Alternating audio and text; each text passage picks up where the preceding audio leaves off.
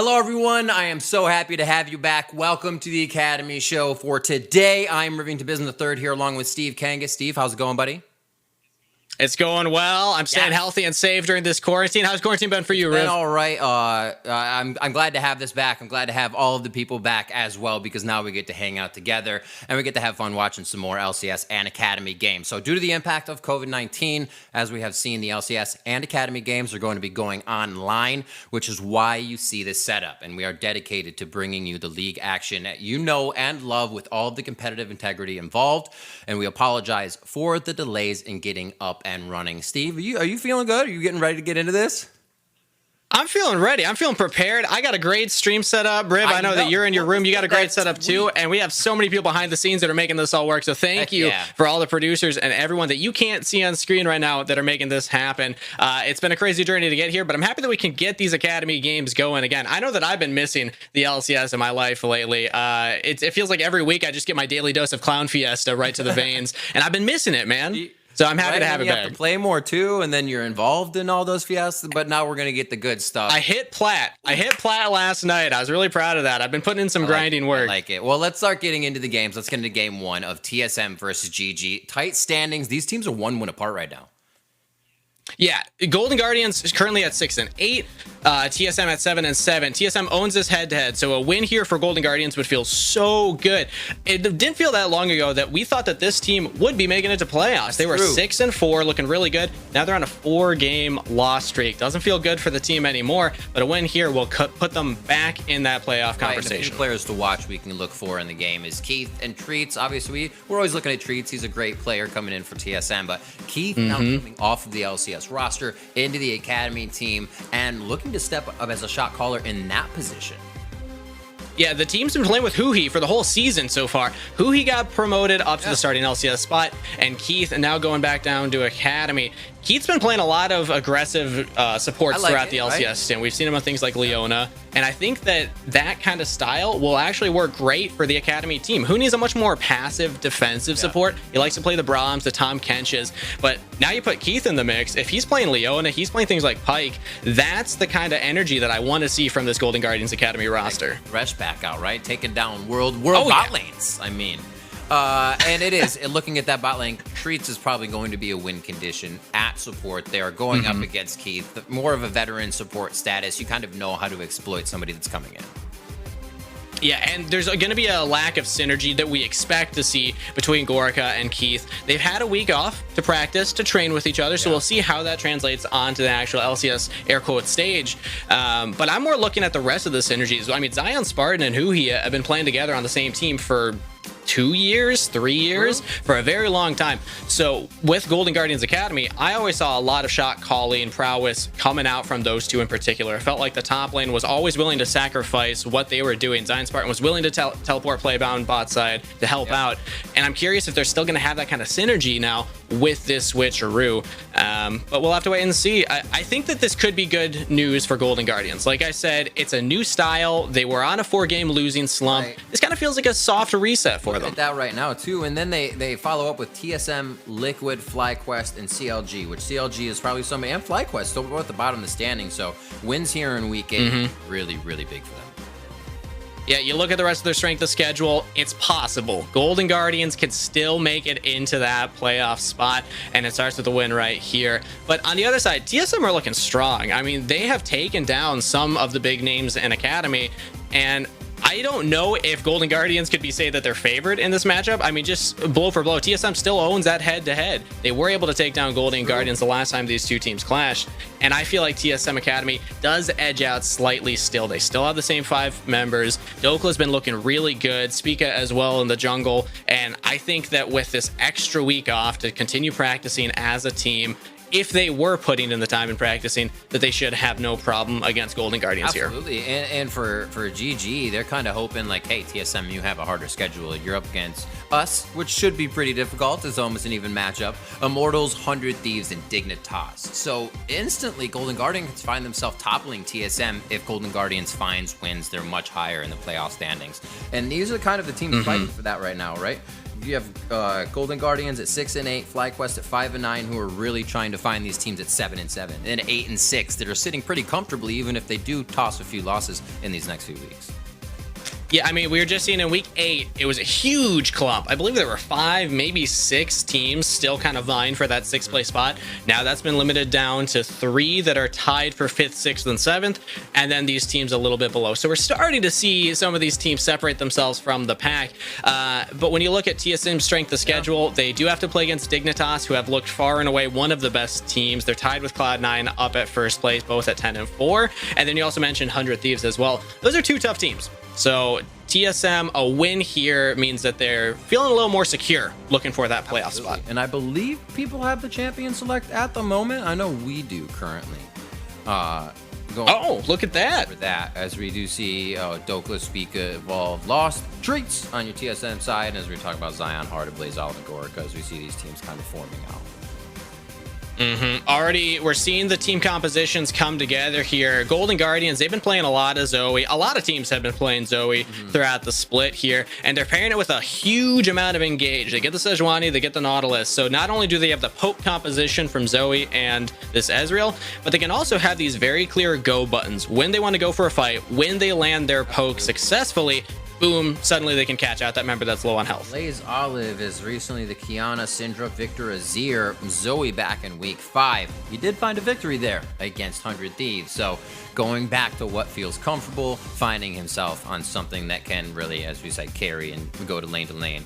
Pretty tonky on the side of Golden Guardians coming in here. But every time we see this Taric now, we see the Zac, we see a little bit more long range engage or a way to throw someone else in. I'm loving this, and TSM has run it with the Zoe as well. Yeah, TSM also have very clear engage options. The Zac from very long range, Kalista plus Taric. We've seen this combination showing up all over the place. It's cool to see it now show up here in Academy. I know that Tactical in particular is a very strong Kalista player. I'm excited to see Lost play this champion. This 2v2 combination can win a lot of lanes, and especially once you get out of lane, that's when you really see it shine. You can engage, Taric can keep your AD carry alive for pretty much forever, and then they also have this Syndra, so they get that AD and AP damage a little bit equalized. So I'm looking at TSM's composition and their draft. I'm seeing very clear win conditions. They have some good scaling with the Syndra and the Kalista, and then Set theoretically should be able to win any lane. But I noticed the Golden Guardians, they locked in Kled topside. That's actually potentially a tough matchup for this set. Feeling that Doinby love, right? He's like, hey, Doinby's back. He played the Kled. I'm going to bring it out too. So maybe they'll get some good play out of that one. So everybody, as we see Champion Select ending, with Champion Select complete, we are now heading to a 5-minute commercial break. This is to preserve competitive integrity by adding the 5-minute delay to the game, but we will be casting what you see. So catch you here. After this, you're not going to miss anything.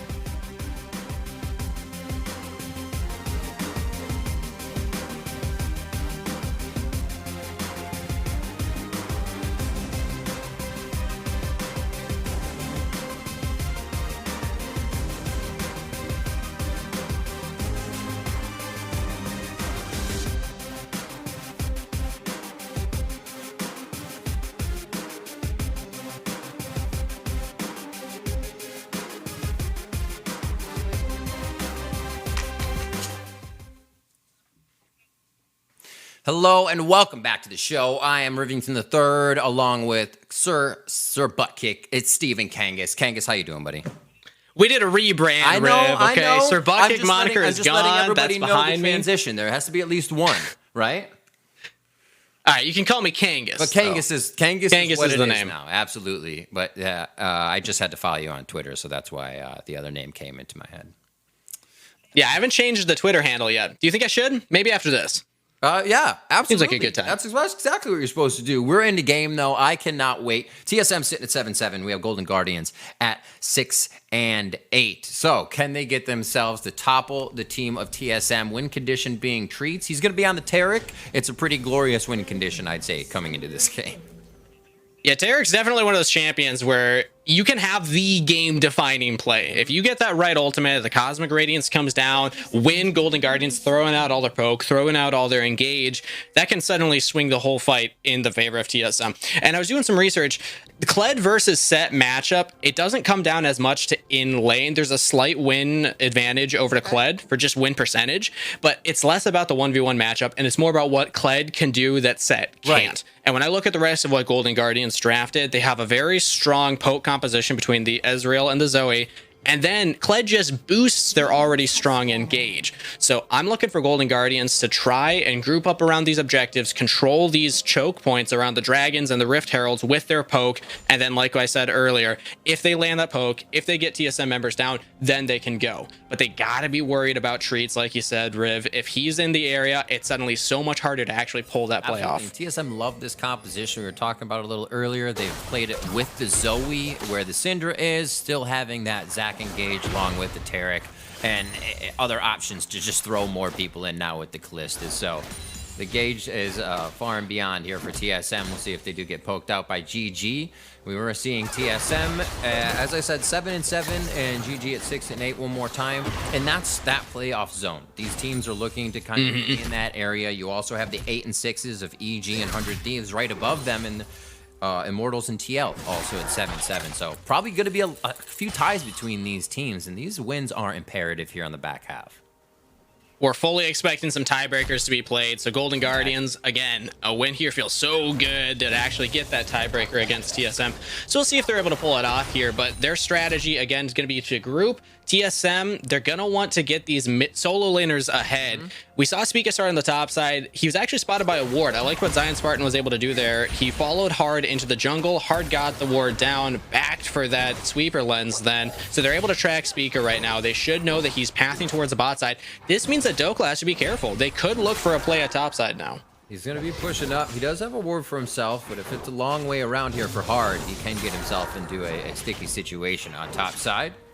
A bit of clear for the bottom now as Spica continues through his jungle. And we did see a bit of aggression there. A nice electrocute proc by a Vault onto a Blaze Olive just a bit ago, causing those potions to be used in mid. But the minion dematerializer probably keeping him safe at turret so he can just keep farming. Good to see, like you said, though, the solo lanes, if they're going to be winning, it needs to happen now. And Syndra can take control. And TSM has this push in every single lane. Ooh, look at mid, though. If not for that Ignite in his back pocket, that might have been even a fight coming in. He doesn't know where the jungler is right now, though. Now he does. Yeah, Hard spots on the ward. But Evolved actually taking the cleanse. He wants to play defensive in case that Sleepy Troubleful comes in, but they're duking it on the top side. I don't know if Zion Spartan wins this. Like that. Back and forth. Dokla wants to get himself into cover. He feels like at half bar, Zion Spartan would have had Scarro back. But yeah, I feel like early that's going to work, and then as soon as Zion Spartan gets a bit of movement speed, he can just dodge the haymakers and bear trap on a rope. It's going to be pretty annoying. But Set's annoying. And Hard was also pathing up towards the top side. We saw him spotted on that ward earlier. So I think Dokla, that was a really good decision to back off, say, I could win this 1v1, but Hard was on the top side. He's probably coming for a gank. And Hard's actually invading right now. Little does he know, there's no camps to clear. He's just going to be wasting his time. But, okay, the wolves are there, actually, so he is able to take that. What timing, right? It's like Perfect. Caster Curse right back at you. And he's actually going to maybe able to walk up the Gromp here as he's clearing out. Looks like he does leave one camp up there, or one little mob up there, and he'll head up towards Gromp. Maybe not for the gank. He's going to see if they can get a dive under the turret, possibly. Ooh. And Dokla could feel it on this one. Is level bold. 5 and 4 versus Dokla's 4. Gets the Haymaker shield out. And Oh. safe for now. Denies that one. And they also get an idea of where Hard is. We'll see how Spica uses that info. Yeah, that was an aggressive and you know, possibly unwarranted dive topside. So that's one of the hardest top laners to dive in the entire game. So Golden Guardians definitely not deterred by that. They went for it, but Dokla doesn't have to burn a summoner spell. At least Golden Guardians doesn't have to either. So they don't lose too much for that. They already were able to counter jungle a little away from Spica on the bot side, or the top side rather. And Hard now gets the first back. The new Bomby Cinder completed. This is patch 10.5. Keep in mind, everybody. So Hard is hitting a very big power spike right now. His ganks will be much more effective. Oh, that whole thing feels great. I love that new Sunfire and everything. See, I'm not a tank player, so I haven't really gotten to feel the effects, but I've definitely felt them inflicted on me. Play set it all, right? So. I'm a support player. I'm a dirty enchanter main, so unfortunately, no, I don't get to toy around with that fun item too much. A little bit of Taric then. You dabble. I dabble. Yeah. Blaze Olive has been kind of denied positioning in mid here, but not so much CS unleash power onto him as Evolve uses all that mana. It looks like we'll get a back out of him here for maybe a second buy. He already got a Dark Seal and some boots for himself. So maybe just hangs out and actually keeps the pressure on. Yeah, he's got to stick around. He can't lose this much CS and XP early on, but he had to burn the heal. So now he's in danger of a potential gank. That's why we see Hard hanging around here, but Speaky's on the bot side. If Hard's hanging around mid, this should be a free dragon picked up for TSM. That makes sense now. Unleash power onto Blaze Olive. You can't come down to fight now. If you use Summoner Heal, you probably want that for a big fight. Little face breaker into Haymaker. Seems like Zion Spartan can kind of just abuse that early aggression as he dives into the true damage mage, and I'm trying to build him up. Never mind. Gets punched right in the back. Again, the 1v1's not about Kled hard slapping the set in lane. It's about Kled pushing the wave, getting that early Tiamat, and then getting out of lane, affecting other areas of the map as again, Hard is sticking around topside. Golden Guardians have been wasting some time up there, which has allowed Spica to get a slight jungle advantage. I mean, they already have that dragon, so TSM are a great first start to this game. Just looking at TSM's weeks, it's been, well, 1-1. Every week is 1-1 so far as they move through the split. The opposite of the LCS team. Look at that. So just kind of seeing how they ebb and flow through each week, and going back to a lot of this composition, we see a lot of Syndra, a lot of Zoe there for Evolved, so he knows the matchup. Kind of dominating in lane a bit right now as a nice dazzle comes down. Exhaust popped. Golden Guardians, yeah, they have to use the summoner spell. Keith goes back in. We were looking for him to be a little bit more aggressive, so we can't fault him for these things, right? He loves his engaged champs. I'll give him that. See, that wouldn't have been a problem. And Keith has been looking better throughout the season. Even in LCS when he was starting, his early games are clearly rusty. He wasn't that comfortable in the position, but he's gotten better and better throughout the split. So it's kind of tragic to see him move from the LCS starting spot to the Academy team. But if he can bring that learning and that aggression here, he can definitely help out as a Blaze Olive. Ooh, it's a good chunk onto Evolved. We can land a little bit more of that. You can have control around that mid lane and then look to affect these side lanes. That's what Golden Guardians needs to do. They need to figure out how to get out of this laning phase and group up to utilize the group poke and group engage. You're not really going to push anybody out of lane with Ezreal too often unless your Nautilus is absolutely hitting every hook in the lane. So you're right. I like that. Get out of the lanes. They already got one Drake down, which isn't too bad. So we're going to have Infernal or Ocean to be the Rift change there. Good fight from Dokla as he gets himself close to turret. 54 to 56 in that lane, and it's actually started to even out a little bit. Another drowsy bubble taken by Evolved as the Blaze goes low on mana. Blue buff usage there as he just starts spitting it out. And they want to fight, but they both go Merc Dreads, and it's smart. It's the way you go. You're like, we're gonna fight with defense because we just have that much base power. Yeah, whoever's the first one to die in this lane will be so far behind. Yeah, it does not feel good as a solo laner to give up that first blood to your lane opponent, but TSM, they don't need to get the first blood. They can just keep controlling these objectives. They got that first dragon. Now they're rotating for this first Rift Herald, and they will get this too. So congratulations, TSM. They're playing the good, clean macro play that, you know, North America, we're known for this, right? Objective control. This is what we're good at.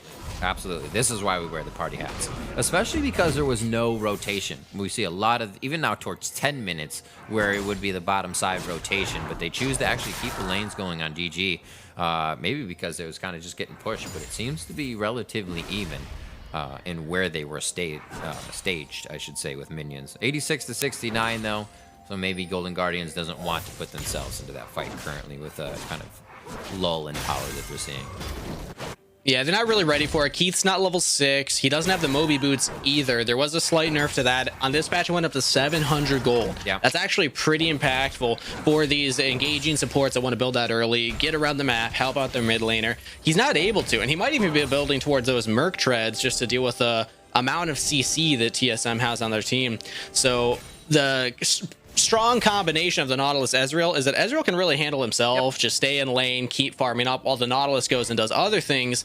But it feels like Golden Guardians on this current patch, they kind of crutched themselves a little bit there with Keith not able to hit that item power spike early enough. And possibly something he obviously has played throughout the years and maybe practiced recently, but this is going to be Gorka's first take on Ezreal for the spring split. A lot of misfortune, and the Kalista was played by him with some Aphelios in there, but now bringing this to the bot lane, it seems like Lost and Treats are able to abuse that a little bit. But I like to see that from a team too. You know, you had a week off. Exactly. It shows that they've been trying new things. They're not stuck on the old meta 2 patches ago, still playing only Aphelios, Senna, Misfortune. They're trying out new things, seeing if it works. So far, the early game hasn't been going their way, but may they find a fight here. A hook there onto Treats. He's going to get Fates called out. Watch out for the Sleepy Trouble bubbles. It calls down Golden Guardians, and TSM look to activate down on that bot side turret. Ooh, almost taken down too. One last plate. Yeah, the Rift Herald was dropped actually behind the turret. So Golden Guardians were able to hit that eye before it charged. That might have taken down the full turret if they hadn't landed that, but they're still looking for the dive. Oh my gosh, really going in. Cosmic Radiance comes down. That's going to be Gorka getting hit up first, taking his Spica, and he's got the Radiance on as he now gets out with that heated up turret aggro. Turret goes down as well as Gorka in that fight. Yeah, they saw that there's no TP on the top side for Zion Spartan. They timed that well, realizing, okay, we have a great diving composition. Zach has the passive under the turret, plus they have the Taric. So they really weren't in much danger going for that kind of play. And I like to see that decision making from TSM. I'm curious who made that call, whether it be Treats or Spica. We were talking up Treats earlier on, saying he's the win condition, shot caller for the team, and that definitely feels like a Taric call right there. There was a bit of vision clearing. I had eyes focused on bottom, so I didn't see if they had a call on where Hard was at the moment. But yeah, that was really well activated. Again, like you were saying, crisp play here from TSM as they seem to be setting things up that Golden Guardians just isn't finding. And up and off goes Zach as Keith almost hits an Infernal. Will be the one to change our rift. 2 already in the favor of TSM here to start the game off, and 1-0 in their favor. And again, this composition's just not really coming offline for Golden Guardians. They haven't gotten Kled out of the top lane. They don't have Moby Boots on the Nautilus. He did go for those Merc treads, so maybe they can find a team fight that works for them later on in the game. But the early game's all TSM favorite. They're 2,000 gold ahead. They have both dragons. They got that first turret, and now they can do the lane swap. Sending the Kalista Taric top side first and get slightly ahead of Golden Guardians, who still have Gorka on the bot side. So this tempo swing for TSM, this is huge for them to ride out with this team comp. They have the engage, they have the ability to just keep the pressure up, and they don't need to scale for any reason. They still have Kalista, who's very strong and approaching up later the Ruin King power spike. So as soon as Lost gets that, boom, TSM's ready to fight over the second Herald, over this third dragon. So this has been a great early game for them, prepping them for success. Sure, 5-2 plays as well, and it doesn't look like now with the lane swap that Golden Guardians are going to be able to get more plates up there if it is TSM staying. So now TSM get to roam around in the jungle of Golden Guardians, start to encroach that vision a little bit more and figure out how they can start to dismantle them from the inside out. Hard, we haven't seen him engage just yet. We really haven't seen this teleport play of Golden Guardians. TSM just seems to be setting these things up right on their front doorstep. They might still dive this. They have the Zac passive. Gonna go in. Nice showstopper to the back. Zion Spartan's pulled out of the fight so they can get towards the back line. Gorka's again the focus, and that's gonna be a scatter. The Gorka that takes him down from the hands of Evolved. Treats over the wall as they try to fight on so many fronts. That was awesome. They were literally trying to go to the corners of the earth to get that fight to keep going. I like the Fates call toss. TSM comes up with another fight. 3-0. Yeah, they are just willing to pull the trigger at any time. Doesn't matter that Zion Spartan TP topside. It feels like Gorla Guardians thought that would be the end of it. They teleported topside to answer that play. Figured, okay, we got the turret here. We don't have to worry, right? But TSM, even without Cosmic Radiance, they still have the Zac passive and just confidence abound. They're willing to go for these crazy plays and they pull it off. That's another kill over to them. Almost 3 at the end of the day if Trees had landed that Dazzle onto a Blaze Olive, but they get another turret and TSM are just running the map right now. They haven't lost a single objective. They have all the kills and they're setting themselves up for a quick win here. We're not even 15 minutes into this game, Riv. They have a composition that can even dive a bit carelessly, right? So you put that composition slightly ahead and then things can be even more careless, but they're playing it really clean. There's a method to the madness right now for TSM. And again, they keep coming back to this composition. It seems like Spica Joy is playing the Zac, being able to engage, and it treats on something that can also engage. These two are never far behind each other. And TSM immediately set up for this next objective again. They have Spica who can still engage, sticking around this top jungle, just kind of scaring away Golden Guardians, making sure that they can't get that vision control.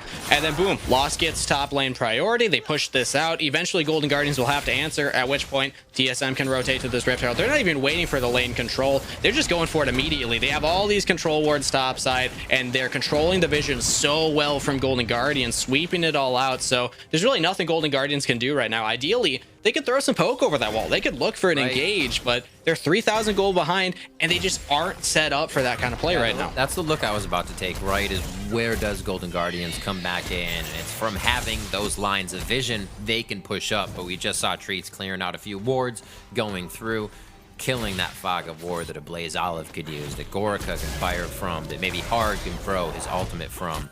And again, just able to move power in numbers as there's a few steps ahead here. And they seem to have Golden Guardians' number. We've seen games changed over only 15 minutes in. It's a 3K gold lead, and we've seen bigger, and we've seen bigger comebacks. So just a lot of stuff that Golden Guardians could buy some time with, and they'll be a little bit more. It's just so tough when TSM is playing paint by numbers League of Legends. Yeah, right. They're having such a clean macro control of the map. We saw them get that top Herald. They immediately sent 3 members down around the Dragon, trying to get vision control around here, because that's going to be the next objective. They can throw the Rift Herald mid, kind of get Golden Guardians going, or they can just engage.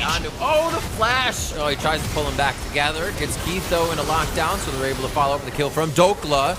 And now the rest of Golden Guardians still wants to poke. They don't want to lose this turret just yet, and they're trying to take a few down. Cosmic Radiance comes in. He says, yeah, bro, let's go. As you see the glasses fall, and none of the TSM members follow. It's just going to be Keith. But these one team member fights being down for Golden Guardians is just being the domino effect that TSM's able to win with.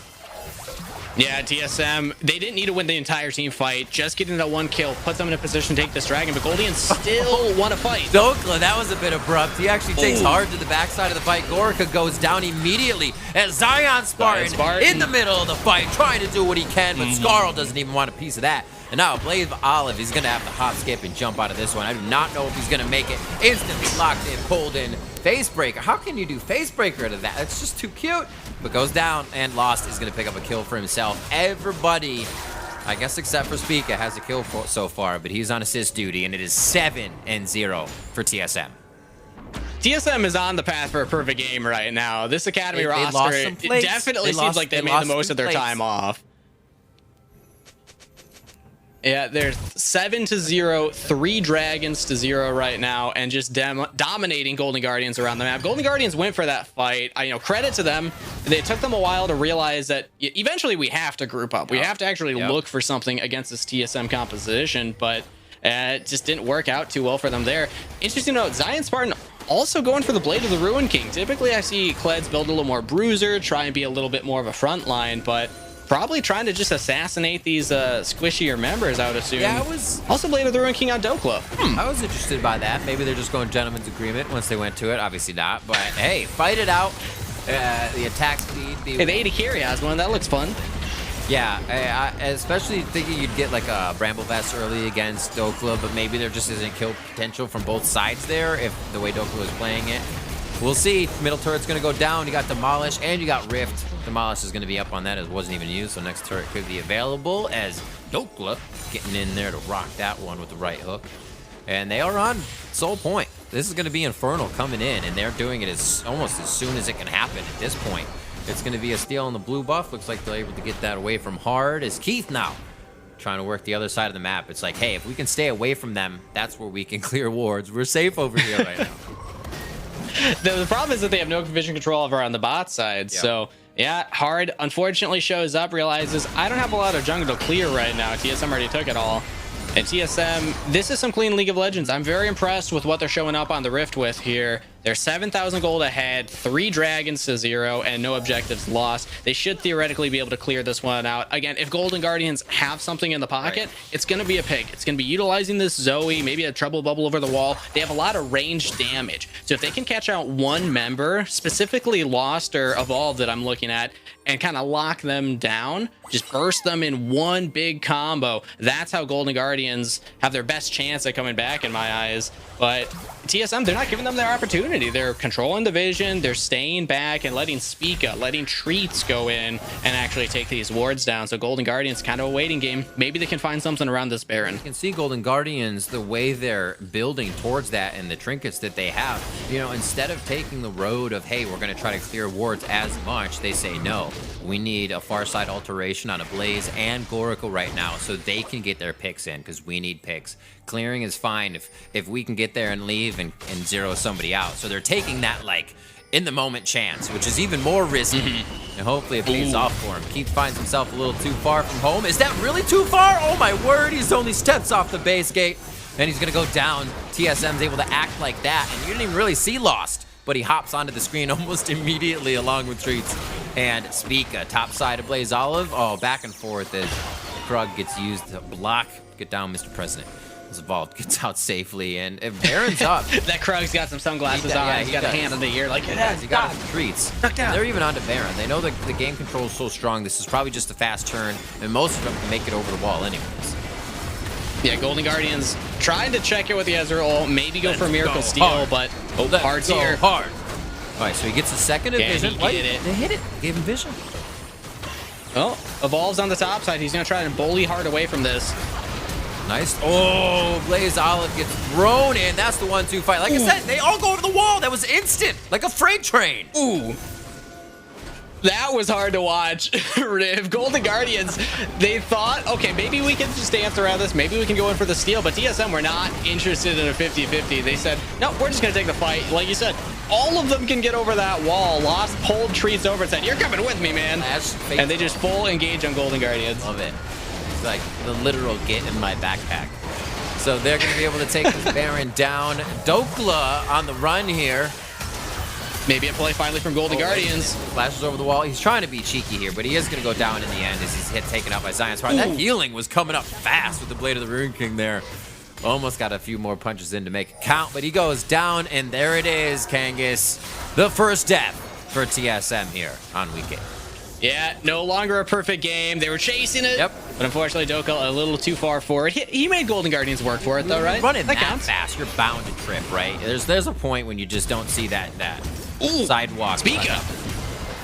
He's trying to be a one-man army. Not too much follow-up now. All the ults were used in the... Pushed out a little bit as we catch back up. TSM's able to get Dragon control. This is the Soul. Dokla's got we'll TP. see if they're able to do it here. 10-1. Will they try to deny TSM their Soul Drake? Watch for Dokla flank. For Dokla around the outside. He just teleports to mid lane. That's going to be the Drake going down, and it is in favor of TSM. Spica goes forward as they're going to be able to take down Hard in the fight. They are looking for the rest of the members of Golden Guardian Kangas, and they are running for the base. Yeah, unfortunately, Golden Guardians cannot contest that Dragon. They thought they might have had the numbers advantage in a 5v4, but Dokla teleporting to the mid lane forced them to retreat up to the right rather than back towards their mid lane. This allows TSM to not only get the Dragon, but they also still have priority mid lane. So they get this bottom turret, they can push in mid and bottom at the same time. Golden Guardians do not have any plays left. Like both, like you said, mid and bot getting hit up. Top lane doesn't have to be worried about, so maybe a bit of breathing room to get an engage on Keith over the wall. with the flash. They take down Evolve. Second kill coming through as it gets a little careless from TSM. Keith going down quite hard here as Treat to Speak able to do a bit of damage. Lost untouched. Dokla is trying to be Yokla inside the base right now as he goes for the game, set, and match, but that one's not going to work out for him too well. He goes down, and it is going to be the rest of the team pulling back. A little too, is that overzealous, I'd say? I was looking for a word there. Yeah, over-eager, I would put it. DSM, they had like 3 successful turret dives throughout this game. They figured, oh, let's just go for another one. Why not? Oh my word, Treats is able to walk out of that one. He finds Lost. He says, yeah, we might have made a mistake there, but they're still so far ahead that we're more testing the waters as well going into that fight. And Golden Guardians, they are there and ready to feed in those waters. They were hungry to stop that inhibitor from going down. So turret still stands, but it's only a few hits away. They still have so much control over this game. So even though that was a slight misstep, dove a little too far, they weren't focusing on the same people, and luckily Lost was pretty much untouched throughout the whole fight. If Golden Guardians were able to get on Lost like they got on Evolved, that's suddenly a lost team fight for TSM and a way for Golden Guardians to get back into this game. Dokla does provide a lot of damage, but the primary damage threats are going to be Evolved and Lost. Golden Guardians have to find a way to take both of them down. So at least they caught out Evolved. He was a little caught out from his team. He didn't have flash up anymore to get over that wall. So congrats to Golden Guardians. They finally found the pick that they've been looking for 24 minutes, but it just might be a little too late. A way to go. I've always said this when I cast with Kobe is like, imagine somebody coming across with a bag of money worth 8,000 and just hitting you with it. That's got to be pretty heavy. That's got to hurt. You don't want to get hit with that. And this is exactly what TSM has available to them right now is money bags. Surplus of items. They're able to finish on 2 right now while it's still being pieced together on the side of Golden Guardians. So it is making it tough. But again, it seems like a trial composition for Golden Guardians coming into week 8 here to throw teams off balance. The Kled, the Ezreal coming in for Gorica for the first time the spring split, and being a bit taken apart here by TSM as they once again gauge under their turrets inside the base of Golden Guardians, and it's going to be the inhibitor going down. Right one, I believe, is going to follow soon after as Dokla puts some work onto that. And Kangas, I think Golden Guardians may be out of this game soon. Yeah, TSM just have to put the final crossing their T's, dotting their I's right here. They're not even going to go back and take that top turret. They're just going right for the end. Oh, onto a Blaze Olive. He goes for hard to take his member almost. Cosmic Radiance goes down. This looks like it's going to be the Nexus coming in for TSM as they want to win the first game of Week 8 in the Academy. And it may be just that. 13-4 as they put quite a few kills up. 10, I believe, before losing one of their own members in an almost perfect game. And now they're going to get the final touches down. The Nexus is open. Lost could go down here. He's got a deathless game, and he's going to be able to live. Oh, the Ignite's on, but he's able to get a few more shots down. He lives. The final touches on the Nexus go in, and TSM take the win over Golden Guardians. That was a brutal final team fight for Golden Guardians to have to fight through. TSM were so far ahead. They had so much advantage, and they were able to clean it or close it out cleanly. Yeah.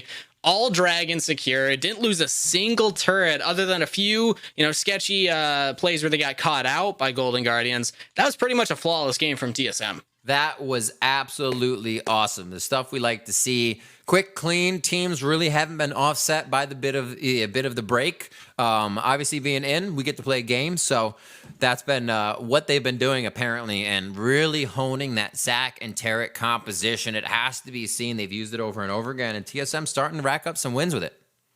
And it was good to see Golden Guardians try some new things. Both teams opting for the new Blade of the Ruin King. There was that change, which buffed the damage percentage on melee champions a little bit, but I didn't expect that to really show up in pro play. It felt like a small enough amount that it wouldn't mean too much. But both top laners wanted to do it. And again, when I'm looking at Zion Spartan and the Kled in particular, it definitely left a lot to be desired. He was getting popped pretty quickly in those team fights. I think having a little bit of tanky stats would have helped out a lot. You're able to get in and help your team go for those engages, which Golden Guardians weren't going for. He was constantly stuck in a side lane in a 1v1 against Dokla, and that's not what you want to be as the Kled. You want to be able to join your team, help out with the hard engage of a Nautilus and Sejuani. And unfortunately, We never really saw that come to fruition until they were already defending their inhibitor turrets. So it's a little too late for Golden Guardians at that point, but there's signs of life for this new roster. They have Keith in as a starting support. Right. And I think overall, there's some bright spots that they can look at here, especially when it comes to that draft. Just decision making in the game that can be cleaned up a little bit. Absolutely. I totally agree with you. Kangas, that's going to be game one. TSM's going to move to 7-8. That's going to be a 6-9 for Golden Guardians. Still not out just yet, but they are going to have to do a bit of work to get themselves into a position to steal a spot and to playoffs. We are going to be stepping away to set up game two. That's Cloud9 versus 100 Thieves Academy. Don't go anywhere.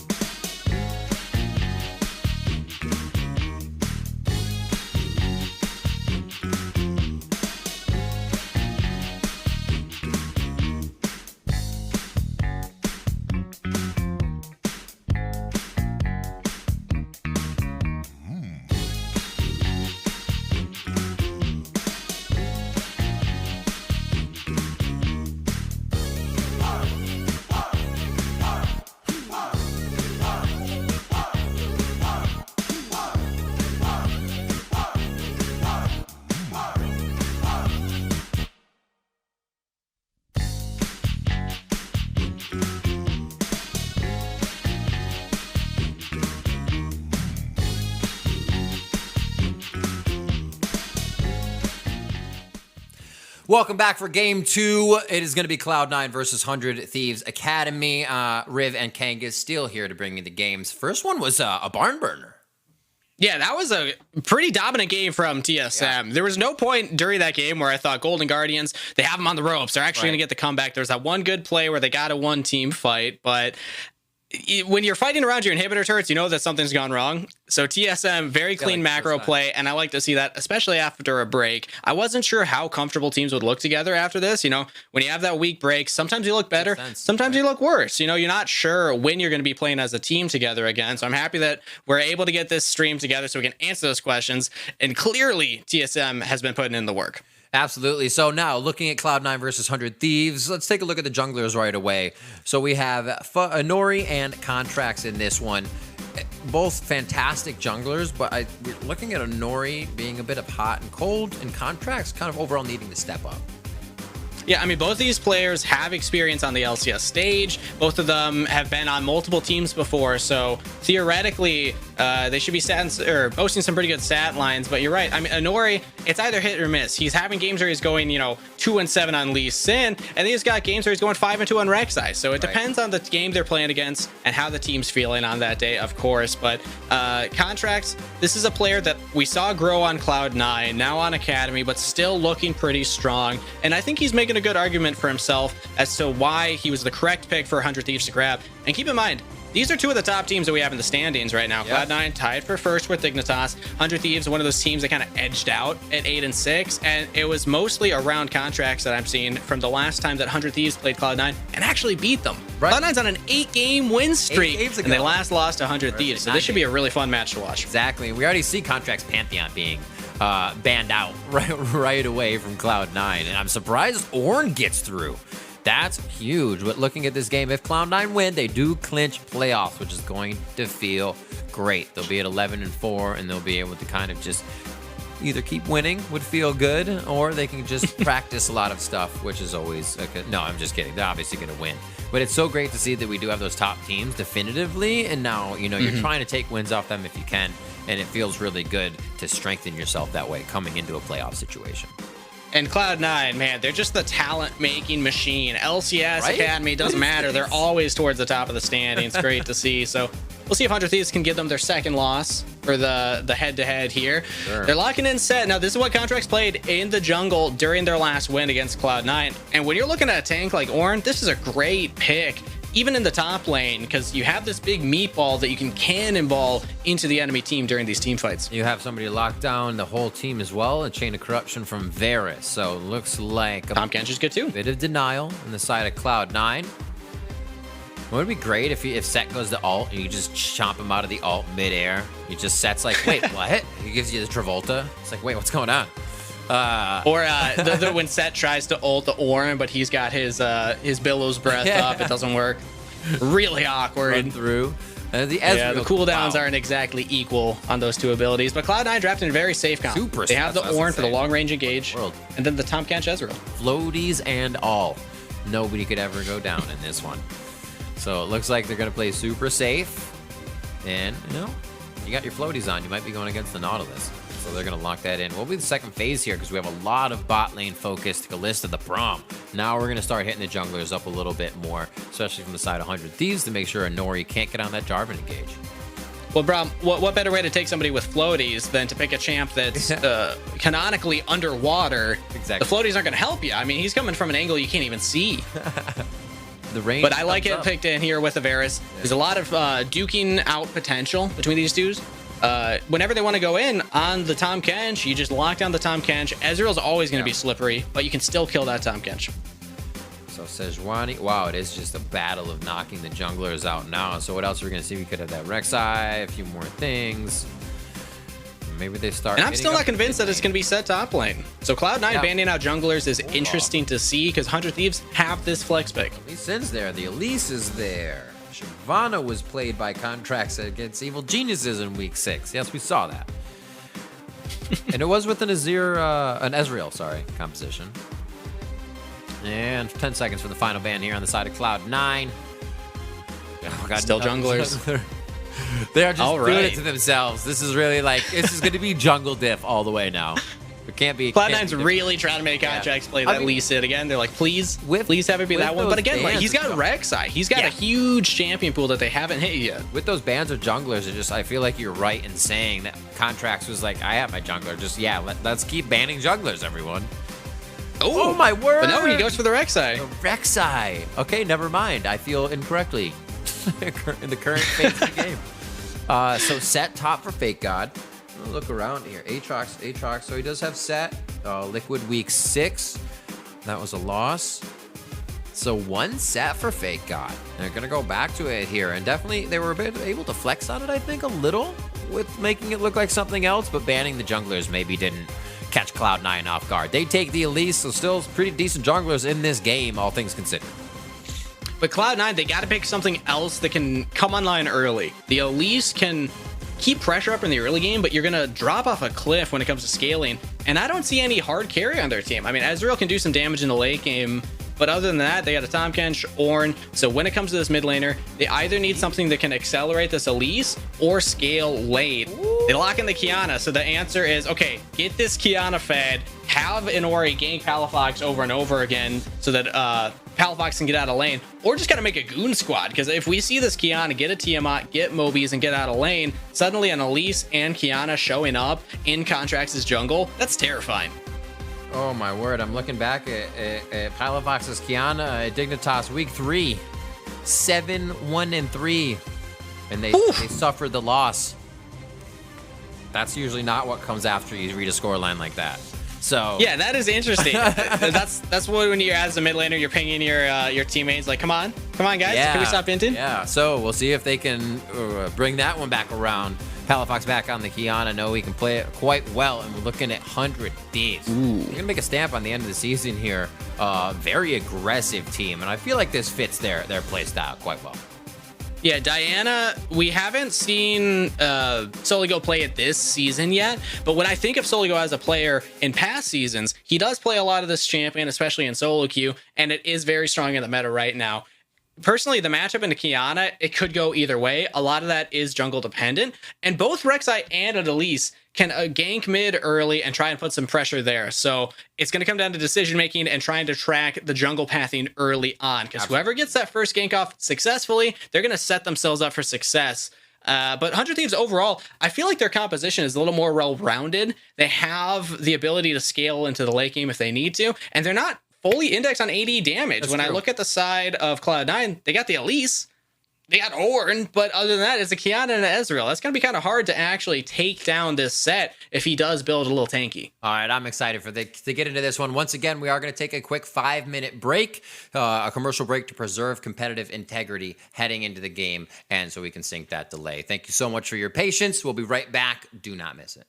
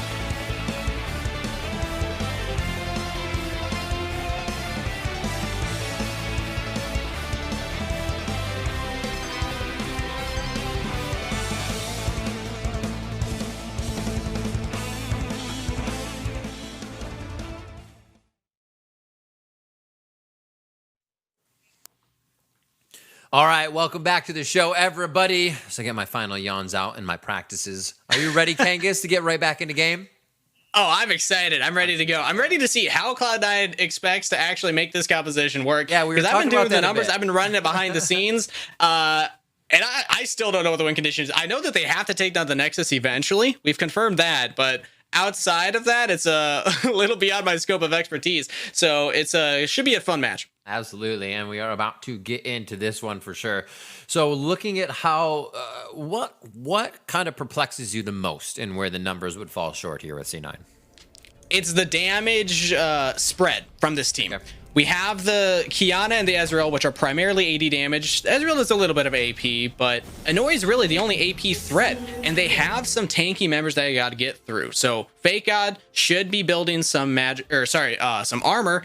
And I'm also looking at Breezy going to be building a lot of armor too. So it's going to be tough for Cloud9 to actually get through these beefy tanks on the side of 100 Thieves. And more than that, it's going to be hard for Palafox and Inori in the late game to deal with these team fights. Everyone on 100 Thieves has some form of CC. So Kiana's not going to be able to jump around and really do too much on the back line if you're locked down. So if 100 Thieves play this well, I feel like they have an avenue for victory just based on draft. But it's still Cloud9. These players are still incredible, and they could always prove me wrong. I actually like that pick of Fake God against, Fake God against Palafox, of Set against Kiana, right? You see her heading for a wall, and you're like, nah, let's just go back to the middle of the lane, right? You have a big fight out in the open. But I think that's also where, you know, 100 Thieves has to find these fights is out in the open. If they do get kind of closed in, that's where they could find themselves in a choke point against a good initiation, against the follow-up supreme display of talent from Ornn and Kiana. So maybe they have it once they get out of these lanes. We did see that being a problem last game. Like, out of lanes was a win condition for a team.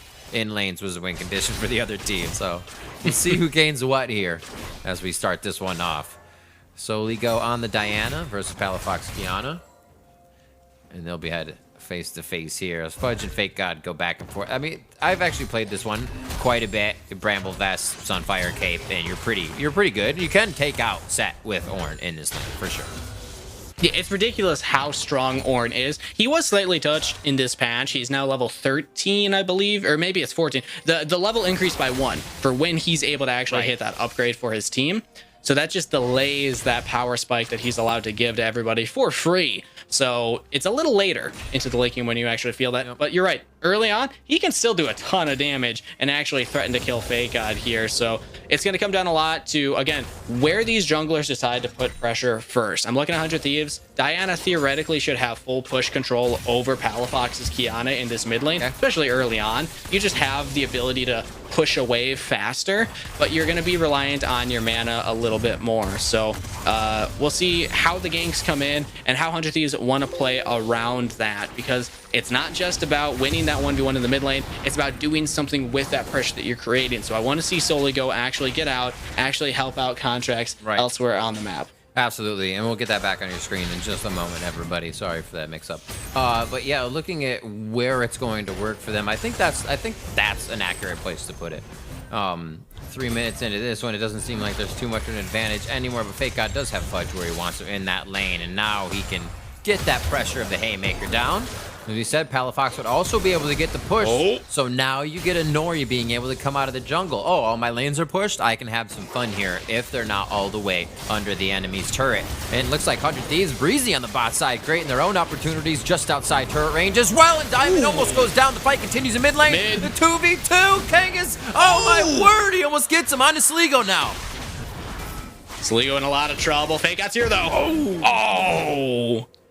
Little too late. He's not able to get in and actually impact that. Palafox gets a double kill. This is worst case scenario for 100 Thieves. If there was one way that Cloud9 actually runs away with it, it's getting Kiana fed. It's getting Kiana ahead and then just causing chaos in 100 Thieves comms. If Palafox can push the wave and get out of lane, 100 Thieves can't really do anything.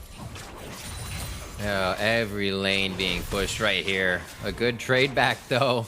I mean, that's going to feel good when you're at your turret in almost every lane and you come up with 2 kills. You're high-fiving all around right now. Palafox 2-0.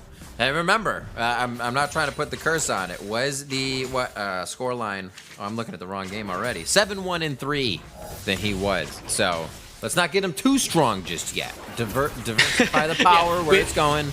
You'll be good. we don't want Cloud9 to get too cocky here. You know, that already happened once. We don't want it to happen again. Good hits. But 100 Thieves, I mean, they got to be questioning how that happened exactly. It started with Inori flashing in, trying to get that cocoon onto Soligo. Yeah. He had to flash to answer, and I would already call that a win for Cloud9. So the call seemed to be from 100 Thieves. Well, now the Elise doesn't have flash. Let's try and make a play on her. Let's end Contracts mid, who was in the area, and get something more, but they got the repel. I mean, it's hard to actually get onto an Elise, so Cloud9 capitalize on that. They don't even have to bill or burn Palafox's flash, and they get that double kill. So 100 Thieves have so much pressure now to kill Soligo again in the mid lane. Palafox still has that flash, can get onto this Diana easily, and 100 Thieves have to be careful, playing a little bit on the back foot now. Oh. Yep, this is what they can do. Iced him into the wall. They get the stop. Ooh, good side step. Very nicely done. He's going to be taken down there. Teleport's coming into the mid lane, and now there could be a fight on the bot. FakeGod wants this. I don't know if it's actually going to work. Yeah, there's the knock-up. Cloud9 are able to disengage. Inori running away. It was a bold move, throwing that teleport down there. They also forced Fudge's teleport just to defend it, but another kill. And that's exactly what Palafox can do. When you have your flash up, you can go in, but oh no, FakeGod, he gets cocooned. Fudge knocks him up, and this should be another kill going right side of Cloud9. Maybe FakeGod can turn it around. He gets bought by Fudge. Can he get it? No, Inori takes the kill. So close there. There's actually so much aggression being taken advantage of here. People know you're getting back to lane. It's early. You don't have much mitigation to the attacks at all, and everybody's getting their first 1, 2, 3, 4, and now level 6 is out. That's the time to be ganking, and Cloud9 is absolutely dismantling the map, much like game 1 as we saw TSM versus GG. Yeah, 4-0 right now. They have a 1,500 gold lead over 100 Thieves, and it's on the key members. It's on the Kiana, and it's on the Elise. These are the AP and AD threats that are going to be present in the early game and would eventually fall off a cliff, or at least the Elise would fall off a little in the damage department later on in the game.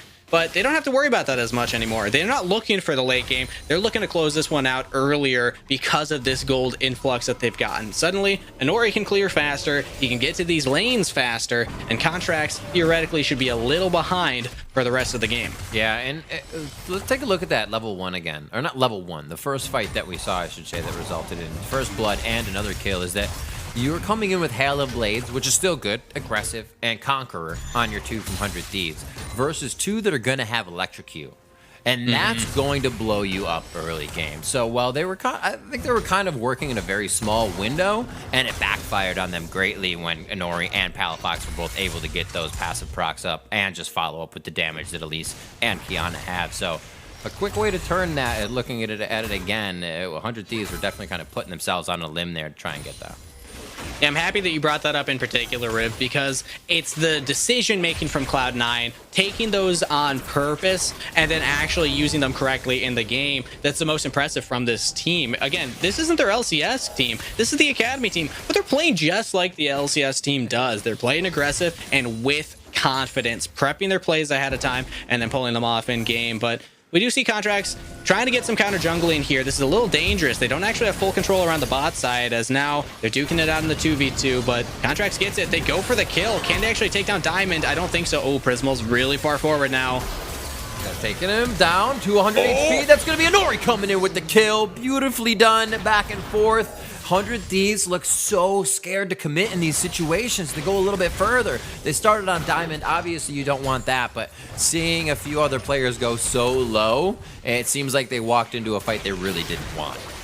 Yeah, that's Inori with the Runic Echoes completed. That's a very strong Elise right now. And again, Prismal flashed the wrong way, I'd say. He tried to get back to his team. He could have just kept going up through the river and probably gotten out of that one. But either way, another kill going over to Cloud9. This does secure them the Dragon, unless Contracts can find something. Oh, he goes out to King. Flashes, doesn't get the knockup, but maybe he has the damage. Diamond is there, though. Keeps his AD carry alive. Contracts still wants to be sniped for the steal. Breezy's here for backup, but so is Palafox. And Cloud9 take the fight. Prismal, no. I don't know if you wanted to go over that wall, buddy. Okay, he's able to get away. Holy macaroni. I see in that blast cone, I think both of our eyes widened immediately. It's like, no. Hey, you got the kill. You got Diamond. That's true. That's true. You go in, you see, you can get that fight as much as you can and then run the other way. So a kill for him. See if he can finish up some items, but it is becoming an all-out brawl here early. Oh, FakeGod. Yeah, he stays. He's here. Fudge hold. He's got to wait for the Billows Breath. If Fudge shows that Billows Breath, he's dead. There we go. He can't stop it. Oh, okay. He stopped it. Never mind. Oh, you know what? This is actually a big wave. I'm going to pick it up. I could be down. Yeah, Fake God, what he was trying to do was get that ultimate to carry Fudge under his turret, but Fudge said, nope, not doing any of that. I'm just going to get out of here. And I think Fake God waited a little too long, but either way, that means that Fudge can get the push and now join his team around the Rift Herald. They get the objective, but 100 Thieves want it. Ooh, flash from Minori. They do have the shrine. Oh, Soligo goes in with the flash ultimate, and that's going to be a showstopper onto Palafox, but they can't seem to finish it off. Diamond over the wall takes him in. Fake Guy with the shield coming up. He's going to go down now. His hit coming in from Breezy. If you felt that one come across your face, he's able to take down Palafox, and Soligo now gets turned around. It just seems like Cloud9, once they actually see the full fight, they're able to take control of it. And it is going to be Contracts tunneling his way to safety. But what a back and forth for a 2-for-1 overall in favor of Cloud9.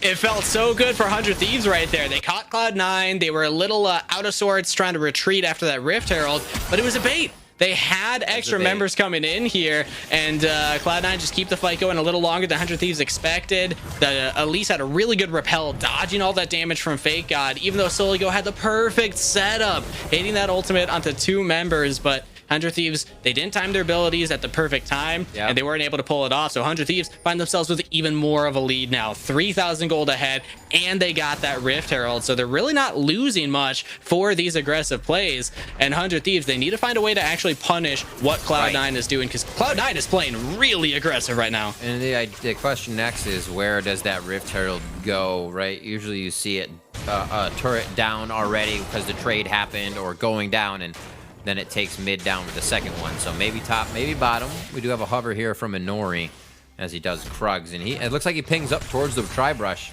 They may try to get a setup down here on the bot side of the map. They could look for the dive. Yep, Palafox gets the push. Roaming down as well. And yeah, the Elise, very good at resetting tower aggro along with the Tom Kench, but Contracts is in the area. They got to be careful. Fake Out has teleport too, but I don't think they need the dive. They might just get the turret. Palafox is here too. He just took out a ward on top of Vision, so they know it. Chain of Corruption just came out of Prismal. This Fake God tries to get into the fight. Diamond puts the stopwatch down. There's the Haymaker shield. Oh my word, what a gobble up, but they're going to be losing a few members left and right. Fudge goes down, and they lose Diamond. 100 Thieves saw this one coming a mile away, and they weren't going to let it happen without a fight. What a showstopper going back, and they're able to get another one there onto Inori. Looks like they could clean up a few more kills, Kangas, but this one seems to fizzle out as Palafox and King give up.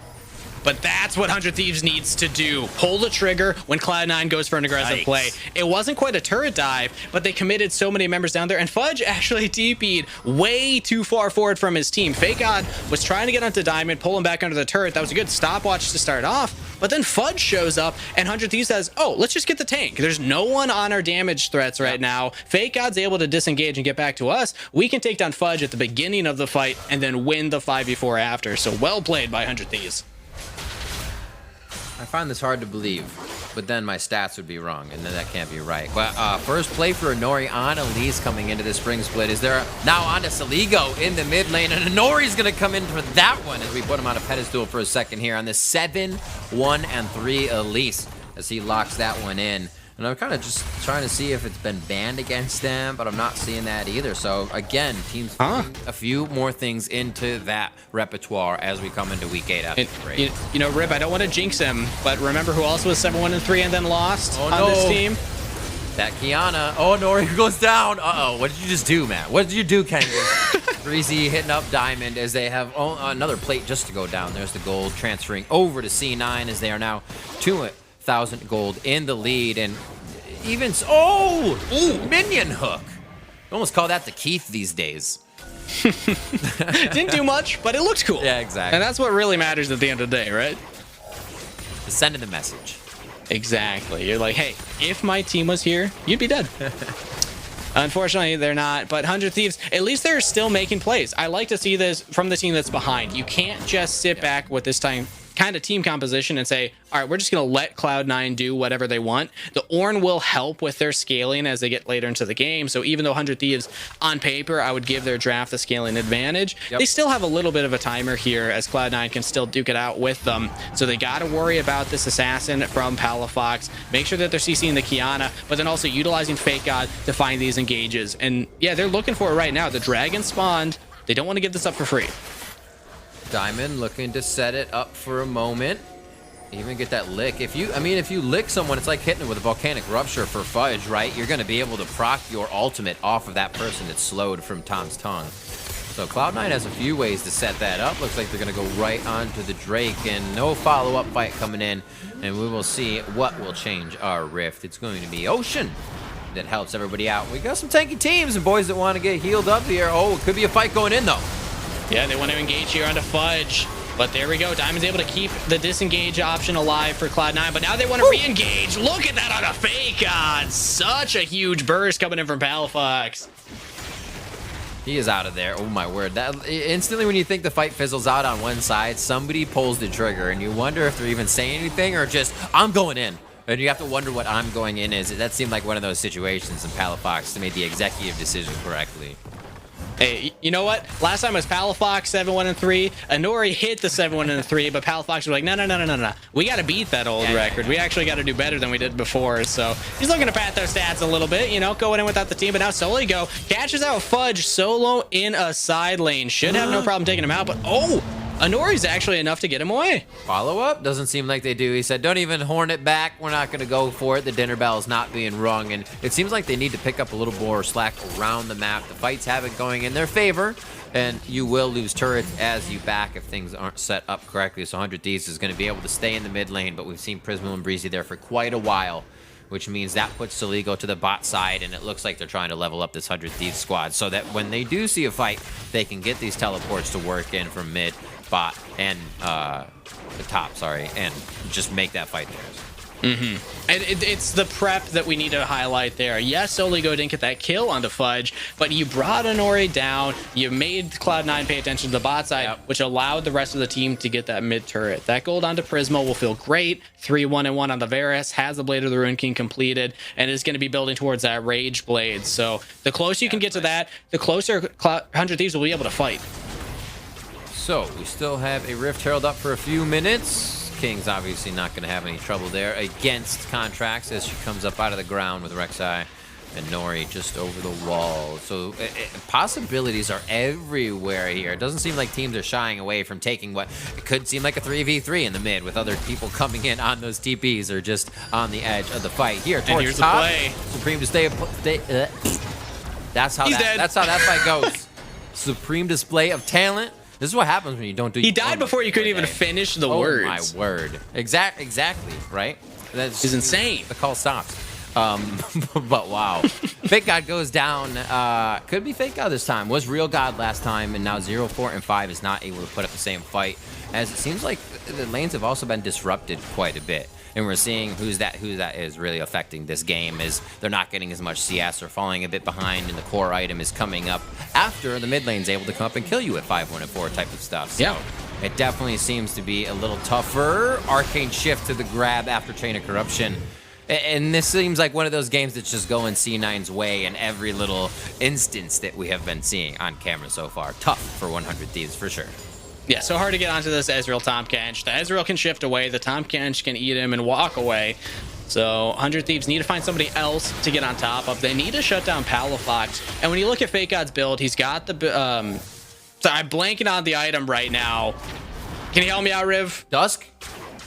Huh? Yomu's Dusk? Palafox? Fake God. I was looking at my stats. Black Cleaver.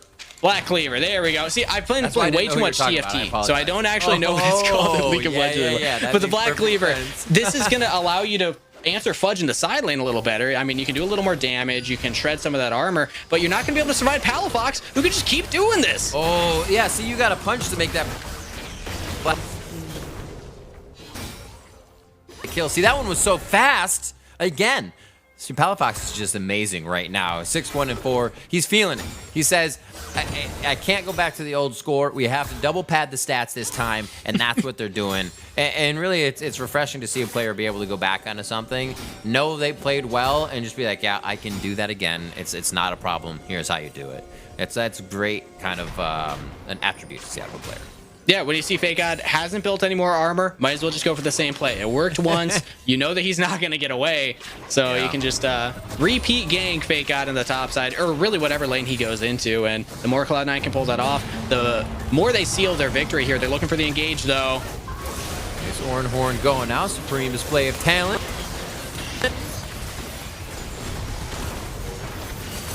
Oh my word! It's just those little instances they keep coming up with. Don't really have to go under the turret. One last auto attack from King.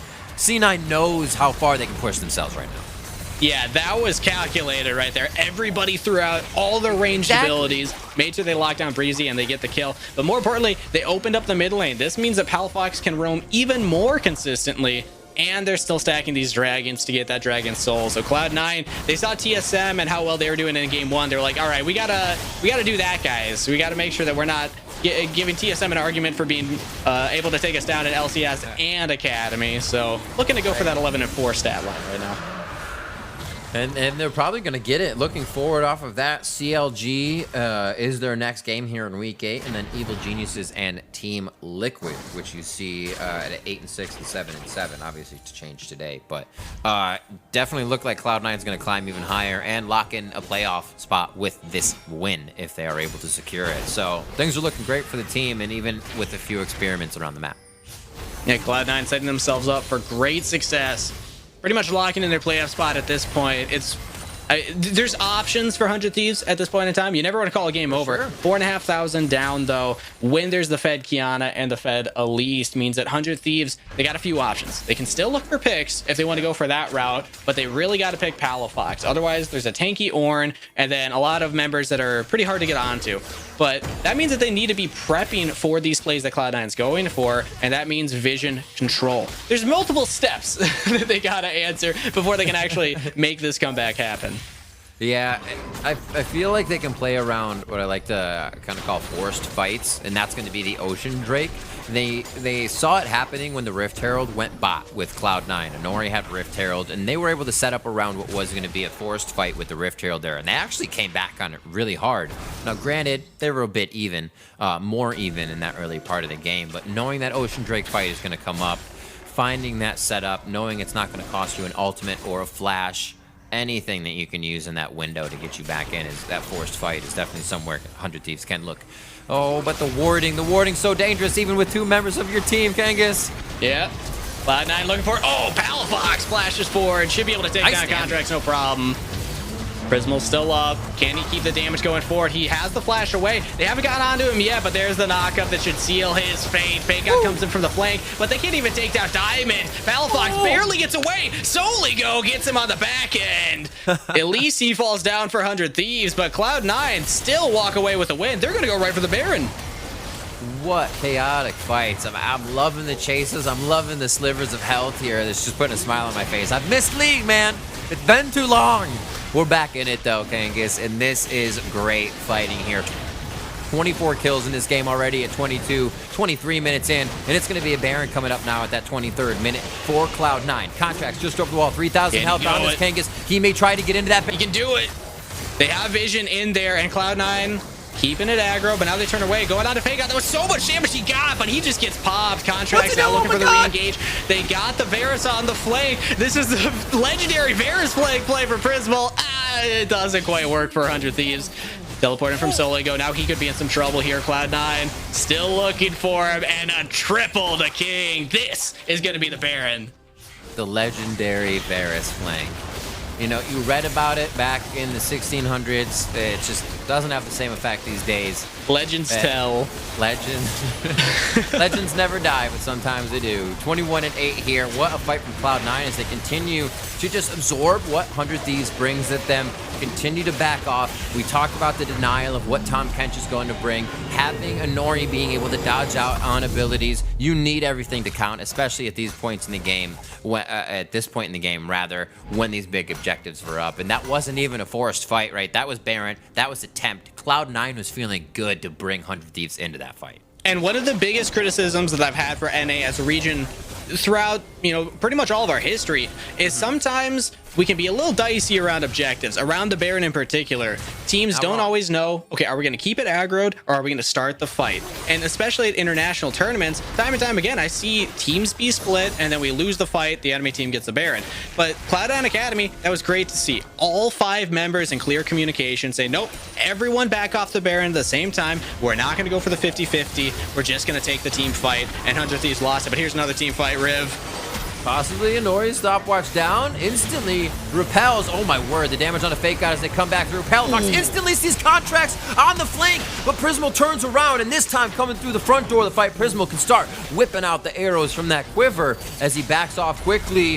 Ooh, look out, Ezreal's getting hit up. King able to get himself to safety there as he almost gets crowned by 100 Thieves with that hook from Breezy.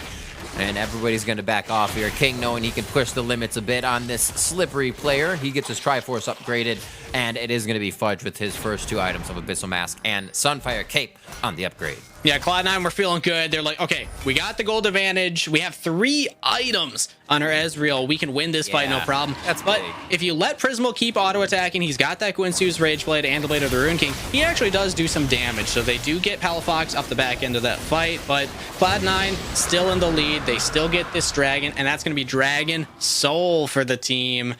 Whew. It's going to be hard for 100 Thieves to come back from this one. Yeah, especially when you're fighting an Ornn. Just overall, he can have a field day now in these fights. And Nori going up into the air, getting himself some regen as well as he skitters off into the distance to come back into the fight. Like we said, the team that is slippery now has even more HP to do so with and get back into the fight. Just like they're splitting each other in various ways, and 100 Thieves can't even really answer because they don't know what's in the fog of war just yet. Cloud9's working so fast through the jungle. Yeah, Cloud9 take all those objectives there. Now they're pushing with this Baron buff. Do they want to take the fight under turret? I don't know if that's the play. They just want to take this turret down, use the minions, and then take the fight afterward. And there they go. This should be an inhib to Cloud9. Yeah, taking this one down quite quickly. Sub 30 minutes still. Not too many waves in position to do too much else. Like I said, this was moving so quick, but they have basically every objective off the map. So it's not like you have to back. You're going to lose a Drake. You're going to lose Baron. They are free to roam, and they have full control. 100 Thieves just doing what they can to get any sort of gold income for themselves. Contracts grabbing any wards, any jungle camps that are still up as Fake God now trying to build tanky, but oh, Palafox, that's just rude. I blinked, what? I blinked? Holy moly. Yeah, Contracts does not have any armor, just a little bit of HP, but not enough to stay alive from Palafox. This Kiana is fed, everybody. I don't know if anyone wasn't looking at the stat line, but can confirm. Looking back through these as well, making sure there's not going to be a fight off of this inhibitor. If there is, please feel free to just shout it out. But Kiana's not a commonly banned against Cloud9 either.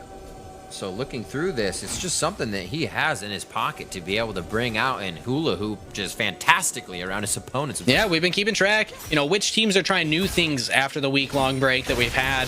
So far, I mean, everyone's been pulling out something fun, but Cloud9 are looking good doing it. This is I believe you said the first time Elise, and also now Palafox on the Kiana, but here we go. Prismo goes for the engage. Over the wall is Palafox.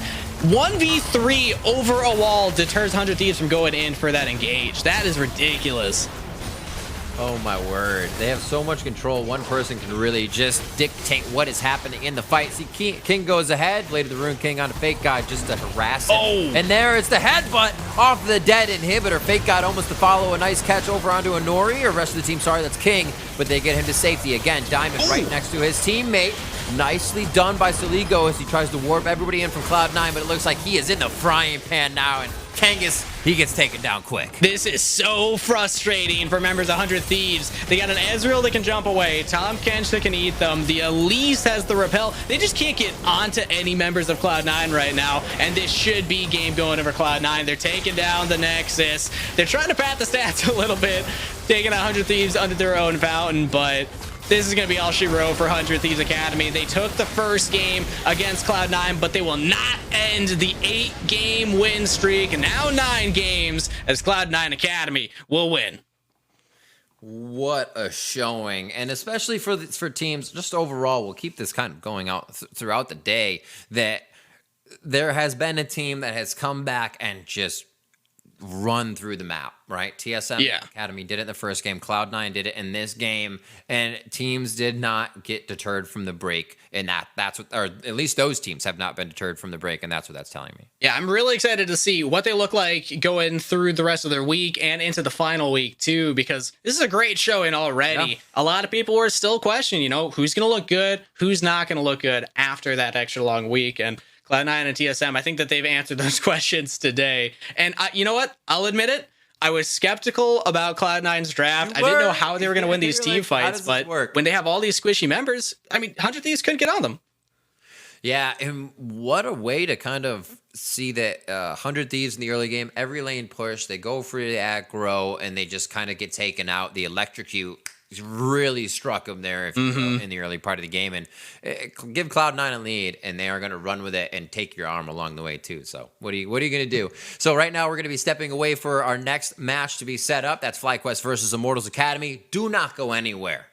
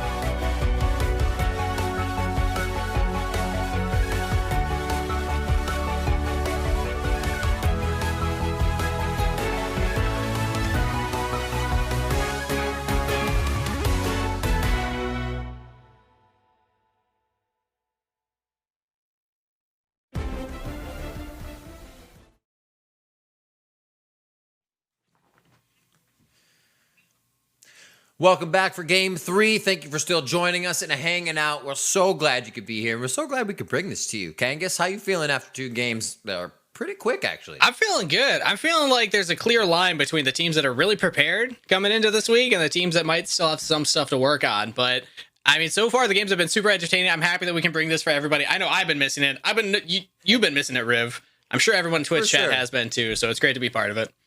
Absolutely. It's been super fun already. This is going to be FlyQuest versus Immortals. And for Fly, this could be your easy win. And it only gets harder. And it is going to be pretty difficult for their schedule. TSM, then EG, then Dig. It's tough. Yeah, that's pretty much 4 of the teams that are all in playoff contention right now. They don't have any of the easier teams below Immortals, them. I should say. Yeah. Yeah, not many below them anyway, but we'll see if they're able to do it here against Immortals as we hop into pick and ban. Important to note, FlyQuest does own the head-to-head right now. They did take down Immortals the first game of the season, so that's something to work with.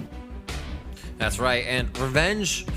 See if it lives up to the hype here. We've been seeing a bit off and on for him. Aatrox week 7, 064, 064 on Gangplank as well with the same score line. So let's see if he can get revenge. They say it usually doesn't feel as good, but I think it's going to feel good for him. And this is Revenge versus Alorum. And Alorum has been stepping up. But with things coming back into the meta, there's a chance that FlyQuest can try some of those out. It's difficult when you're red side, though, because if you leave up Ornn, I'm assuming Immortals will lock that in. So we'll have to wait and see. If FlyQuest tries to take that away, they so far banned out some of these 80 carries. Aphelios, Senna, who's now switched more to a supportive role, and Immortals, getting rid of those annoying supports. Yumi, Tomkench, gone, but hey, we know he's not playing Aatrox. Yeah, exactly. That's one. Maybe the Gangplank will be left up for him if they try to force him to it. We know he's a Riven player as well, something aggressive, so maybe getting him back onto that role. We've actually seen some Camille's coming out into that top lane recently. Before the break, especially. Ornn is going to be that one locked out. I'm sure you're happy to see that. Yeah, that makes a lot of sense from FlyQuest. If you leave that up, Immortals will probably grab it. But because of this Kalista priority, and this is something that's been showing up more and more and more around the world, Immortals think it's worthy of that first pick, which leaves up another key pick right now, which is the set. There's a lot of other, top priorities out there right now that FlyQuest could grab. I think the set makes a lot of sense here. And then they could pair it with something. I still think the Misfortune's strong in the bot lane. I'm surprised that we haven't seen as many players actually going for that. But we'll see if FlyQuest prioritizes that next as well. Looking at Revenge's stats there, 0, 6, and 9 for his only set play. He's rolling the dice. Oh no, 1, 4, and 5. So he does have 2 plays, but still kind of rolling the dice on that one. A very strong champion. And it's not that they're like, oh, I did bad on this last time, right? It's just the information of what they've been able to do, and now they're trying to work above and beyond that. Thresh, I love it. Well, I'm sure you do too. That's kind of my love in the bot lane as a support player. And Tarek could be locked in on the other side. Will we see the Zac for Immortals in that composition? Yeah, the Zac plus the Tar combination. They have 2 go buttons then. And it's great to see that from the AD carry and the support. It's something that we don't get to see that often, but anytime Kalista is in the meta, you oftentimes seems her paired with these supports that like to go in. They like to be aggressive, but it's not going to be the Zac. That's a Nocturne locked in instead. Super cool. I like that. All right, Potluck. All right, coach. Used to be coach, now player. I like this. Potluck is always... I've always kind of had my eye on him as an interesting kind of player that comes back into the league. Not many do after kind of that coaching aspect or analyst type aspect of what he did. So really cool to see him back in, and the champion pool that he brings to the table is really, really cool. Yeah, I have not seen anybody else play Nocturne this year, so this is definitely a unique pick. But it looks like FlyQuest are not convinced that that's actually going to the jungle. They're banning out the Olaf still, and I know that there's one particular LEC caster who likes to play this champion mid lane. Maybe they're thinking that couldn't be a jungle Nocturne. What's his name? Vedius? Something like that? I think it was Flexius? I don't know. He's got a lot of relatives. Something. It's easy to get them confused. Cool dude. Yeah, you everyone, you think of one, it's the other. It happens. So a few more seconds on this, and you're right. They do think it's the jungle. The Trundle band coming in there, and we see an Azir coming in from Immortals to take away from Triple. Triple had, before the break, I'm pretty sure we were in a game, yeah, they lost against Cloud9, but he was 7-4-3 on that LeBlanc, and this was our showcase match, I believe, and he was just going off. It was really awesome to watch. But I can't imagine LeBlanc actually doing too well into the Nocturne. The Nocturne has the only the self spell shield. That you don't want that pick. Yeah, so you want triple in general. The more I think about it, the more I actually like this Nocturne mid, but it's going to depend on what FlyQuest lock in. I think this is wise. Grab your AD carry before you show what your mid laner is going to be, because then you know if this Nocturne is going mid or if it's actually going to be in the jungle. So the Kai'Sa, it's been falling out in top priority a little bit with the introduction of Aphelios, Senna, champions like that, but with those taken off the table, it still pairs well with the Thresh, who offers a lot of CC. Karma? Good. 1 second left on the clock, and they're going to lock down the Karma. So is that actually a jungle with Karma top, Karma mid? What are we doing here, Immortals? I'm excited, and we will have to see. I mean, maybe they're just taking pages out of the Huni book, and that's going to be a Karma top. We'll see. The more I look at it, the more I think there's a chance that this is a funnel comp. If they're trying to funnel onto a Nocturne, this is definitely a champion that if you can get a level 6 quickly... okay. So, okay, let's try and digest this a little bit. Rek'Sai jungle, Nocturne mid, I would assume, and then the Karma going top lane with the Kalista and the Taric bot side. But they could always throw us for a loop and do something completely random. This is going to be hard for FlyQuest to decide what to do. I mean, it's difficult to draft against something that Immortals has, where this is so out of the blue, so off the books, but they're going for the Syndra. Wow, I feel like that Nocturne tears Syndra apart, especially if you can get to her early game, if that's going to be mid lane. We'll see how they change it. Obviously, the Nocturne can go top. Shield against Set would be pretty nice. But those early W procs, if you can just get onto Syndra and take her down. Looks like it is going to be the APs, casters versus each other with Karma versus Syndra. We're close, though. We're close. But again, this is a lot of AAD damage on Immortals. Karma's not going to be doing a lot of DPS in the AP department. So Fnatic has a pretty easy build here. As a Sejuani, you just grab as much armor as possible. And this is the second time now that I've made that critique of a team. It did not work out well for me against the Cloud9 draft. So I'm going to hold my cards a little bit here before I say that I don't like it. But it's just something to note. It's important to realize that if FlyQuest just build full armor and just try and survive this Nocturne burst along with the Rek'Sai, they can turn these fights around.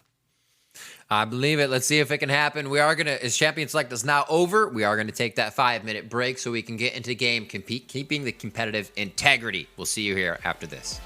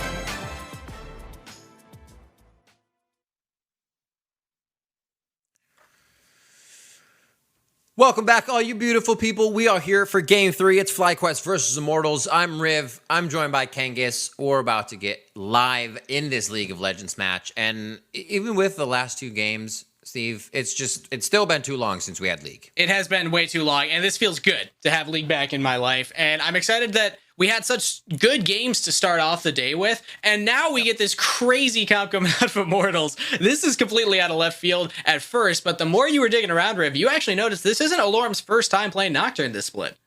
That's right. He has played it back in, what was it, Week 4, Nocturne 3-2-5 versus Evil Geniuses, and in Week 2 versus Cloud9. Both of those games were victories, and the Week 2 Cloud9 game was against a set. Go figure.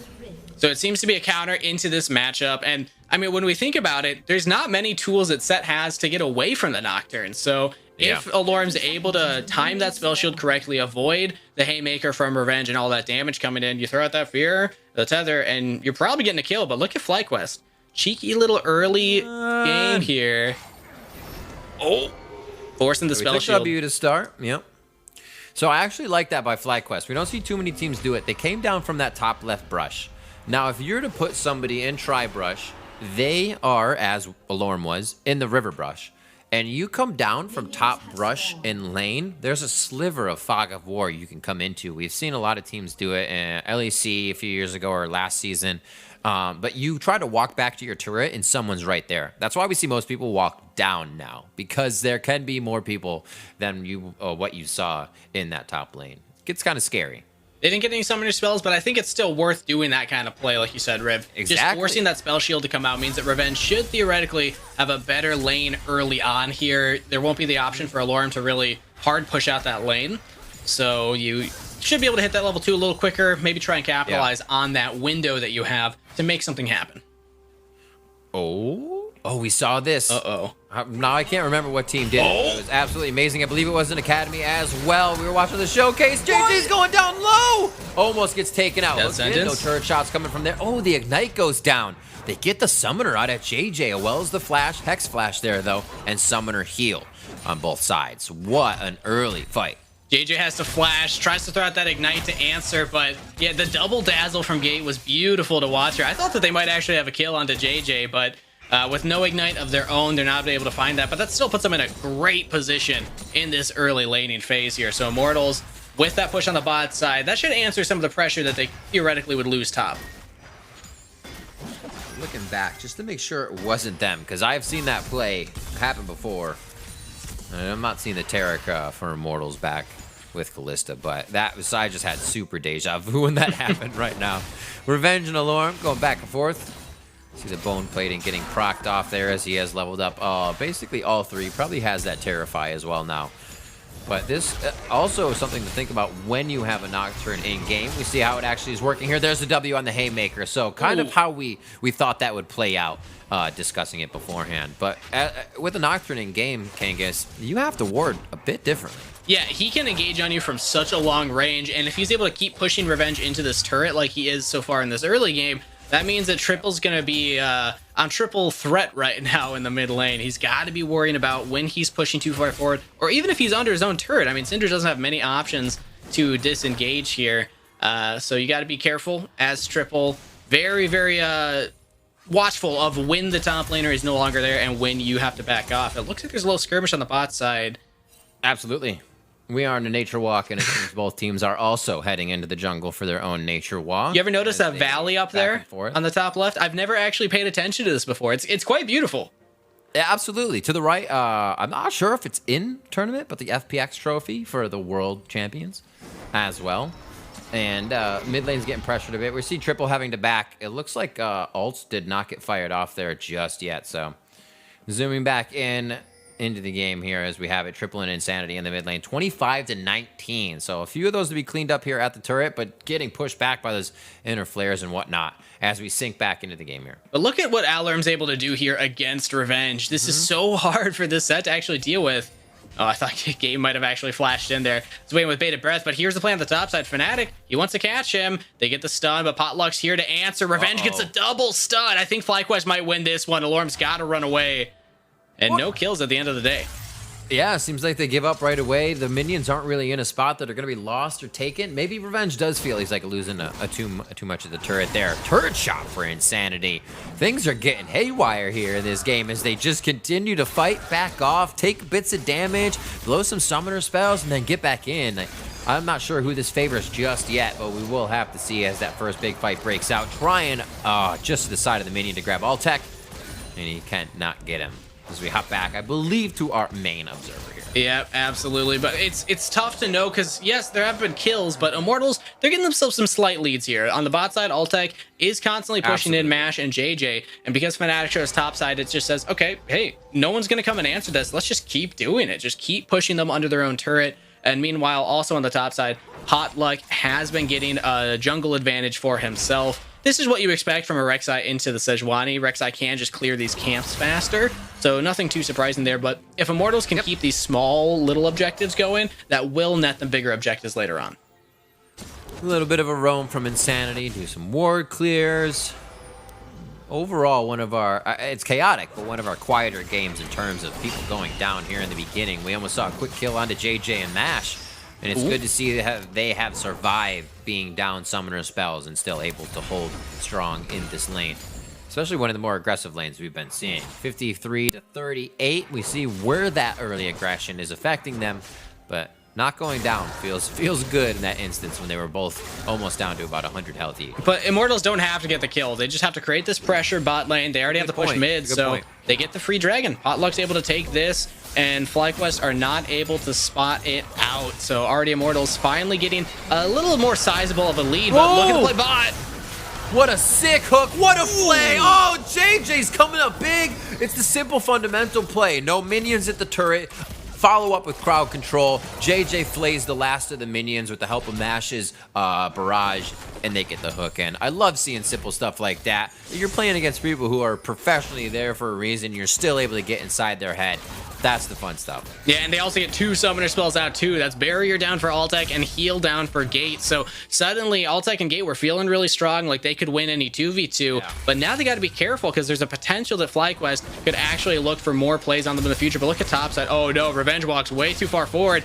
Alorm's got the ultimate. He can do so much damage to Revenge. And the minion wave was there too. Revenge taking quite a bit. Bramblevest for him. So he's trying to stop Alorm if he has this scepter to heal up with, but Alorm's able to just cut through, and those passive attacks are just shredding as well if there's any minions around, and a little extra damage to Revenge himself. And it's great to see these new top lane matchups play out, because I didn't get to see the Nocturne versus Set last time when Immortals pulled us out against Cloud9, but it's going exactly how you anticipated, Riv. But play mid lane. Insanity has to flash and also use that shield to get away to safety. So they're trying. FlyQuest looking for a few openings. They already have kill number 1 to their name. That's going to be from Mash. A little bit of a play onto Altec. 0, 1, and 0 for him. Barrier. Is he getting a few heals and heal from Gate in that summoner spell? And still getting themselves into trouble. So that usually happens when you feel like you're just dominating a lane. You got in there, you blew their flashes to start, but you're another 6-7 minutes in, everything's up, and you have to start respecting the people you're playing against. A red buff for Fnatic, and he may make a trend towards top side. Hard to gank the Nocturne, but they'll give it a try. Gotta try and hit level 6 as quickly as you can here, because we already see Potluck has been level 6 for about a minute now, so eventually Fnatic will have to get there too. But it's a tough position to be in. I mean, your bot lane's constantly pushed in, but you also kind of have to babysit Revenge, who's really struggling in the 1v1 against Nocturne. But considering that, still doing a great job. Up in CS by a full wave and has been able to control the waves in a pretty impressive fashion here. So this allows Fnatic hit level 6, says, okay, I trust your Revenge. I'm going to pat down towards the bot side because look at this juicy push that Immortals have. They'll head up. See if they can actually catch on to Fnatic here if they have the blue buff timings on correctly. And it looks like they may actually just sway to go over for vision here, but also to put pressure on triple in mid so they can't head up to the Rift Herald. A little bit of map movement for Immortals. They don't fully commit Altec and Gate up towards that objective. I don't think they need to, honestly. They already have the push. Insanity's able to catch that mid wave, and Yeah, Fnatic's on the bot side of the map. I'm not sure if Immortals knew that Fnatic was down there, so they might just be willing to go for this fight if he is around, but he says, okay, I'm just going to give that over to you. We'll get the push bot side, but it's not exactly the play the FlyQuest need right now. They're still behind in CS on the bottom half of the map. Altec's been CSing so well, constantly pushing Mash, and level 7, so a full level up over the Kai'Sa. Eventually, FlyQuest, I'd like to see them make another play. I mean, they got that first blood bot side, they reset, and Mash gets this completed item here, so theoretically, they should be able to go for more aggressive plays now. This would be a huge win for FlyQuest. Coming in, I kind of misspoke saying this was a FlyQuest sitting at 7-7. They're one of the teams that is kind of compact in that what could be ties, what would be ties 1 through 6, that we'll see come time playoffs. If FlyQuest can get this win, they're looking at 100 Thieves, Liquid, and Golden Guardians. And a few of those are still a back and forth. Possibly a win over Golden Guardians, as they didn't have a very good game today. But I mean, I echo your sentiment. Put themselves back in a playoff position. I think that this is the easiest team that they have to go against, considering that they own the head-to-head, and the only other team that's, you know, similar in the same team is Team Liquid, also at 7-7. So FlyQuest definitely have probably the hardest end of season strength of schedule, so a win here would feel great for them. But Immortals, they want to separate themselves from the pack. They're still clumped up with these 7-7 teams. They haven't really guaranteed a spot in the playoffs by any measure. They're tied for 5th, but they're also technically tied for 7th right now, so they're looking for a play here on the triple. Oh, Potluck gets himself out of that situation by dodging the ultimate coming in from Sejuani, but Fnatic could follow up with one more flail kill. Ultimate goes down. Potluck gets a little bit heal in. He's going to get that distance, but the flail comes down. That's the kill. Set coming in as he showstoppers. Another kill going over onto Gate.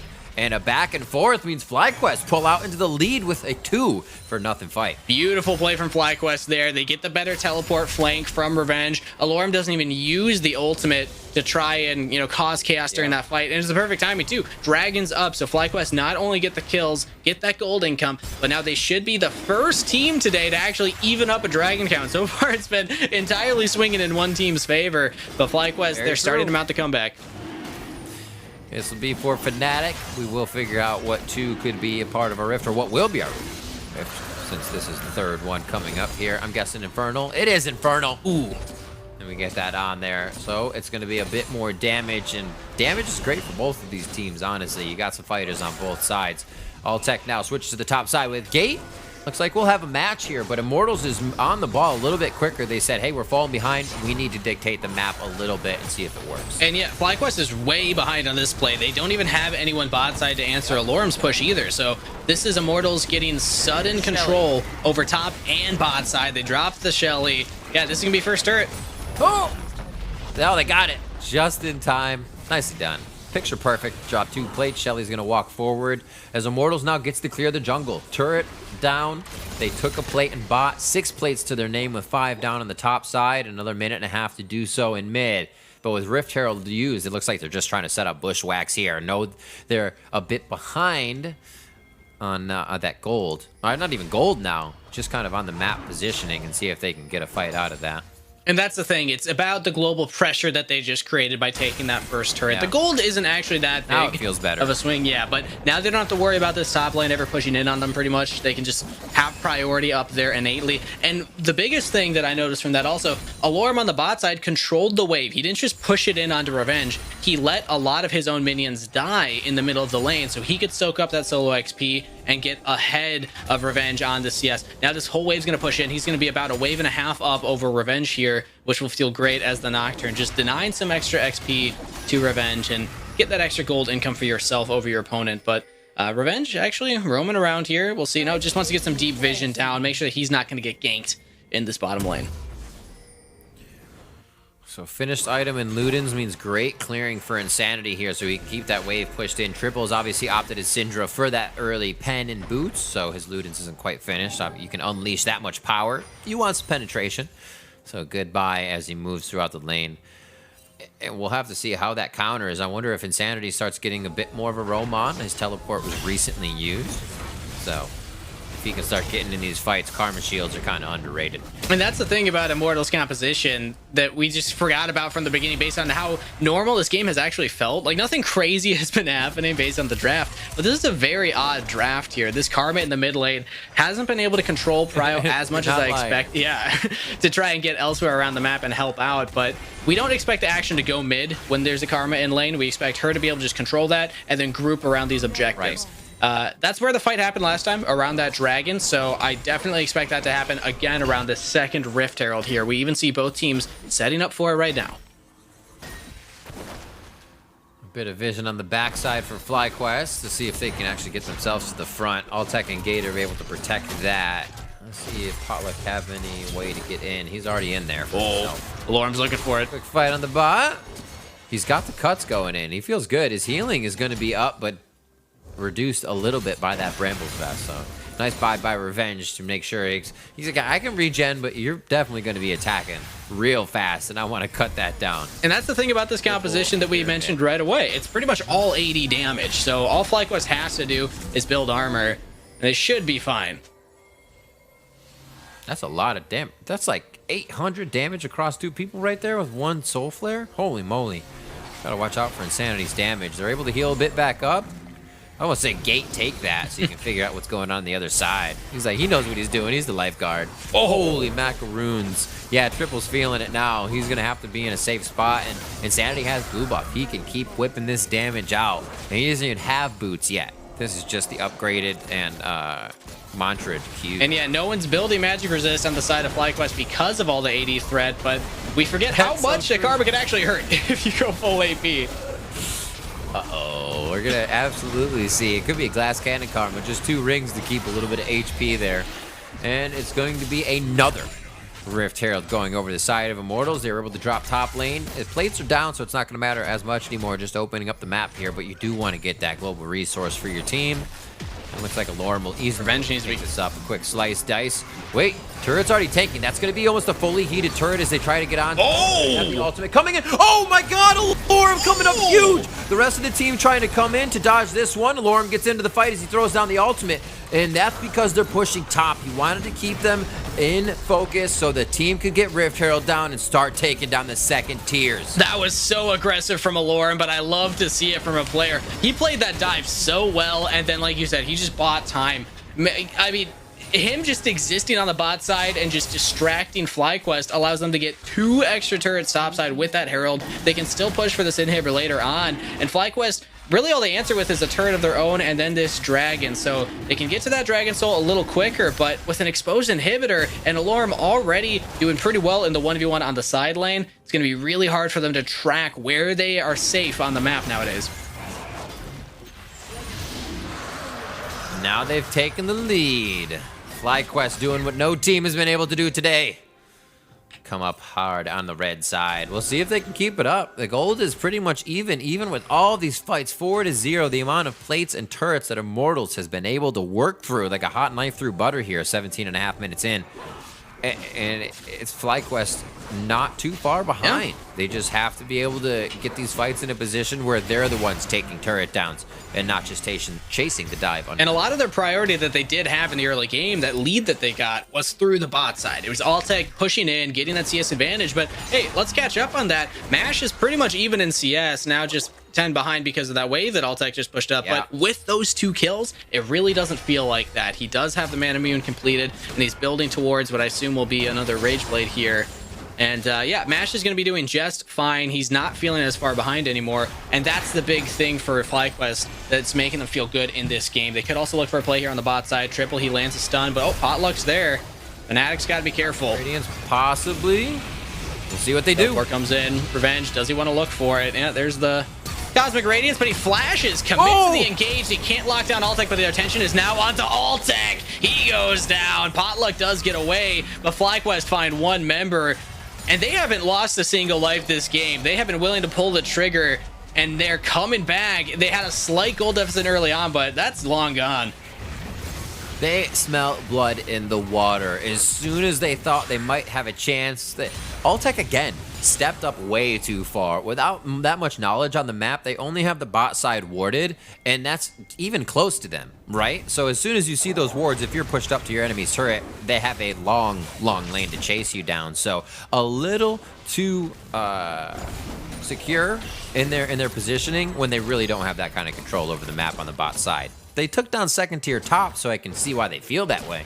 But FlyQuest said no way. The gold's still dead even though. It's like no matter what plays happen, no matter who wins Right? out, it's no one wins at the end of the day, Riv. It's still such a close game, and I'm really happy that we at least get one of these after the first two that we had to witness. So I'm happy that Immortals and FlyQuest both stepping up right now, both bringing their A game for Academy LCS.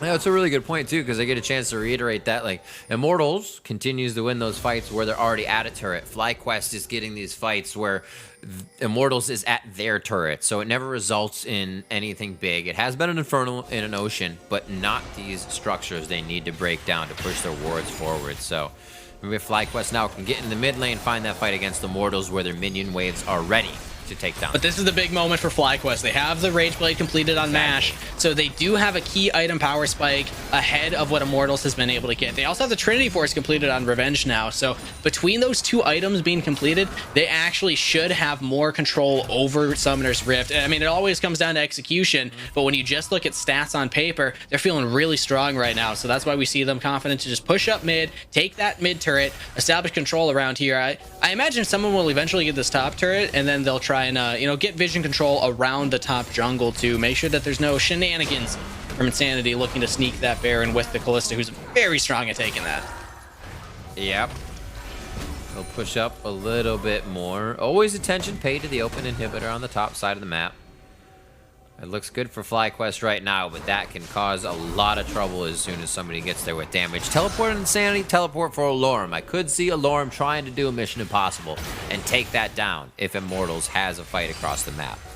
So we'll keep an eye out for that. Shirelia's Reverie, first buy for JJ. Not a usual first item you would see. It's like 2-3 maybe as you're down there with some tank items, but they want into these fights, and that says it 100%. Well, see, this is the trick, Riv. You know, you can or go away in with from these fights, to be honest. You can also run away. Yeah. I mean, if this Nocturne ults on top of you and commits to the ult, boom, run as far back into your own jungle as you can. Suddenly, Alorm's like, oh, wait, where did I go? I'm this deep in enemy territory? Whoops.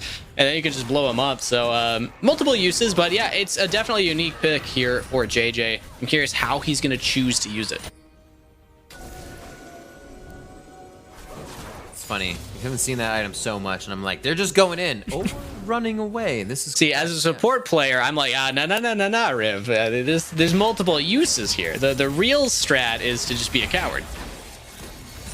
Never. Especially on Thresh. Oh, I wanted it there. I wanted it there. You'll see, like, Muramana finished up here on the side of MASH. Quite some time, so he's got damage. Hurricane on the other side for second item on Altec, and we are getting ready for that dragon fight. We will see who gets the second Infernal, and if we tie it up here at Soul Point, it could be MASH and team starting it and finishing it. Fnatic's trying to hold his passive to get a burst in damage, and they will take it down with no resulting fight. Yep, FlyQuest, good job controlling that area, not allowing Immortals an avenue to really get in. Immortals would have just had to probably use Altec ultimate, maybe pair that with the Nocturne to just try and create chaos and then go for a really aggressive engage. But here we go, FlyQuest find theirs. And it's like that taken away. Never mind. I'm gonna wait for the Tom Kench Kalista, right? We've seen that a few times. Or I'm sorry, Kalista. Yeah, Tom Kench. Yeah, that one's the most frustrating to play against by far. I don't know if there's a lane that I hate more than those two together. Mm-hmm. I played against a Zillion Tom Kench. All right. That was really, really bad. And it's not even that you're slowed down, is that he speeds up Tom Kench. You can't get away from the tongue. No, ever. Oh my word! And he has bombs on him. Nope. Yeah, it's a real pairing Zillion with any kind of tank support that can just run at you is annoying. But I mean, hey, at least it's not like the Thresh Kalista. You know, the ability to just jump around everywhere. There's so many combinations. I mean, if we really get into it, Kalista's just an 80 carry that can pair well with so many supports, but it makes sense with Gate right now. It is. You can throw this guy in, he's got the Cosmic Radiance, and that's what they've been doing, but they haven't done as much as I've expected. It seems like they've just been allowing FlyQuest to go for more of the engages and trying to play a kind of counter engage strategy. But with the Nocturne, I want to see them be a little more proactive. Throw out that paranoia, make sure that no one on FlyQuest can actually see what's happening, and then utilize Altec and Gate to actually find the fight. Oh my word, a showstopper immediately onto Altec. Can Revenge keep this fight going? Facebreaker's not going to catch anybody. Oh my word, the Haymaker coming through with a bit of damage. Holy moly, this is flying from Triple and Revenge. They are two people you do not want to stand in front of. Yeah. Oh, they even find more. Insanity goes down to FlyQuest, find 3 right around the Baron. This should be an objective for them. All Immortals can do is try and push the bot side to answer, but if you're FlyQuest, you take this trade any day of the week. Again, the story of the day, Kangas. One team is firing on all cylinders every game. TSM, Cloud9, now FlyQuest. Holy moly. And we've almost gotten some pretty perfect games here with the amount of kills to death that we've been seeing from each team. Now 8-0 here for FlyQuest.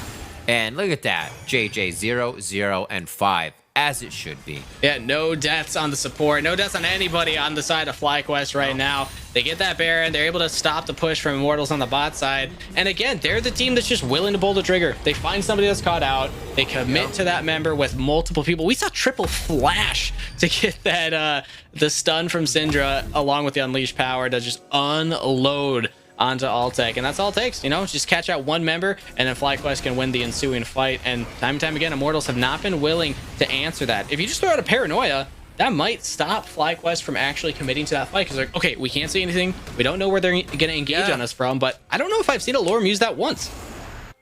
You haven't really seen any of the disruption taking effect for FlyQuest. As soon as you get that paranoia out, you at least kind of get the team to react. Oh my word, the hook over the wall. JJ's finding everything right now.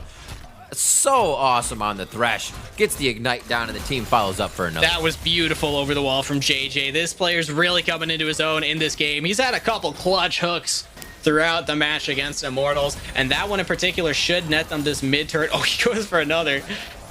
No, he's fishing now. Why not? He's feeling it. He's feeling the groove. They also get the bot turret. This is huge for FlyQuest. And there it is, Immortals. Oh. Yeah, Immortals Lorem tries to go on the solo mission as we see the fight towards the bot side. Cosmic Radiance coming down. Quickly spit out from the Fates Call. Potluck is still alive as he goes on to Mash, nearsighted now as it comes down. The Paranoia teleport from Aloran. King is taken. Can't get onto him. The Kais is still alive. Finally, Altec's able to take him down, but it's way too late. Everyone from FlyQuest is showing up. Ooh. They'll take the ace. Actually, it's just Insanity left alive, who they were able to pick from before, but still. He was definitely dead. He was already dead, everybody. FlyQuest will get everything for that one. They take the bottom turret, and they're going to take the mid turret as well. Again, Aloram, he tried that time. He teleported deep behind, threw out the Paranoia, but he couldn't take down Mash. That was such a clutch Zonia's. I was thinking it earlier. When I look at a Nocturne, Zonia's is such a good item, and I love that Mash actually went for that. You still have the AP scaling to make use of it, and that just stopped everything Aloram tried to do there.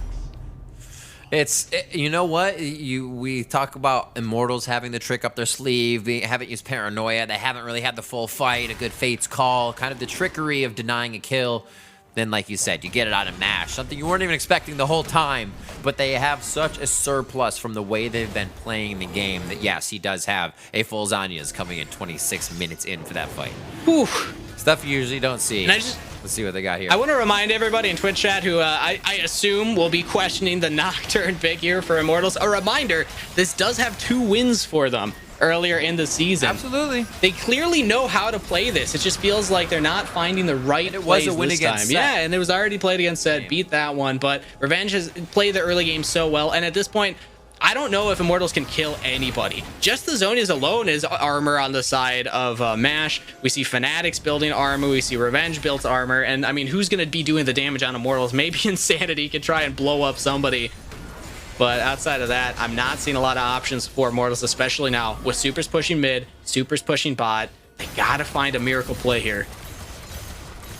Yeah, I think the thing that mattered as well in those last games that they were able to pull the Nocturne out was they had a Kled in the mid lane, which went 8, 2, and 6, but a Syndra Leona bot. So you have damage and follow-up, right? Here it's a Karma where you're a bit between both, and you don't want both. You want to heavily index on that damage coming into that. And then in the other one was even a Zoe, which went 4-0-5. So they had so much more impact coming from the mid lane. And it's not that he's playing the Karma bad.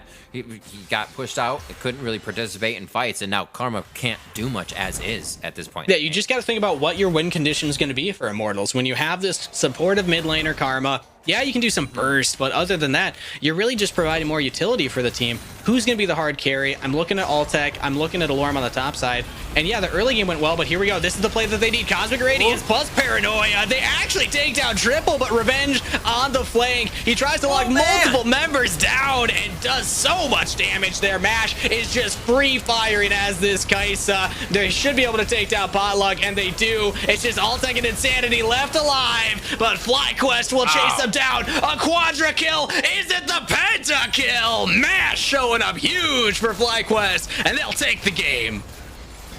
Absolutely amazing stuff. A pentakill to cap the game, coming back in week 8. This is what we needed. A cherry on the top of missing a week of League. Academy's back. LCS soon to follow in the week, ladies and gentlemen. And FlyQuest is going to take the win over Immortals. What a way to close out the day for FlyQuest. We are saying this is a must-win game, essentially.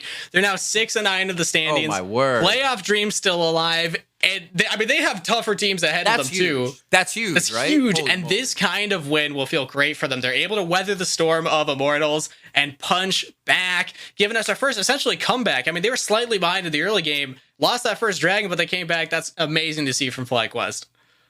And they were on the two-game loss streak, right? It was Evil Geniuses and Cloud9 that were able to thwart them last week. They come into week 8 with a win. 100 Thieves next. Liquid and Guardians, too, that they possibly take down, especially with just the 3 more to go. Okay. And Immortals may have gotten the caster curse. We come in saying this could be the easiest of their games coming through the end, but I'm putting an X on that one. They moved to 7-8 now. And they really have to look to pick up the final portion of these games, which I don't think I'm too worried about for a team like Immortals. They obviously are going to right themselves, and a lot of this, as we spoke out through the game, kind of, I think, led to draft not offering them what they could to create windows of opportunity to get an advantage. But again, all these teams that are in that clump, like you said, Riv, every loss, you feel it. 7-8 now. TSM just got their win. That was another team that was 7-7. Now 8-7. So there's a bigger gap between those two. I mean, we still got to see what happens with Liquid later on today against Evil Geniuses. But Immortals, they got a lot to look at from that game and think, okay, what was our draft? What was our win condition? And how can we shore that up? They're now 2-3, or 2 out of 3 with a Nocturne. You know, that's still not a terrible loss percentage. Right? 67. I'll take it. That's something I'd still pick and rank, right? You feel good going in. Absolutely. All right. So we are going to take a quick break now, but when we return, it is going to be Counter Logic Gaming looking to take down Dignitas. Don't go anywhere.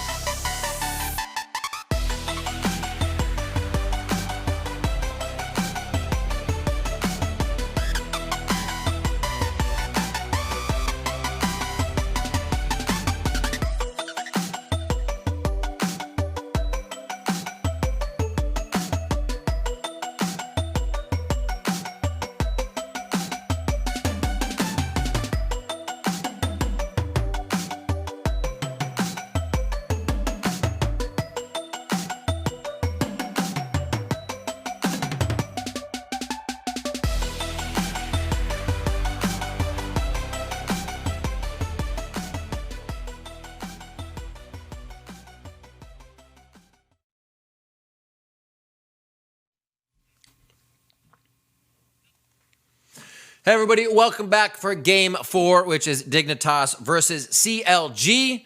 Now we have to remember that CLG is trying to play spoiler out of this situation. I'm Riv, I'm still here. Kangas, I'm here, and I'm ready to watch As CLG be Cloud9's best friend here and give Dignitas a loss, because Dignitas winning here locks them in for playoffs. And I mean, this is the best case scenario for them, but Cloud9's rooting for CLG. Like, no, make those guys lose. We want to be in first place, secured by ourselves.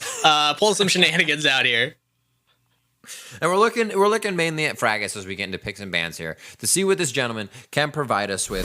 He has been quite Sejuani, Trundle, Olaf, Sejuani, but they're not pulling up anything. Obviously, these aren't the killers. They're not going to assassinate things, but just the score lines have not been able to bring the jungle difference that they... Yeah, Fraggus is an interesting player to watch. When he's playing the tanks, sometimes we see his worst performances, but that's what he's known best for. I actually like to see Fraggus more on things like the Lee Sin, like the Rek'Sai. He's even been playing some Karthus too, and that got them a win. So, or actually, sorry, no, that one did not get them a win. But I mean, when he does play some of the more aggressive things, even like Olaf, he looks just better on those. So I want CLG to think, okay, let's try and open up Fraggus, allow him to do a little more rather than tank duty, and see if that can help out the map, especially when you have a carry top laner like Deus, who they can't play around. But we're already into pick and bans, so we can get caught up here. Dignitas taking away that Trundle. It's a top pick for him, but they get the set. And we're looking for Dig here to return to the former glory. No more slipping, no more sliding. That win streak was huge, and you're right, with the set, that's something they can't provide a victory with. Is that Draven? Is it Draven? I don't know. I'd like to see it. Let's see. 2-12 for Chronologic Gaming. Locking in the stuff that could just impact play every fight, and Draven would be one of those. Sejuani can still do it. 2 seconds left on that clock, and they're going to go with safe for Fraggus in the jungle with a big initiation. Interesting to note, Ornn has not been banned yet. We know that Deus is not the biggest Ornn player. He has played it before. He only one time, actually, in the first week, the first day, has been prioritizing more of carries since then, but...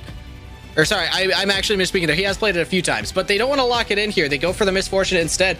I'm curious if Dignitas will grab that. It's still a top pick, and they can flex the set around if they want. MF feels good for Wind as he is back in for Chronologic Gaming. That was stick save for a few weeks past.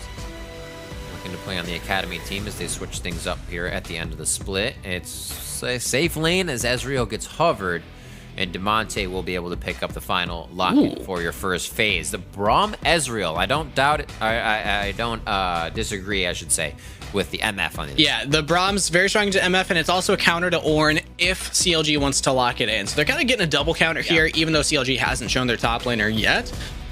But we know that said, you can play it pretty well into the Ornn also, so Dignitas say, okay, we're not going to prioritize that. We don't need to grab it right away. We're going to see what CLG grabs. This would be interesting, and they lock it in. The Rakan. Rare to see it not paid with a Xayah, but they want to play with Misfortune. Right? The Misfortune Rakan. All right. Let's see what happens here. It's interesting. There's still quite a bit of speed with Misfortune, so you can get some movement out of that. You obviously don't battle dance as far, but you two both have decent mobility with those champions, so you can get yourself to safety or to a fight. And Rakan's always one of those supports. If you can get out a lane, you can do a lot. So thinking about that, Braum, thinking, okay, Bobby boots. And yeah, exactly. Like, okay, if Braum throws up the shield, we can't really kill anybody, but what if I just follow Fraggus around in the jungle and we look for something else? We haven't seen a lot of teams today actually pull that off. Again, because of that slight nerf to Moby's, now 700 gold. That's actually a huge impact on these supports that build that item. So we'll see if Phil's able to actually get that quickly enough to really pull it off. But there we go. No surprise. Dignitas banning away the Ornn. They don't want to leave it up through 2 ban phases and let CLG grab that one again. Gangplank taken away as well. Let's get back into the picks. We already see what the bottom half of the map has. So what is our top half? I mean, we just saw Nocturne into set. Maybe CLG's been practicing it too. We've seen things like Kled played into set too today, so they have options. But typically against set, you want something that can duke it out with him, and this is what they draft. It's the Renekton. I like it. Could be mid lane, but we're definitely going to need some AP, so maybe it's a Renekton and a Victor would be a decent... I'd love that composition here from Counter. A lot of lockdown. They've seen in mid. Syndra Zoe. He did play Ornn in mid, but that's been banned. He does not have a Victor play along the line, so maybe we won't see that.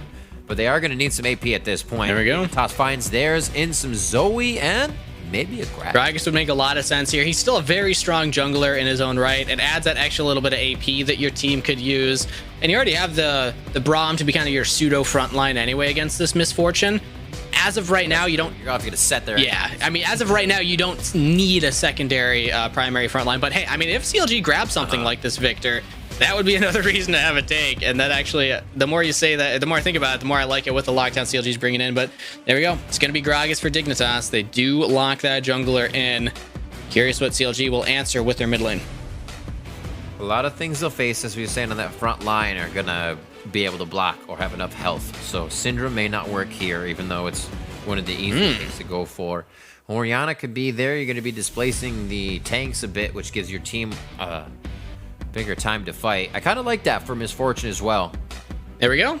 It creates a different fight she can stand around and have somebody to ult, so they have a way to lock quite a few things down. Especially Rakan's going to be causing chaos. What are you thinking, Ken? Well, I mean, every time I see an Orianna locked in, I immediately think, who can you combo with? The tried and true classic was always Orianna J4, but when Xayah Rakan came out, we actually saw teams find a lot of success playing Rakan plus Ori. It's a beautiful ball engage system because the Rakan already functions as engage. You knock them all up, and then Tuesday's able to provide even more CC. You have Wind there that can throw out the bullet time, and theoretically you can just pop anybody instantly with that combo, but you have to pull off the combo. You have to actually find the right initiation, and against things like an Ezreal and a Zoe, it can be kind of hard to find that sometimes. It really, really can. I'm excited to see what happens as we go into our next game of the day. If they have been quite fast, 2 on the blue, 1 on the red, as TSM and Cloud9 have taken wins. And then we just saw FlyQuest pick up their unexpected win, which moves them up in the standings. So could it be CLG to take one off a dig? We'll have to find out. We're going to take a quick 5-minute break, and then we will be back with the game. Don't go anywhere.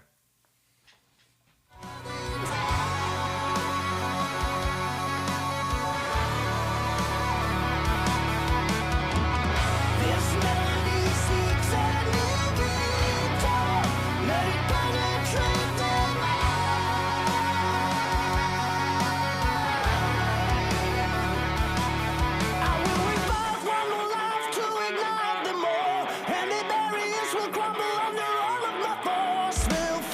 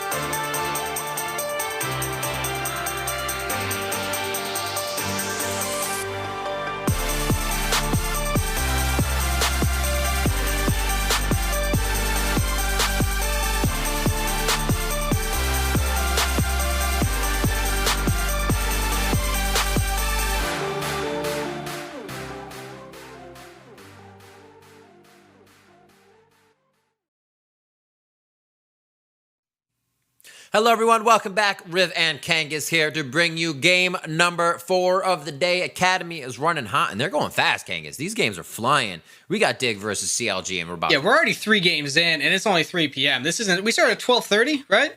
It's 2.5 hours for 3 games. What's going on, guys? We can slow it down, okay? I mean, I like the tempo. I like the kill counts we're getting, but let's get some longer games here. I want to be entertained. Absolutely. Well, we're about to be entertained a little bit more by one of the top teams in the Academy League. Dignitas sits at 10-4.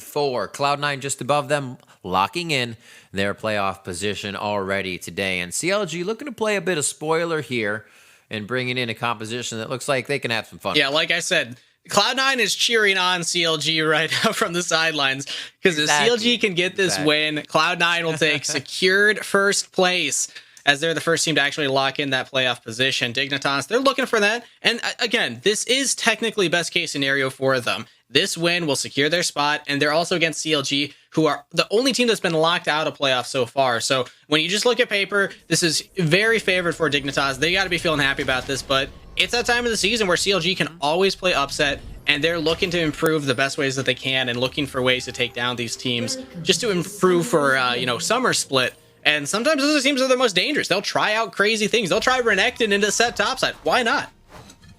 Heck yeah, absolutely. And we were talking a little bit about Fragus and if he can step up as well. Going against Grig now, who was on the LCS team for a bit. So it'll be good to kind of test his mettle against what Grig has to offer on the Gragas. Both decently early game junglers, and we'll see if they try to get in each other's hair here to start the game off. We've been seeing teams try to kind of push each other's hand in the early game and move it the way they want and dictate something. We saw last game FlyQuest going topside to push Lorem's Nocturne out of the lane. Seems like a basic line of scrimmage here to start things off. Is Grig, what are you doing in base? Coming out with the minions down there. Well, we did notice he went to the top side. He dropped a ward down early. I think it might have been cleared. Yeah. I don't see it on the map right now. Ooh. Huh. Unless he's the one. No. Because Phil also did the same thing, dropping a ward down on the bot side and then backing for the sweeper. Less popular for support to do it. I mean, ideally, the reason a jungler wants to do it, if you want to go for an early gank, you can scout out to see if it's warded ahead of time. Or you can make sure that you're not spotted in your own jungle. If you want to make sure that the enemy can't track where you're going, if you're afraid of them invading you, you can also make sure that you're safe. But given this current matchup, I think that this is great for Grig if he wants to get aggressive. He wants to look for an early gank, sweep it out to make sure that there's no one spotting you. Pings on the top side, too. I think they're calling that. Yeah, Fragus just got help on red. Deus did not come to lane right away. And there's already a slight push from Lorlo. So Deus gets the farm under turret. But a little bit of an idea of where Fragus is could help Grig there. Knowing he's on the bot side. Knowing that you can hover around here. It says Ronnie's not known to be a jungler that will go for these crazy early ganks. You can really get punished for it. Yeah, if you pull it off, great. That's a kill. That feels amazing. But if you don't pull it off, like Sejuani's not known for your jungle clear speed, so you're really put behind at that point. So we'll see if Fragus what he wants to actually do here. Seems like it's just going to be the clear strategy. Gets that top camp, goes towards the bot side, and similar from Grig.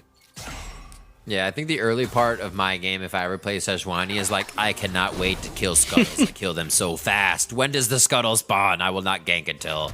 Right? You're just I have like, CC for days. You will have no armor. Yeah. This is great. But if we notice what Tuesday did right there, again, just trying to track each jungler, spends time to push mid and then roams towards that top jungle, drops a ward over so they know that the blue buff hasn't been taken, as Dignitas actually getting some cheeky poke in onto CLG's bot lane, but they should be able to spot out Grig as soon as he starts this up.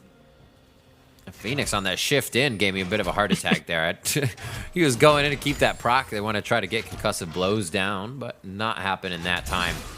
And pretty even CS around the map. Everybody's got it just off the turrets, so nobody has to worry about getting poked under as well. Potions are still pretty plentiful for everybody, and we have our talisman junglers, so it's not like they have too much to worry about. Ooh, damn. Good fight towards Wait a minute. on the top side. Ooh, misses that haymaker out on the slice and dice. Fragus coming in. They have a flash for Lorlo. He's waiting, but he's gonna hold it, and he goes down first. Blood coming in for counter logic. And Cloud9 players rejoice. CLG get first blood and get an advantage for themselves in the top lane. This is what you want to do against a set. Find something that can get a lead over him and then punish him in a 1v1 situation. Renekton getting that first blood is huge for Deus right now. Once you get that back, you can spend that gold. Suddenly, lane is a lot easier for you.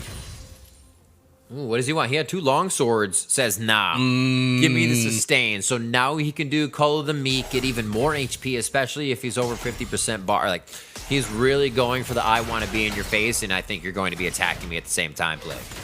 That sustain will feel great against this set, but the one thing for Dig is that they get a really good freeze here on this top lane. Lorlo gets a lot of CS, a lot of solo lane experience that Deus is missing out on. So Deus is going to have to make this early buy worth it in order to actually, push this lead. Maybe that's what he saw. He's like, 2 long swords. Oh, I'm pushed up in the lane. I need sustain. Yep. Let's be a little safe here. He's like, take this back. I still have the receipt. Here you go. Coming up on 5 minutes into the game. And just still a bit of back and forth. And I guess there's timing there if you think about it for Frackus going around his jungle knowing he started top. But his first gank was a return towards top after starting red. So going the long way around. Yeah, but it's great to see those Sejuani ganks actually work out. Again, if you miss it, that's true. You're really behind, but he gets that gank early on. We scoffed at it. Gets the first back as well. So now back onto Summoner's Rift, has a little bit of priority over Grig here, who just completed his first back to get those boots, has the Predator potential for a gank.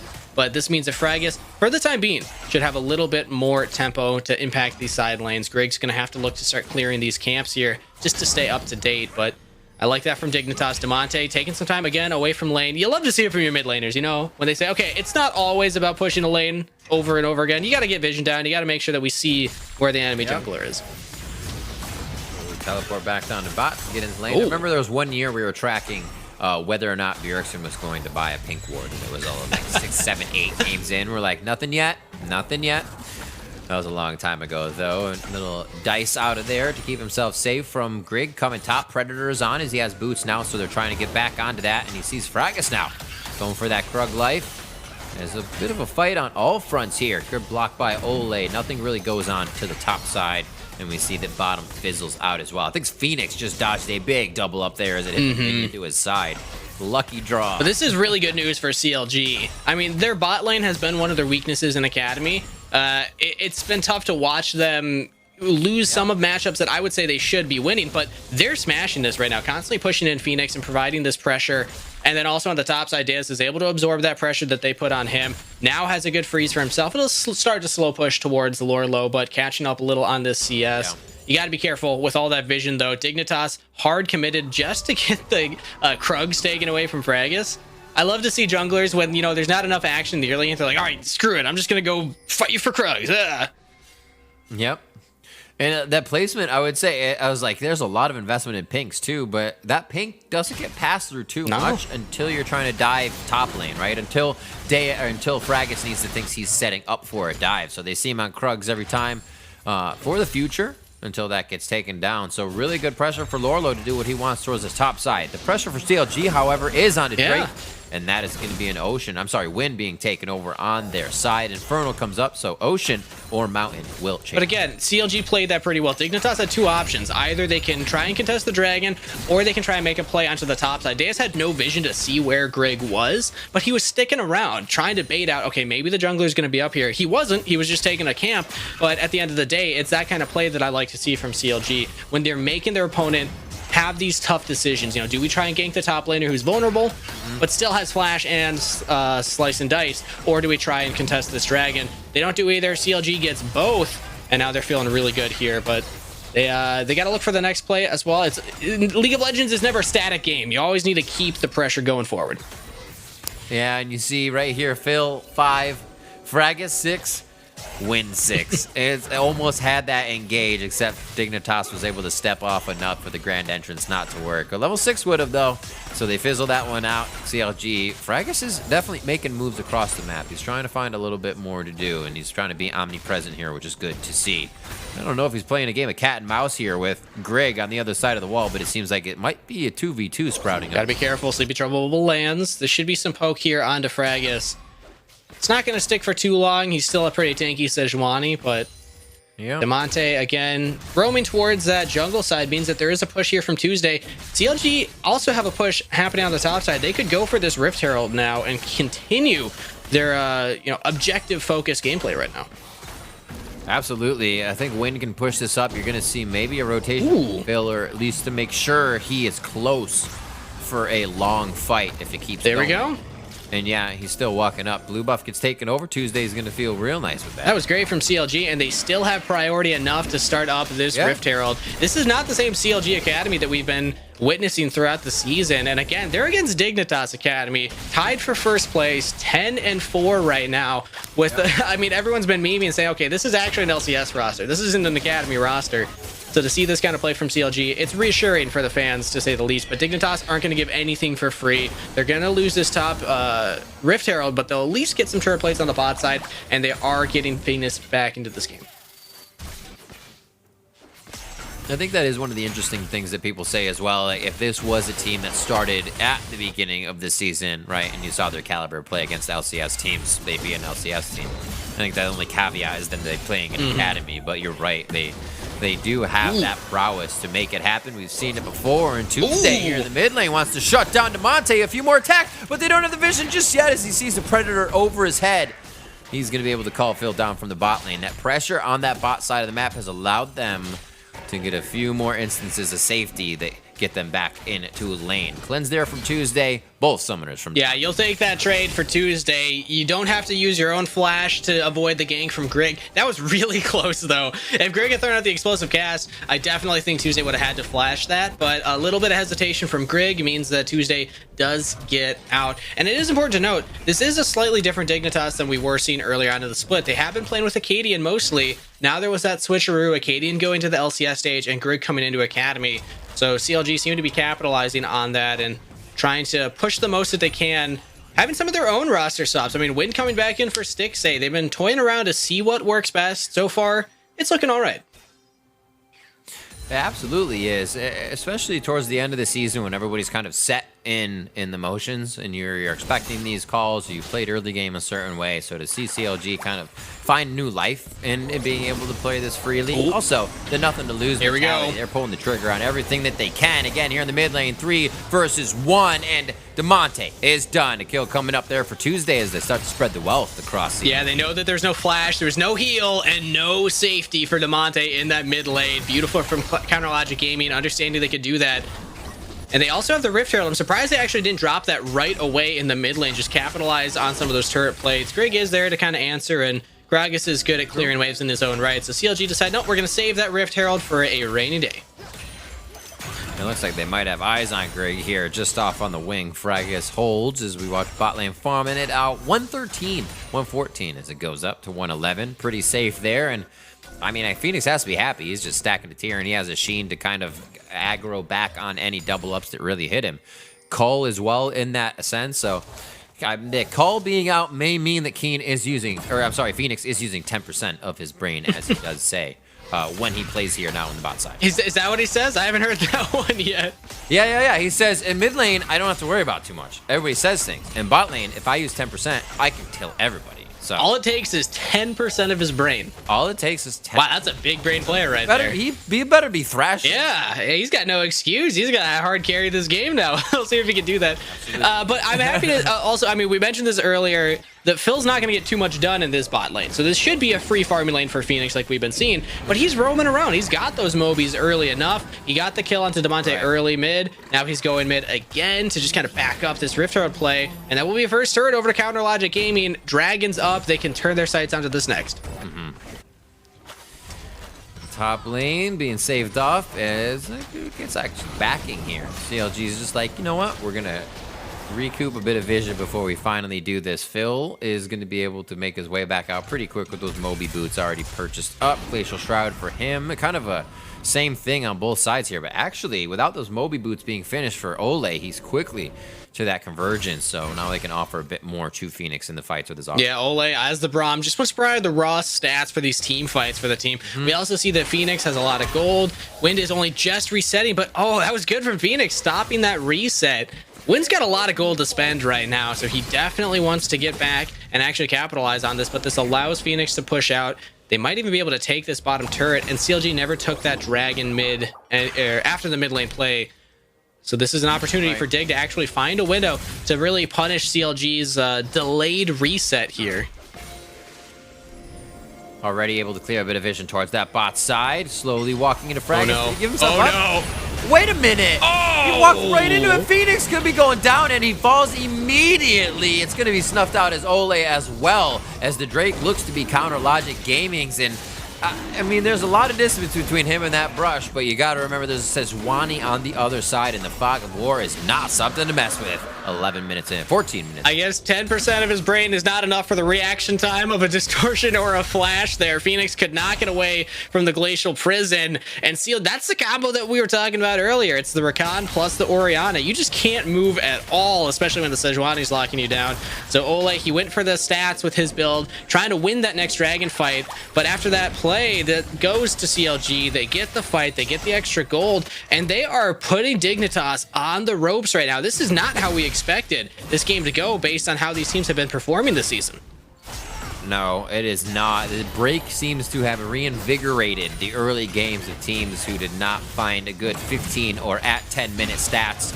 It seems to be catapulting a few of them over those average stats they had before. We'll see if CLG can keep this up, though. It's a 4,000 gold lead, 4-0. Very reminiscent of our games today, where we have seen a deathless game that's ahead. Deus now getting himself into some trouble, but they could be back onto Greg, and they're going to trade that kill right back. You thought one would go down, but they pick up another kill for themselves. And you already have Tuesday coming into the mid lane. CLG stays safe in the bot as there is chaos. Almost. Yeah, Lorlo actually plays himself a little bit there. He tries to use the ultimate to help get Deus under his turret, but it was while Grig was engaging onto him. So Grig misses the damage and the engage. Lorlo actually carries Deus to a safer position, not getting him fully under the turret, and then CLG is able to turn that play around. That was a huge play from CLG, just being able to be in the right place at the right time and capitalize on the misynergy from Dignitas's champions that they have. Gets them the kill, gets them another Rift Herald. This is 2 of the game. And Rift, I mean, you were saying this. The first 2 games both had a chance to go perfect. This one does too. 5-0, 1 turret to 0, 2 dragons to 0, and CLG are pulling out the surprise plays right now against Dignitas. They definitely have seemed to find the team synergy that works. Maybe it is the carefree setting. Obviously, at 2-12, you're not going to see CLG heading to the playoffs, but they are showing that they had the composition, or at least the communication and the teamwork to be able to do this. Here, Phil, able to roam a bit. They can't be too sure. They get themselves ahead and then fall into a false sense of security while they're warding. We just saw that happen to Phoenix. So CLG still has to play it smart. There's still a method to this madness coming in here. 20 CS lead in the mid lane, and everything else is quite even. So all things considered, still a very even game. Even in terms of the CS, but CLG with those advantages from the turret plates on the bot side too. They find themselves with a 4,000 gold lead. And also on the top side, I mean, it all started there, right? Deus got that early gank. He got the first blood onto Lorlo, and that really was what allowed CLG to play with so much confidence throughout the rest of the game. And we look at the build. He's capitalizing on this buffed Blade of the Ruined King. Now it's 12% extra health damage when you're a melee champion that builds it. And Lorlo has not opted to build for any tanky stats. He doesn't have the Bramble Vest like I expected him to go after giving up that first blood. Still trying to fight it out.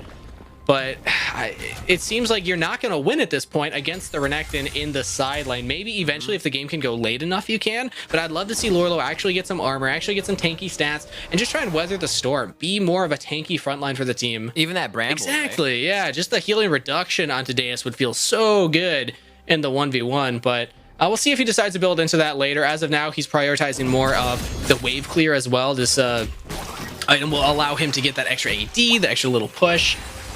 Just trying to absorb these lanes as they come in, but CLG, they might even make another play onto him top side. They still have Fragis around the area. He's got 20, or I'm sorry, not 20. I was looking at the vision score on top of his Herald. I was going to say he has just about halftime on that Rift Herald to use in the hands of Fragis. Where they decide to put that is really their choice with the auto ring being down. If you can get this fight over, it's going to be actually huge. Will they be able to kill him, though? Demonte gets pushed out of the fight. He's able to live for just a little bit longer. He'll be able to return some Paddle Stars. Ole now lives, but here comes the rest of CLG. Lorlo tries to get him back with that showstopper, and somehow Counter Logic Gaming is just microing themselves in and out. to be the low health taking damage and the higher, I'm sorry, the high health taking damage and the low health finding. How did nobody die there? That was amazing. I don't know. The engage from CLG, or the flank rather from CLG, the engage from Dignitas, re-engage from CLG. Yeah. Everyone with blinking health bars. At the end of the day, no one actually goes down, but that whole time, Wind wasn't even there. That was a 5v4 for Dignitas, and they couldn't pull it off, so Wind's able to push in the bot lane, and they should get this third dragon of the game. So it's one of those fights where it's a little awkward. No one died, but still advantage to CLG. It's a fight where you have to hold your breath. When Wind is not there, it's something to be scared of, right? 5-0. Coming up on 20 minutes. Dignitas looks hungry. They said, let us just rush into this river. They might be doing it, and we need to force them off immediately with just power and numbers. But Tuesday's heading back in. Blue buff for him, so he can stay topped off on his resource. This is probably going to turn into it. I mean, Dignitas is doing this without priority top or priority bot side, though. Both these waves are pushing in, so even if they get this dragon, CLG is still doing a good job of just making sure that they have more XP, they have more gold income. They drop the Herald mid, so now Dig has to answer this, and they can either choose to go for an engage or for this dragon. I think that the idea should be the dragon. Let's see if they actually go for it, because Dignitas was able to get some key wards down in CLG's jungle that they haven't swept out yet, so Dignitas can actually kind of spot out what they're trying to do here. It's a great job by CLG. Just encroached a ward to where Grig is and that brush behind red, and they cleared out a few pinks with that Rift Herald. So it's like, yeah, we don't get a turret, but the vision we gain off of dropping Rift Herald is much more important. I love the kind of back and forth and what you measure for what you get. Hit onto Lorlo, fills onto the back line already with that gate, or with that ultimate from Rakan, and it looks like we're not going to get hit by the bullet time. Quickness ends, fills back into the fight with his team, and Griggs over the wall. Can he get the smite down? He cannot. It's actually going to Tuesday. CLG picks up the Ocean Drake, and now it is going to be soul point for them. As the fight continue, it does not, and it looks like it will only be Grig going down. Yeah, that was an aggressive play from Dignitas. I thought that they could actually turn that one around for a second. Wind was throwing out the ultimate while Dragon was hitting him the whole time. Yep. Got very low, but is able to clutch that one out at the end. They don't actually get the kill with the team fight. It was a 50-50 as Grig got into the pit, but it seems like he smote a little early. Tuesday was able to get the dragon secured, so CLG sweating a little bit there. They do get it. It wasn't as clean as maybe they were hoping, but hey, they got the objective and they got the kill. Still deathless on that side of CLG. Still a perfect game, yeah. It's kind of just it's the message you send, right? It really doesn't matter if you're deathless going through the game, unless you're Sven, I guess. Then it might matter. He leaves up some Krugs. Ooh, Phil. You were playing aggressive, friend. I don't know if this is the best idea. He gets... Oh, no! Just like that. Ole's the one that gets the kill. I thought it would go out to one of the carries, but the support takes it. But hey, at least it's no longer a perfect game. Dignitas do take one member down. Yep. Now back to ward clearing here. Diggs, they've been hunting for a little bit here, and they are able to find Philly. He should have known that there were going to be stragglers of Dignitas ready to tack on to a fight that only looked like a 1v1. You're 21 minutes in, 22. This is the point in time when you get out of the base and you want to use your items to say, hey, just how much damage do I do? And with 3 of them, it's more than enough to take down Ole for 30 seconds. Yeah, they commit 2 ultimates, but they take down Ole. He didn't have any summoner spells available, so it's an easy pickup for CLG. Phil's back onto the map, so now it's actually CLG that can establish control around Baron yet again. They just need to clear out the Dignitas vision, drop some vision of their own, and look for another play. Here it is. Monte gets out. I thought Tuesday was going to go a little bit harder on that, but he stays back with the cleanse. He is safe. Lore low now has to get himself to safety. It's weird watching Set and Rakan interact because you're like, they're flying, they're diving. Did you use Showstopper? No, he's just diving around with quickness. Those two are just flying all over, so it's interesting to see who's actually getting the engage in their favor. Looks like nobody really comes out the winner on that. 7-1, and CLG still has a 6,000 gold lead. 3-0 on Deus. He has been huge for the team with Tuesday following up on an Orianna pick we really didn't expect. Yeah, the Orianna's been looking great with the combos of the Rakan. Following up on Fragus's engages as well. And also, I just want to give a special shout out. You know, congratulations, Wind. You participated in a kill this game, friend. Took you a while. There it is. But you were able to get one assist. Everybody else is quite good kill participation. But it's been good. He's just off on the side lane, farming it up. 230 to 220. And we'll see. It's only been that kill going over to, like you said, Ole. So not like a huge item completion for somebody. No bounty to pick up because there is about, what is that, 1,150 gold to pick up as a bounty on the side of CLG. Yeah. So quite a bit there that could be in the pockets of Dignitas quite soon. And those players know how to use an advantage. They know how to play from behind. So I would not count them out on this game. Coming up at 24 minutes, Baron is up. And nobody has tempted it just yet. We have a minute and a half for that Soul Ocean. When I'm looking at CLG's composition, I think that they have a great opportunity to fight around the Baron, but not the fastest Baron taking team per se. So it feels like they're just trying to go for setup still right now, trying to push these waves, and they've been doing this the whole game, making sure that constantly top and bottom are pushed against Dignitas. So even if Dignitas wants to do something, they're losing something for it. And that's what you like to see from the team. Deus really taking advantage of this 3-0 lead he has over Lorlo, constantly pressuring him, but does Lorlo actually want to take this? It's a 1v1. I don't know if he wins that. Woof. It just looks painful. You also, I mean, even if you start getting away, he has Blade of the Rune King, so it's going to be scary. Just looking at some of the builds, too. I was looking at Phoenix. You don't see Iceborne Gauntlet too much. Obviously, he's going to be kiting the heck out of this team to try and get off him. But he also grabbed the Executioners. Like, there's a lot of extra things in here with that Quicksilver Sash, too, that they have to tack on for Deus, right? That you have to get in there for just a few heals. Phil's not doing too much. But, you know, that could have been a Bramble Fest quite early. Yeah, you're delaying the build for Ezreal by doing this. And that's the key, is it's good for CLG knowing that, okay, we don't have to worry about this Ezreal hitting a big power spike anytime soon, although he did just complete his Mana Immune into the Muramana, so that feels good. For Phoenix, of course, his Qs hit a little harder, but yeah, he's going for more of the defensive build here. And because the Bramble Vest not picked up on Lorlo, yep, the Executioners, just gold spent on this Ezreal. You gotta actually make it worth it, though. You gotta hit that onto the key members. Deus is the one I'm looking at in particular, the Grievous Wounds onto this Renekton. Because he's a good frontliner, but only if you're able to heal. So I like that. Oh, right. Oh, Ole, throw out the heal. It's for the movement speed to get faster to the Dragon Pit. You love to see it, but oh, it's just engaged from CLG. They try to find Lorlo. Beautiful shield from Ole, but the shockwave coming in from Tuesday over the wall goes Deus, and CLG are running away with it. That's a triple kill to Tuesday. Do they want more? Phoenix gets over the wall. CLG chase Dignitas away, and they will earn that Dragon Soul. Oh, the switcheroo on the command shockwave was so good. He threw up the shield in front. It brought Lorlo back in front of the shield and Ole to the back. That was a really awesome interaction, but he called it perfectly. CLG is just running away with it. The team fight capability of these 5 players cannot be understated right now. They are playing as a unit, and they are finding these fights against Dignitas, who are opting into them. They ran straight for that dragon and tried to start that one off themselves, but CLG said, nope, we're just going to ult Lorlo. He can't get in, and try and use that showstopper on anybody, and we'll blow him up. Ole had a good shield, but you mentioned it yourself, Riv. The shockwave from Tuesday prevented all of that blocking. And CLG not only get the dragon, not only win the team fight, they now claim the Baron. So with Dragon Soul and the Baron buff, it's only a matter of time till they're able to close this one out with a 9,000 gold lead. Dignitas looking for a miracle play to stay into this game and stay tied for first place with Cloud9.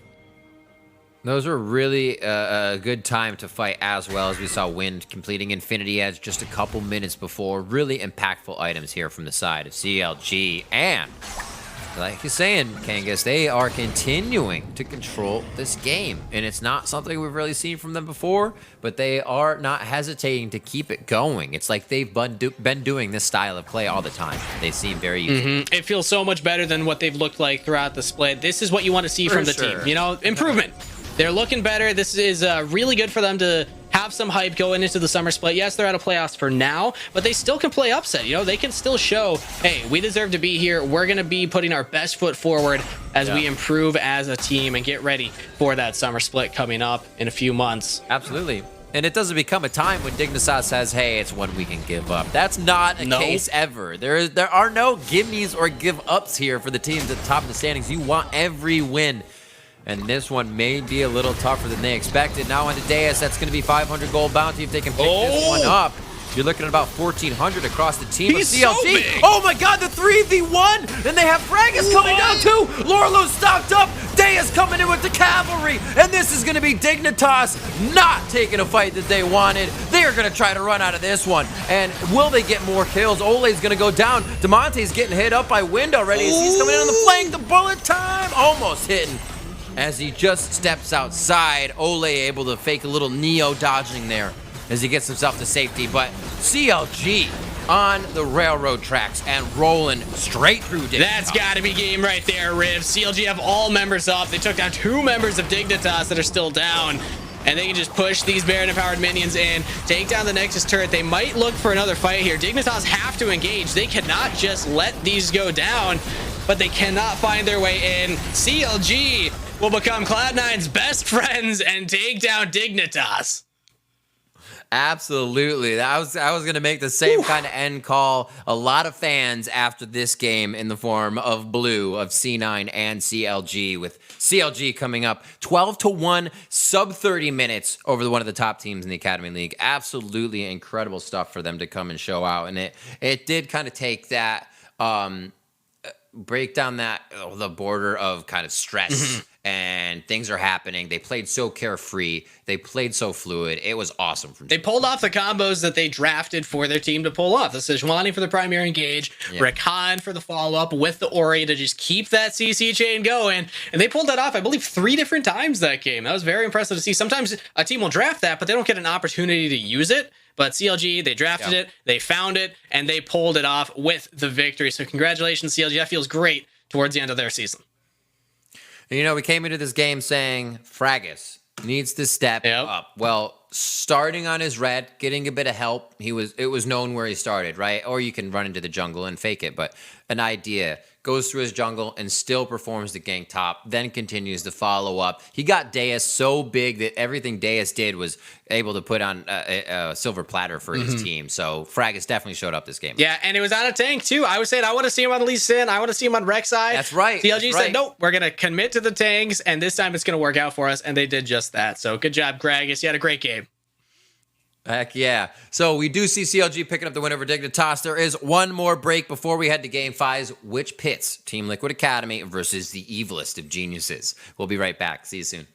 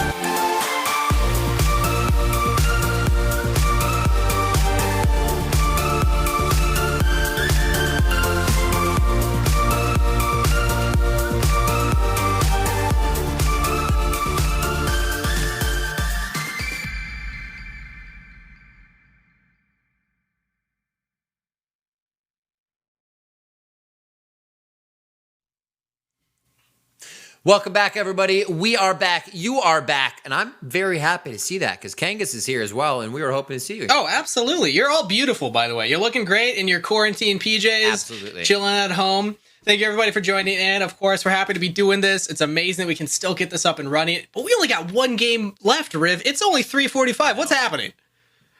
It is flying. We have had some barn burners today, so you don't have good insulation in your barn. Make sure you get that fireproof protection in there because we are flying. Each game has had a definitive winner as we went throughout the day. TSM, Cloud9, Immortals, and FlyQuest, and Counter Logic Gaming all flew through their games. And now we have our final game of the day. It's Team Liquid Academy versus Evil Geniuses Academy. So let's talk about it a bit before we can get to Champion Select. Already, this is a battle of some of the best junglers that we have. Oh, yeah. Fire impressed on Team Liquid on the LCS stage, filling in while Broxy was still having those visa issues. Now on the Academy team. And we also got Anda, who was starting LCS jungler for 100 Thieves for a while. So again, a lot of history from some of these players in Academy, but also an important thing to note. Team Liquid 7-7, Evil Geniuses 8-6. A win here for Team Liquid is so good for them going in towards that playoff contention. You're putting yourselves tied with Evil Geniuses, who currently own the head-to-head, and giving yourselves an option for that tiebreaker later on in the season, which we're assuming we'll have a few by the end. It's not impossible that we don't, but based on the clump we're seeing, everyone here means so much. And as we're in Champion Select, obviously we'll talk about Fire and Anda a little bit more, but Evil Geniuses gets the premier Giyu today in the mid lane. He has been waiting, and the Lebanese legend himself, Giyu, subbing in. Thank you, Fire, for taking care of Evil Geniuses Academy throughout the first half of the split. But now they finally have the mid laner that they were hoping for the whole split, and I'm curious to see what the team looks like with this mid laner in particular. But let's get caught up on the ban so far. Team Liquid prioritizing a lot of what we've seen today. We've seen a lot of Sejuani, or a little bit of Tom Kench, but a lot of Ezreal. And they're also prioritizing Kalista. It's interesting to see so many blue teams first picking this. It seems to be paired up with something safe. So they banned the Tom. Obviously won't see the Taric, I guess. It was what they're thinking, so they get a Taric. Yeah. You're not going to take Taric as Evil Geniuses. Ideally not, unless you want to go... Ornn is left up, and that's... Maybe run it back, Soda Taric bot lane. Try something like that. Oh my word, please don't. Hey, they're Evil Geniuses for a reason, Riv, you know? It's kind of in the title, but they do at least get the Ornn. This has not been banned throughout the day. It did get that slight nerf. You now have to be at one level higher than usual to actually get those upgrades, but he still has very strong stats along with the changes to Bummy Cinder, which make him very strong as well. They're also pairing with the tank and the Nautilus, so Evil Geniuses have a lot of engaged tools right now. Already knowing what you have to go up against. So they're like, yeah, throw someone into us. It's cool. We're fine with that because these two will be up front. And when do they decide to? If you shuffle them away with his ear, but you're not going to show your first pick just yet. The Zoe is banned out. We usually see the Syndra being the other blind pick to go along with that, as Fire locks in the set for what would be Jenkins on that top side. Fire 6-2 with TLA since he joined. So definitely was able to put a bit of a spark there that he couldn't find in the LCS. Yeah, these guys were looking pretty rough at the beginning of the split, 1-5, but with Fire coming in, they've been on a tear lately, so expecting them to continue that climb, but maybe Evil Geniuses can hold them off. Okay, they don't lock in the Taric. This gives Evil Geniuses an option to ban that one out. Instead, they're prioritizing an older pick, the Aurelia locked in. It's been a while since I've seen this highly prioritized. I think the last time I saw it in Pro, Erickson might have played it 2 weeks ago, but other than that, it's kind of fallen out of favor. I want to see the Alistar now. I want to see Cow play Alistar. It just makes it. Make it happen. Or the Blitzcrank, you know? Pull out the Ballista combo. Ooh, yeah. Oh, man. There's been so many that have just gone to the wayside due to, like, it being the time in the release, and you have to try it anyways. I'd love to see it all again. What do we have here for second phase of bans, though? It's up to Evil Geniuses to roll their hand down. You got to take out the Taric. That combo has seen a lot of play and also some success here. So it just makes sense to take that off the table, but they might save that till the end or ban out the Gragas instead. There's Cass.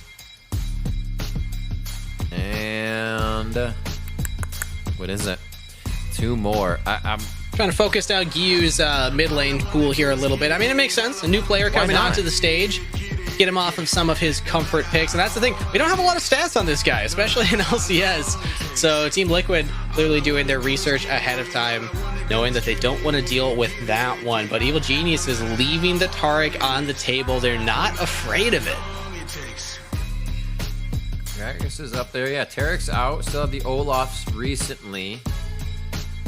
And the Jarvan there for Surenfire. So he's actually not feeling too pointed in what he has to go. And there's Pantheon. So even more junglers banned because they feel like Surenfire already has a pick that he wants to play. So we see them battling between, as we said it, two of the best junglers in Academy. They're going to try to drip each other down a little bit here and constrict the jungle. And yeah, I mean, Evil Geniuses has been playing a lot of that J4. I wouldn't be surprised to see it locked in, but oh no, instead they go for the Elise. They want a little bit of AP damage. They already have that Misfortune. And this opens up their mid lane pool a little bit more, having this AP threat in the jungle role. And I mean, we've seen Elise played. It can have a huge impact early on. Absolutely. A lot of tower dives can be thwarted, or the kills you would get would be thwarted by the repel of Elise and her spiderlings getting in there. Luckily, she drops first now because that was even more of a hair puller when her spiders did.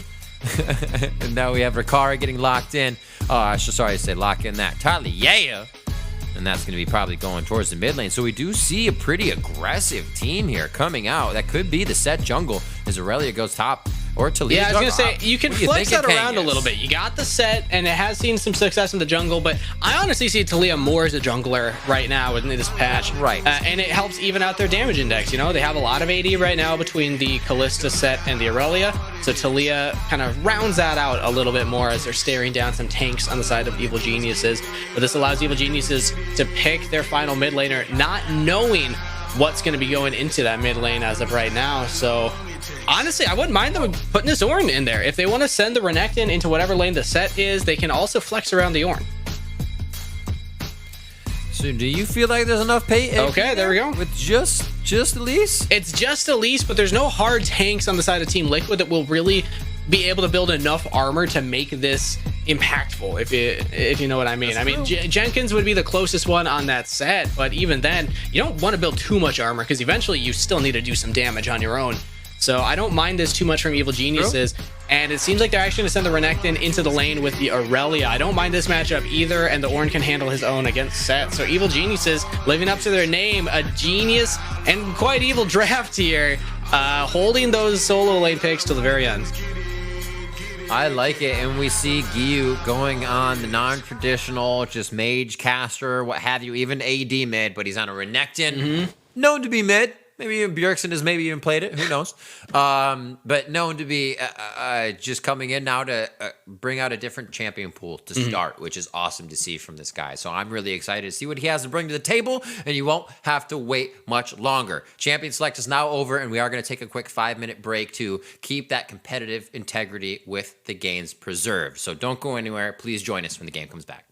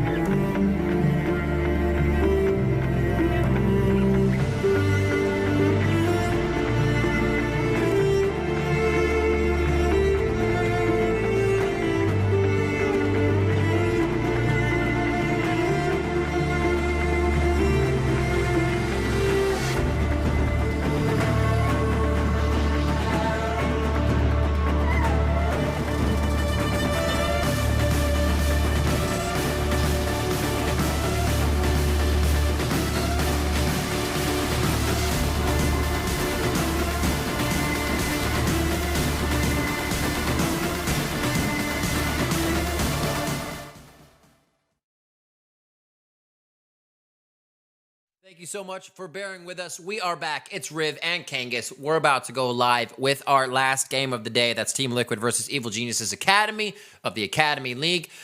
Just to remind you, that 5-minute break we have after Champion Select is for competitive integrity, to preserve that and ensure that each one of these games is playing under the best competitive integrity that competitive integrity can offer. Oh, the most competitive integrityness of competitive integrity is being offered right now, Riv. I can assure you that. 5 minutes delay, I know it's a little bit to wait, but hey, it also slows it down for us. These games have been going lightning fast.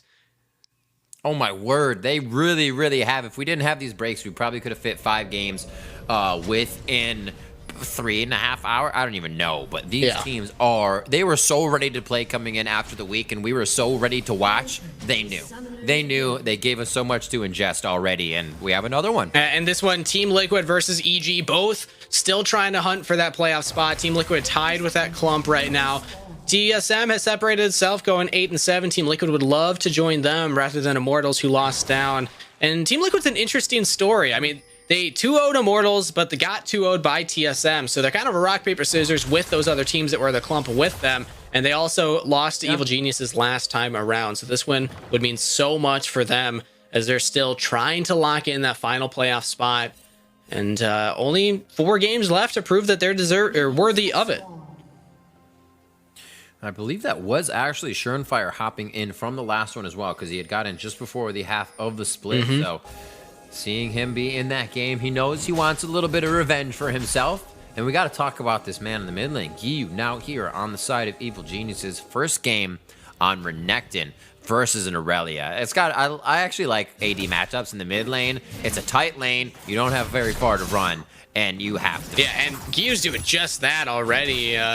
Just duking it out with Yasui. That's a good trade from Yasui, though. But, I mean, Renekton's a counter into the Aurelia that we've seen in the past, especially in international competitions. I remember back when it was all, Aurelia, Akali, lane swaps between top and mid lane, and people realized, oh, we can just grab the Renekton. It does all right into either of them. So it kind of feels more like that, but you already getting that level 2 first, slightly ahead of Yasui here in the mid lane, who hasn't picked up any CS yet. Yu's doing a really good job of just controlling this wave.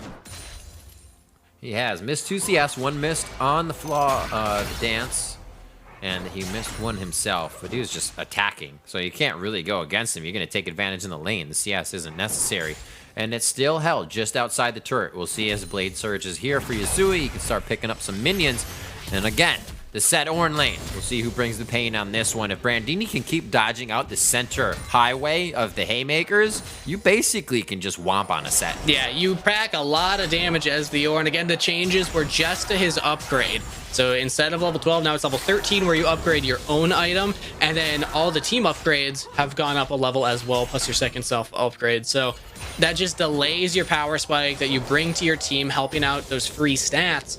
and that means that Set has a little more room to play around with the Ornn in the early game, but it's still difficult. Ornn still can pack a wallop, and we'll be able to impact these lanes that are mid lane, bot lane, doesn't matter. He can TP, he can use his ultimate from long range. Ornn's just packed so much value into his kit.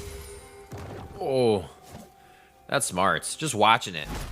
You're like, thanks for the unnecessary damage, sir.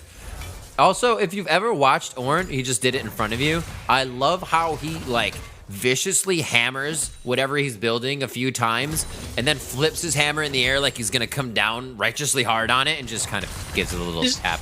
A little up tap right there, yeah. Just to end it out. You gotta make it perfect. If you slam it, then who's gonna be able to? What I love is that when he uses that to make things that you wouldn't use a hammer on, like Negatron cloak. Oh, like, what are you doing? Hammering a blanket? I'm not sure what's going on there. Made out of leather, man. Use leather hammer. True. You gotta shape it, you know. I mean, regular cloth can't just block magic. It has to be leather. Right? That's no. I think right. A little tussle in the jungle. Unraveled Earth doesn't really connect with Onda, but that electrocution did, and we see just how much damage Surenfire can do as he's huffing rocks over here off of his Q position, and he can just keep doing those hard volleys if he's not standing on one of his used areas. Ooh. Oh my word. Out of mana is Brandini. Out of mana is Brandini. And he'll just be able to build some more if he needs it. Yeah, he's able to dodge out from that highway that you were talking about, though. Getting a little low. He's gonna have to be worried about that. That's the thing about, you know, Set. It's another top lane champion that doesn't require mana. You can just continually spam your abilities and do this to Brandini, who's really struggling right now in the top lane, about a wave and a half behind. But look at Giyu in the mid lane, getting the advantage of Yasui. There is a wave here. Yasui, both ignites popped. Can he take the first blood? Ooh. And Yasui gets it. In Giyu's first game, he comes up short. The Defiant W actually saved quite a bit of damage he was about to receive. Really well played, firing that off immediately. And yeah, like you said, there wasn't really a wave to work with, so you knew Yasui wasn't jumping all over. He was standing still. He's able to take down Renekton, which is not an easy. And that's the thing, the little bit of extra damage from those minions is really what pushed it over the edge there for Yasui. Rough to see from Giyu, but hey, you can still come back from this. It's not too big of a differential between the two. It's really just the corrupting potion on Yasui right now, and Onda is nearby. Maybe they can look to punish Yasui here, but that's not how you want to start off your first game on the LCS Academy stage. True. It's tough. I like the fact that he takes the fight, though, right? You're not tempered to just stay back and say, this isn't a lane I'm in. You're put on a champion that should fight, and we'll see if he does it again. A TL is looking to get in his head, though. The new guy comes back to lane. No, Onda! You didn't want that. He's going to try to get it under the turret quick enough as he just scuttles away, but TL knows exactly. New guy on the team. Continued to hit him up. Yeah, Giyu had the flash available, but didn't think he needed it. That was such a good CC from Surenfire, just pulling him back in. Yep. And then the death sentence from Cow, locking his death in for the team. That's another kill over to Yasui. This is terrible for Giyu in the mid lane now. You got the counter pick, and it's getting punished twice as Yasui gets both of those kills, both of the gold income, and should just be able to run away with his mid lane matchup. Yep. And it seems like, you know, Rikara and Cow pushed that quite early, knowing they got a first kill on Giyu. They said, hey, lane's pushed, we'll all walk up. Are you expecting a Thresh without Moby Boots to be in your mid lane this early? Nope. No, but it's happening. And there was Cow along with Rikara to make it happen. So, or I'm sorry, along with Surenfire and Yasui. So it's just really strong play coming out, and they're not even losing too much in the bot lane for it. Yeah, and also that's just solo XP for Rikara to pick up there too. Will hit level 6 ahead of Deftly. Or at least should, as long as, you know, XP math holds true. But all things work out. Hey, at least Evil Geniuses, because they got priority bot side, they can also go for this dragon. But also Brandini in the top lane. Ooh, gets flash out of Jenkins. A lot of respect from the Set player, realizing, yep, that Ornn does a lot of damage. Yeah, that one was definitely going to sting. He's also just creating out the ruby crystals to say, sure, haymaker me a bit, that'll be fine. Try to dodge out the highway, just skirted out actually on that one. Ornn looks big. He's got his feet outside the line. He's set. He's got his dancing shoes on. I see. Hey, I see what you did there. He's not set. Jenkins is set. Got it. There we go. 7.5 on this. Not too much action other than our first 2 kills coming from Yasui onto Giyu. and an assist for Surenfire and Cow on the rotation. So now things quiet down once again. We really haven't even had the Drake pressure going down to draw too much. It's really just been a grab up from Evil Geniuses. They had a bit of map pressure, and we'll see that next one coming up in around form. Yep, it's a trade of gold for Dragon, essentially. They have the extra little bit of damage from this Infernal, but Team Liquid is up 1,000, particularly in that mid lane, and Yasui having that priority means that Team Liquid can play around a lot more of the map. They go for the Death Sentence onto Matt, don't quite land it. So Evil Geniuses, I believe they spotted out Surenfire there. They should know that the jungler is hanging around the bot side. What do they do with this information? They also have Onda down here, but looks like he's just going for a reset. Oh, no, he's sticking around. Death Sentence lands onto him. Here's the bullet time coming out from Misfortune, but a Fate's Call keeps Cow safe, keeps Cow alive, but he's taking a lot of damage. He'll has to come out from Akara as Evil Geniuses turn the play around. We've been able to throw him at Deathly's bullet time, but maybe that was a little too deep because they almost already lost Cow. So a quick decision. Everybody stays alive, so you can't call it wrong. And they're going to break away from that fight. But yeah, we're finally starting to get everybody testing the kind of items that they bought. Jenkins with the Scepter. If even another like Blade of the Rune King gets built in the top lane in this game, I'm just going to question it. Again, it's because of the buffs coming through. You get that 4% extra damage. Yeah. And honestly, against an Ornn, I don't hate it. He's building full health right now, has a little bit of armor too, which will build into that Bramble Vest, we assume, because you got to deal with that healing somewhere. But you get that percentage health damage against something like an Ornn. Jenkins actually packs a huge punch on this set, who, before this item was built or changed, could struggle to actually damage the Ornn.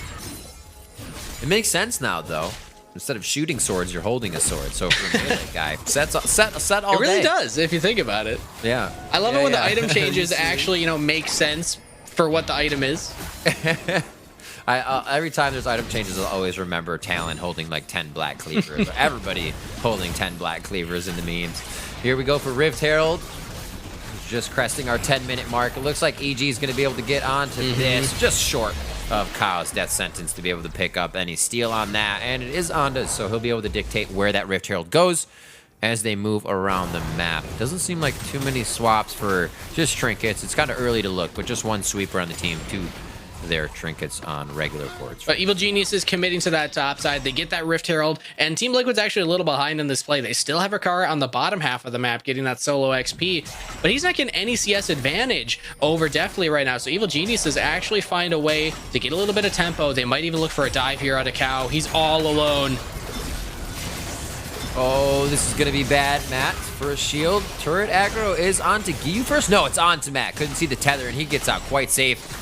Easily done by the team. Not too much being lost by Team Liquid unless they can put up some power in mid, and that is going to be Yasui pushing a wave, but doesn't know how much time he has to work. This might be first turret for Evil Geniuses. There's no answer here from Team Liquid. Yeah, there we go. It's going to go over to Deftly. I believe that Unda's going to share a decent amount of that XP. Ooh, Giyu actually gets cut out as he's rotating back to the mid lane. Yasui's here, has the flash. That was smart from Giyu. I mean, you were dead if you didn't flash right there. Yeah, all the resources we can see were used top, so he really didn't have anybody to help him. Tons of pink boards there for them to get the Rift Herald in. It was basically, hey, we're going home to buy, and that unfortunate catch of you roaming for what you thought was a safe jungle. It should be safe, but TL's not going to let that happen right now. On to here, coming to clear. Now we have that trinket switch, so I guess it was a good time to look because a lot more sweepers now involved in the inventories of both teams as we start to go for a few more objectives. 30 seconds onto Cloud, and we will get an idea of what will change our Rift. Evil Genius is looking for the ability to prep these objectives with all these sweepers that they have. I expect them to group up eventually here. Yep, they're even sending Brandy Indy down. They want to make sure that they don't give up this dragon. They already got the first one. That feels good. They just got a huge gold influx into their AD carry, Deftly, who completes the first item, whereas Rikara is still just sitting on a Vamp Scepter. So Evil Geniuses, if they group up as 5, should have a very strong team fight right at this point in the game. I like this from them. They just are establishing control around these lanes first, pushing out bot, pushing out mid, and now they're collapsing onto Team Liquid. Team Liquid's grouped up, but they got to be careful. They don't want to get corralled here. This fight's going to last a while. They're trying to engage on the tankiest member as the Airborne back onto Yasui. He's going to go on to Onda, but he's a 3v1. This fight's going to be able to happen for EG for quite a while, and then they could turn around on the less tanky members of TL. But a great Dark Passage allows them to get out. really nicely fought. I definitely thought that was going more in the favor of Yasui got a little too confident there, thinking, okay, I got the 2 kills. I got to go in. I got to make the highlight play. But he forgets Matt is right there on top of the carry and is able to CC him down. But they still keep going for the fight. Jenkins caught out from the rest of his team, but so is Matt. Matt goes down first. Evil Geniuses lose their support. They're going to lose their top laner as FLICKR is outputting the damage. Here's Weaver's Wall. Fire once more, trying to get onto Deftly, trying to get that damage onto Onda. Does Team Liquid continue the push? They get the W out of Misfortune. They get Onda down, and that's multiple kills going over to Team Liquid. They should earn this dragon. Yeah, as well as Jenkins pushing mid. He doesn't have to worry about too much as he grabs a plate. Okay, that double up, though.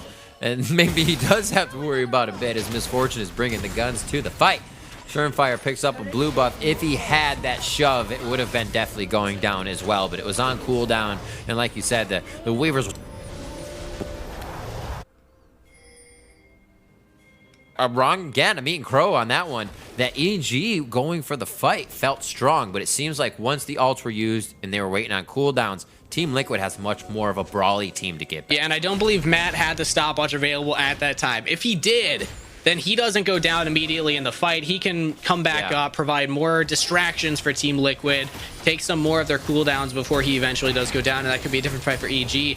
It felt like they were in a spot of power where they could actually pull that off, but Deftly's ultimate, it really didn't do too much. It just dissuaded TL, made them disengage, but you really want to be using that when Brandini gets his ult off, when Matt's able to lock somebody down inside of all that damage. So at least Team Liquid doesn't get the dragon for that, and Evil Geniuses can just reset, come back onto the map. Yeah, they're 1,000 gold behind now, but they get to the dragon first, and I don't think Team Liquid's even going to contest it. It doesn't seem like it. They'll try to get a push onto mid lane. One of the last plates was broken here by Jenkins, but they are still, oh no, they're ahead, 23.8 to 22, as I looked at it incorrectly. But Yasui now could get taken down, throws out his ultimate. Vanguard's edge is going to slow. It's going to mark a few, but now his blade surges are out, so he has to wait for this to come back up. Brandini throws out the ultimate to just kind of deter Team Liquid from engaging onto that anymore, but not good when you start using everything in kind of reactive form, and Team Liquid's the one making the plays. Yeah, Yasui didn't get locked down enough during that fight. It felt like EG weren't committed to actually blowing up. It seemed like a split call. You know, you see the TP coming in saying, okay, back off, as Matt's going in to lock him down. But now Team Liquid's looking for the play again onto Giyu, taking a lot of damage already in the mid lane. Also, bot side definitely is in trouble as Jenkins and Yasui dive the Lonely Misfortune under turret and get that kill over to Jenkins. Now 2-0-2.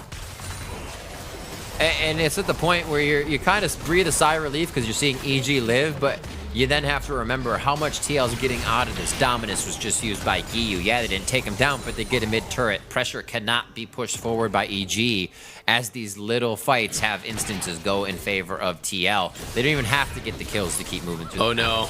Onda's in trouble. Okay, he's able to dodge away. Oh, but he misses the smite. Fire gets the cheeky blue buff steal. Well played. That was sick. He Weaver's Wall across. Obviously, you don't see it too much, but he pinched himself in, so he spawned on the other side. Wait, did he get the blue? Oh, he actually didn't. No, Andabus has gotten that. Yeah. All right, interesting. He got the red. Fire. Oh, that was the red. Ah, right. There we go. He did get it. Good job, Fire. I had the compliment. I redacted it. I'm giving it back. It's like when you're on that train of thought, you're like, but it can't. It's like, oh yeah, it's a blue buff, right? That's Telia. She loves blue buff. Yeah, exactly. Exactly. So 3K gold now for TL, and they will be able to start distributing this power a little bit more around the map. 3 Blade of the Rune Kings. If this team ever does Baron, that is dead. That thing is dead. That's a lot of percentage health damage. This team just stacking percentage health damage. It's pretty funny. FLICKR didn't get the message, not actually playing a melee champion, so... Yeah. Oh, still only at that 8%. But yeah, the item didn't get nerfed at all for range. It only got buffed for melee, so it makes sense why FLICKR would still want to get that one. But it is interesting to see. Brandini's definitely going to want some some armor here to deal with that, rather than building for that full beef stick health build. They've already gotten the Sunfire Cape completed, but I mean, he's just not dealing with his percentage health damage that Jenkins outputting. That's insane. And he's got the Phage too to even catch up, keep it coming. Ninja Tabi's so the return fire isn't even that bad for Jenkins. And this is the point of the game where I'm kind of saying, like, the winning team has a surplus of items, and it just makes it so hard for Evil Geniuses to be able to do what they should do. I mean, the next thing you'll see is Quicksilver Sashes when you wouldn't expect the other team to have it, right? That's the kind of thing that's a surplus. So already being able to put more stopwatches there for Surenfire as he gets one. Some Dark Seal stacks. Everything looking pretty great for TL here. And they need to jump a bit in the standings. Again, we talked about how the clump in the middle at 8-6, 7-7 is going to be facing some ties possibly towards the end of the split. And both of these teams face Cloud9 coming up. Evil Geniuses in week 9, day 1, TL day 2. So wins count, very much so, even more than the beginning of the season. Absolutely, and a win against Evil Geniuses in particular, you tie your record up with them. You tie that head-to-head record with them. Last time Evil Geniuses played Team Liquid, it was in week 5. I believe that was before Surenfire was on the team. So it was a different Team Liquid, or a different look for Team Liquid. But Evil Geniuses... He was. I didn't mark it correctly. I believe he stepped in week 4. Oh, okay. It's been a long time. We had that week off, so my whole LCS calendar is completely... Oh, you're fine, because I also forgot to asterisk mark that he played in that week on the stats, so I don't blame you. All right. We'll chalk it up to administrative error there. But Team Liquid, either way, they're having a great game here. 5K ahead, or 4.5. And yeah, they can just establish this vision control. The one thing that Evil Geniuses has been doing well is controlling these dragons. They had that one team fight where they felt stronger around that dragon, but this time it's Team Liquid. So Evil Geniuses, yeah, they got those first 2, but the Dragon Soul is the big prize, and it feels like from this point forward, it's gonna be so hard to get in there and actually get those dragons.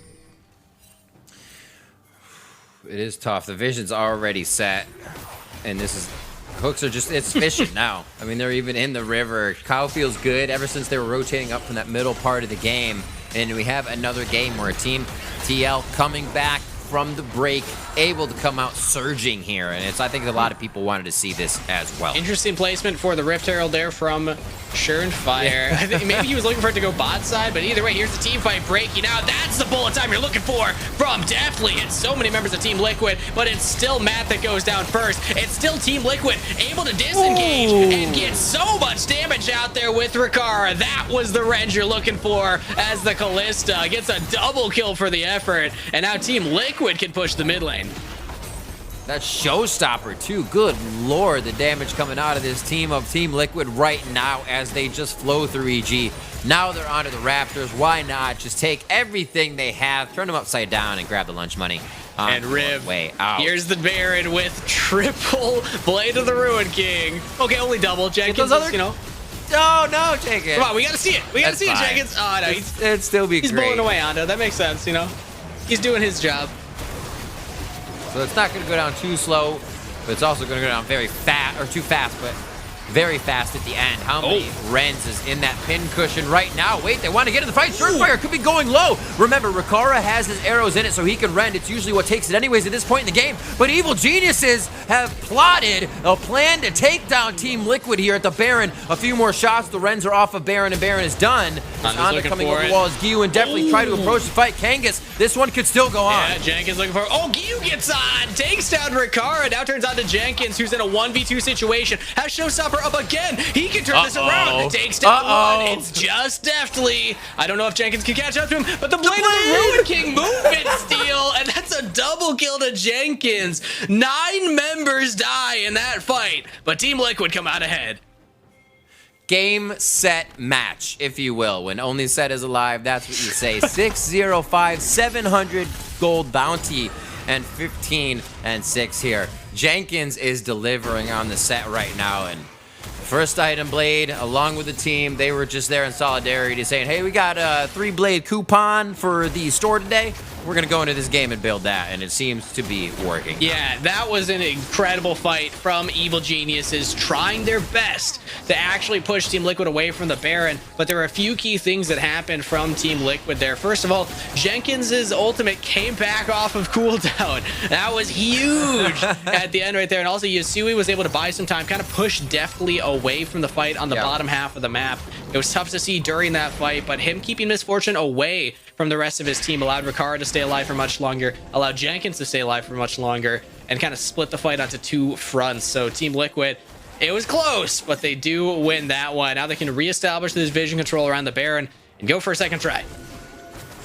And Rikara coming up huge at the marksman position now for Liquid. Doing a great job on the Kalista, 6, 1, and 3. And that was Tactical before. With Tactical moving up or playing time on the LCS team, we now get to see how Rikara fares, and it does not seem to be a problem. He's holding his own right now. 6-1-3 on this Kalista. They might have just caught out Onda as well. Death Sentence lands. Oh. And that's a kill over to Surenfire. Team Liquid find the jungler from Evil Geniuses. They don't even need to have Jenkins come up here. They can just start this Baron as 4. And yeah, Evil Geniuses, they got to give this one. Yeah, something you can't have happen, especially this late in the game when you're looking at a Baron fight, is lose your jungler. Moby Boots on that Thresh just means Kyle can come around the corner and find you in a very position. 3,500 here, definitely could throw bullet time over. He's trying to get Matt in for a bit of vision, but that vision wears off quickly as it is being thwarted by a pink ward. Anchor toss with depth charge going backwards as Jenkins was about to pinch in for a big fight. Yeah, I thought the Team Liquid had that, honestly, but they didn't want to commit to it fully. That was a good disengage from Matt. He does have to throw out the depth charge just to keep himself alive, but at least he walks away from that one. Evil Geniuses, though, they just lost everything. They lost their Baron. They're losing their blue buff in multiple camps. They really just have to turtle up and hope for a good team fight. They still have the ability to land some combos. There's the Ord for the engage, and it definitely gets to the right ultimate. Maybe they can actually turn this one around, but it's going to be harder and harder as this gold lead gets bigger and bigger for Team Liquid. Now 8,500 gold ahead, and they've spent all this gold too. It's not like they haven't reset yet. They're ready to duke it out. It seems like we've been getting this a lot today. I've said it about the teams, but we did see as well an 8,000 gold lead earlier for one of the games. So, man, when the teams that were winning came back to play, it seems like they were ready to play. And sometimes, I don't know if there's a way to kind of like just instill or put a different team in for you. Be like, hey, we need our pinch team this week. We need a week off to just go do things. Like, oh my word, it seems like it worked a little bit here for everyone as they had that week off. And I know I was ready to see some good league play, and it is. Oh, absolutely it is. And I got to feel for Evil Geniuses. I mean, Giyu's first game on stage, getting, it's not camped, but I mean, losing that 1v1 with such slim margins. One more auto attack, and he could have gotten that first blood. Yeah. And then the repeat gank, not just from Surenfire, but Cow as well, getting put so far behind. Still moments of greatness from Giyu during this game. So I think that Evil Geniuses, again, have a lot to work with, but I feel for the player, you know, this is your debut game, and just unfortunate that it had to go this way. But Team Liquid feeling great about their position right now. 7-7 in the standings. Looks to be 8-7 after this one. They just have to close it out here. They have push on mid lane and bot lane and top lane, and Evil Geniuses can't do too much about it. Yeah, already pinging that bot side. We just saw an arrow ping. I think that's from Jenkins. Is this it? Up in the side. Matt could be getting a kill onto one. That's Surenfire going down. That means on the bot side of the map, Jenkins isn't going to have too much help. He's in a 1v1 with Brandini. Matt's now going to go down. However, his Team Liquid trades back, and it doesn't even look like Jenkins was fighting under a turret there, as he was. And they're going to get him back to safety. Oh, the hook! He gets the clip. They're able to hit Giyu, and Giyu cannot dodge this one. Gets the lizard tail in the way, and Cow is coming up big. 12 assists on the day. He's been participating hard in these fights. And EG has a lot of janitorial work to do to get these minions and TL out of the base. The flash hook Thresh play can look real silly if you miss, and it can look real clean if you hit it. That was a clean play from Cow right there. Beautiful to take down Giyu. It nets them this top inhibitor, and the support Thresh player coming up huge for Team Liquid right there. Breaking open that top side means that they should have no contest for this next dragon that's coming up. Evil Geniuses will have to answer these supers pushing in, and this gives Team Liquid full control of Summoner's Rift. Was that Molten Edge now for Defty coming in? So a bit of an upgrade as we do have Brandini now to that level 14. Has himself a Sunfire Cape. I believe he will have his Abyssal Mask shortly as we see the Catalyst and Negatron Cloak. So a little behind till you see 3 completed items on the other side. You can give Ornn all the money in those stats at level 14, but it does not equal what Jenkins has compared to. Yeah, he just hits that 14. He doesn't even have a second item to upgrade for himself. Oh, I guess it just automatically upgrades for Deftly. Interesting to note there. So yeah, giving that extra little stats over to him. That's really their only hope right here. Definitely, if you can find that perfect ultimate, you got your double crit items, you got your Infinity Edge completed. Maybe if Team Liquid just kind of funnel into a choke point, take an awkward fight around one of these objectives or pushing in under a turret, that's Evil Genius's way back into the game. But Team Liquid so far have not been overreaching. They haven't been overstepping and going for those plays that are too aggressive. And it's not even a game about Drakes, actually, as we see Team Liquid take another one. We're like, wait, we're 27 minutes in. We were like 19 minutes when somebody was going for Soul in one of our other games. So Team Liquid really working the map, knowing Baron was a big objective that they could overthrow Evil Geniuses at, and continue to run that playbook for a few times over. We're just sub 30 minutes still. We've seen quite a few of our games end here on the comeback week of week 8 as the teams... It's just so hyped up to play, and it seems like they're just leaving it all on the Rift. Remember, they still got another day. Yeah. That can be scary if a lot of teams are just using it all on day 1 a week. And Evil Geniuses also have a tough strength of schedule here. They got Team Liquid today, Dignitas tomorrow, and then next week they got Cloud9 and Immortals. So they definitely have some climbing ahead of them to stay relevant here. But there's the hook over the wall. They get the death sentence onto Anda. Oh. He goes up, comes back down, has to flash away. That's not how you want to start the fight for Evil Geniuses. But another death sentence lands on a Brandini. He's able to buffer it. But this should be another inhibitor to Team Liquid. They're kind of catching Anda over and over. You want to be on the front to deliver somebody a cocoon, but he keeps eating hooks to the face. Got to dodge those if you want to be able to get your team out of the base, along with Team Liquid going down. Bullet time coming across, takes down Surenfire. Yasui's on the right, hasn't joined the fight just yet as he flawless duets one down as Jenkins exits stage right as he heads towards the top side, and that's going to be it for him. As Evil Geniuses bite back a little bit, but they're still losing a bit of their base for each one. Yeah, they lose the bottom end here, but they do pick up another kill. That's the same combo that worked earlier on Surenfire. So that's 2 of his deaths now. Is just Matt locking him down, definitely bringing the damage. But now with that Zonia's Hourglass completed, it's going to be harder for Evil Geniuses to actually find that play onto Team Liquid anymore. So Surenfire building correctly, I would say. I mean, if you're the target, if you're the one that's getting caught out, just buy something that will buy time for your team to turn around the play. And that was really the biggest window that Evil Geniuses had. Here we go. Oh, Jenkins can't quite find Giyu. He is able to just walk away casually. Cow didn't have the flash that time. He didn't. Wasn't able to get in range. But it is Team Liquid. Oh, there it is. The Mercurial Summit, there it is. The Quicksilver Sash for Rikara. The surplus of items continues. So they can get out of just about it. But here's a play onto Yasui. Evil Geniuses, you might want to, make it rain. Not actually landing. A good flash from Yasui to dodge out the cocoon. Jenkins joins in with the teleport. They're trying to get onto Brandini, but he does disengage successfully. It's hard for you to actually engage onto an Ornn, but Ornn's Forge God, the Call of the Forge God, will be up in a few seconds' time. Not up in time for them to actually go for the re-engage, though. Oh, here we go.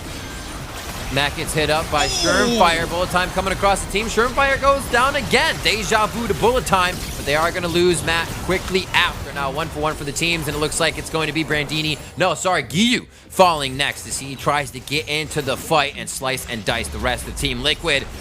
Kangas, it looks like Team Liquid has the base. They're on the inhibitors, and the Nexus will follow. Yet again, Surenfire didn't actually use his Anias that time, but he's caught out. The rest of the team is enough to take it. Jenkins taking up all this damage. You see, he jumps up to the backline trying to get onto Deathblade. Did he overstep? He did. Brandini takes that kill, and Team Liquid botched the turret dive. They were trying to end the game right there, but Evil Geniuses, they fight back.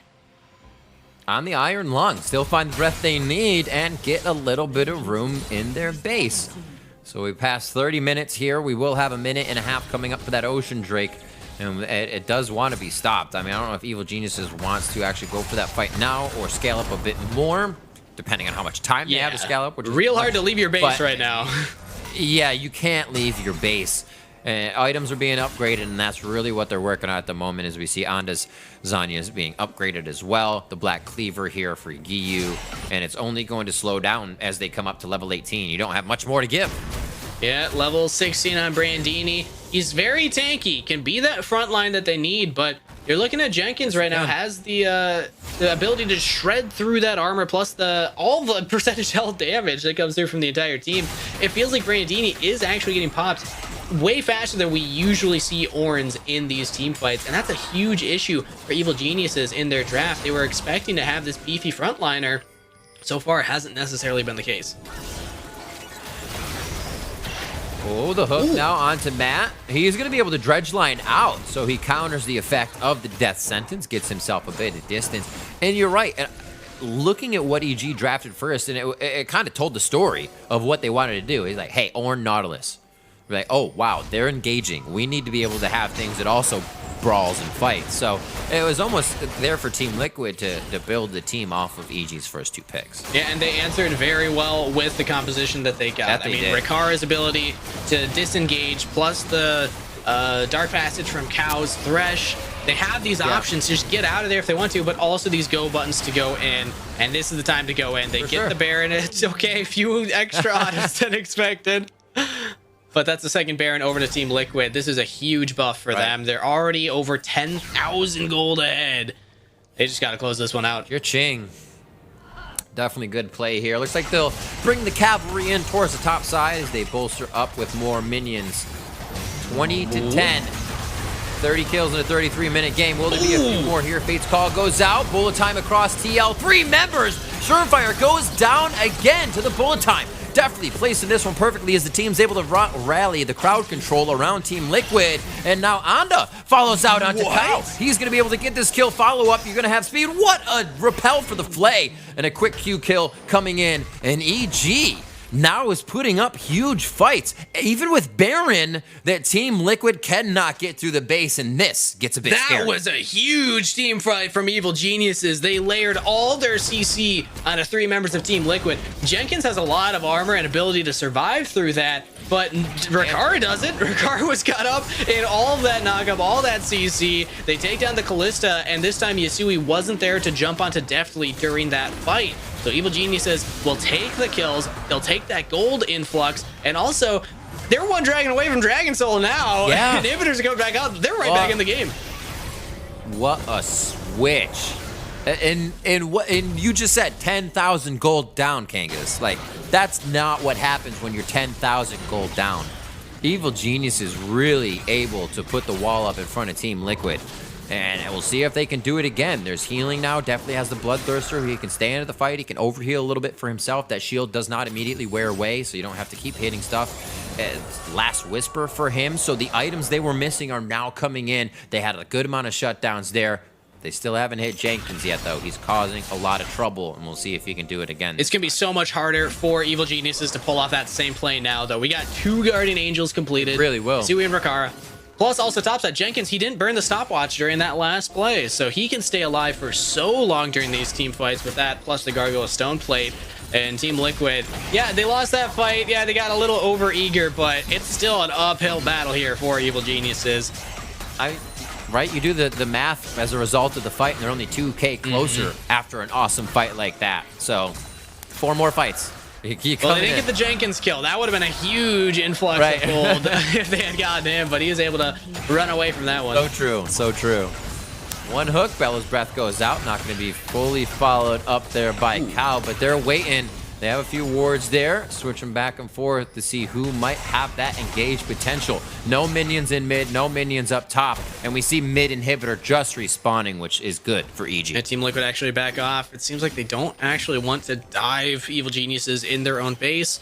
Despite there being no turrets, it's when Team Liquid goes in on Evil Geniuses that Evil Geniuses actually have a better advantage here. Definitely, if you're able to stand far enough back and you still have both summoner spells, the re-engage from Evil Geniuses is huge. So Team Liquid need to be careful of the damage that this Misfortune full build is packing right now. 440 CS has been CSing up a storm. They've just been, every wave that's come in, they've been like, all right, definitely get that gold, get up to full build, and carry this game.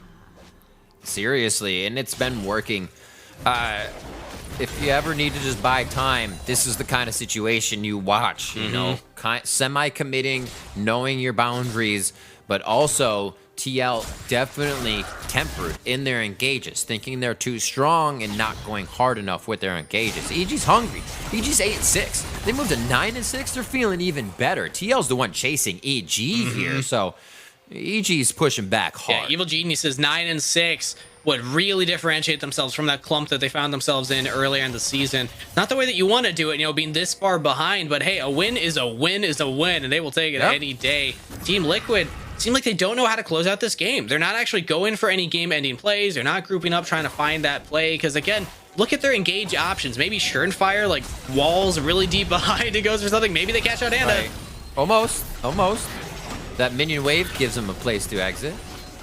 Yeah, most of their plays that they were getting before was a death sentence from Cow, landing onto Anda, taking out the Elise right away at the start of the fight, and then getting something else after it. Now that Evil Geniuses are turtling up and not actually leaving their base, giving those options for Team Liquid to find those picks, Team Liquid feel like they don't actually know how to end it, how to find that game-ending play.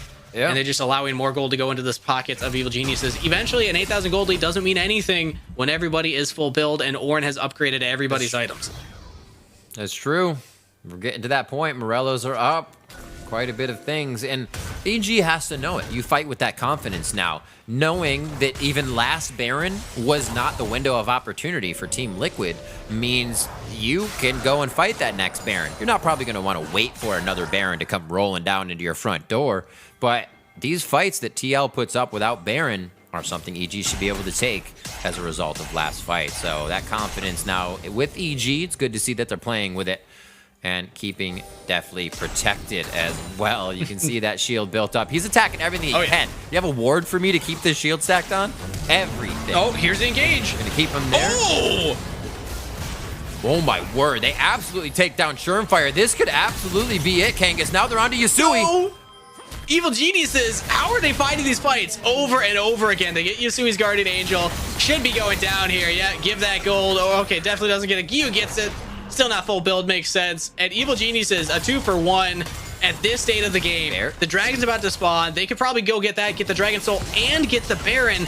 And suddenly, yeah, you're still 8,000 gold behind. Now it's only 6,000 gold behind. But they might just come back into this game, Riv. This is one of the most insane comebacks I've ever seen.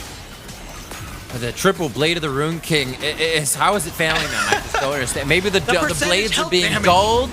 The percentage health damage, always doing damage, and percentages is failing them. Here, they set up a bushwhack, though, towards the top side of the map. EG's coming in. They're going to walk through a pink board. They know it's there. Matt's first. Sweeper's down. Dodges the hook because he just steps back. And EG puts themselves in a huge fight with Team Liquid now towards the Baron. Rikara goes down. That's going to be the GA. Matt trying to get to a safe spot. Summoner heal comes out immediately as Jenkins now the one with the GA to be dropped down. There's the showstopper up against the ropes. And from the top rope, coming in is EG to take down Jenkins with a bit of his own medicine. That's a shutdown. That's going to be a lot of the bounty going over to That was a desperation play from Team Liquid, trying to take the 3v5 team fight when the enemy just got Ocean Soul. I don't think there's a chance you win that unless you land the death sentence onto Deathly and pop the Misfortune immediately. They weren't able to pull that off, and now EG, they got the Dragon Soul, they get the Baron, and Team Liquid are going to have to be on full defense here. They could have just said, okay, just wait out the Baron. They're going to get it. They'll probably get a few turrets, but then we'll just kind of turtle up ourselves and try and make a play later. Instead, they go for the, really low percentage play and get punished for it. Evil Geniuses, I think they're going to win this game, Riv. Look at Deathly, 6 items. Doesn't even need those boots. Seriously.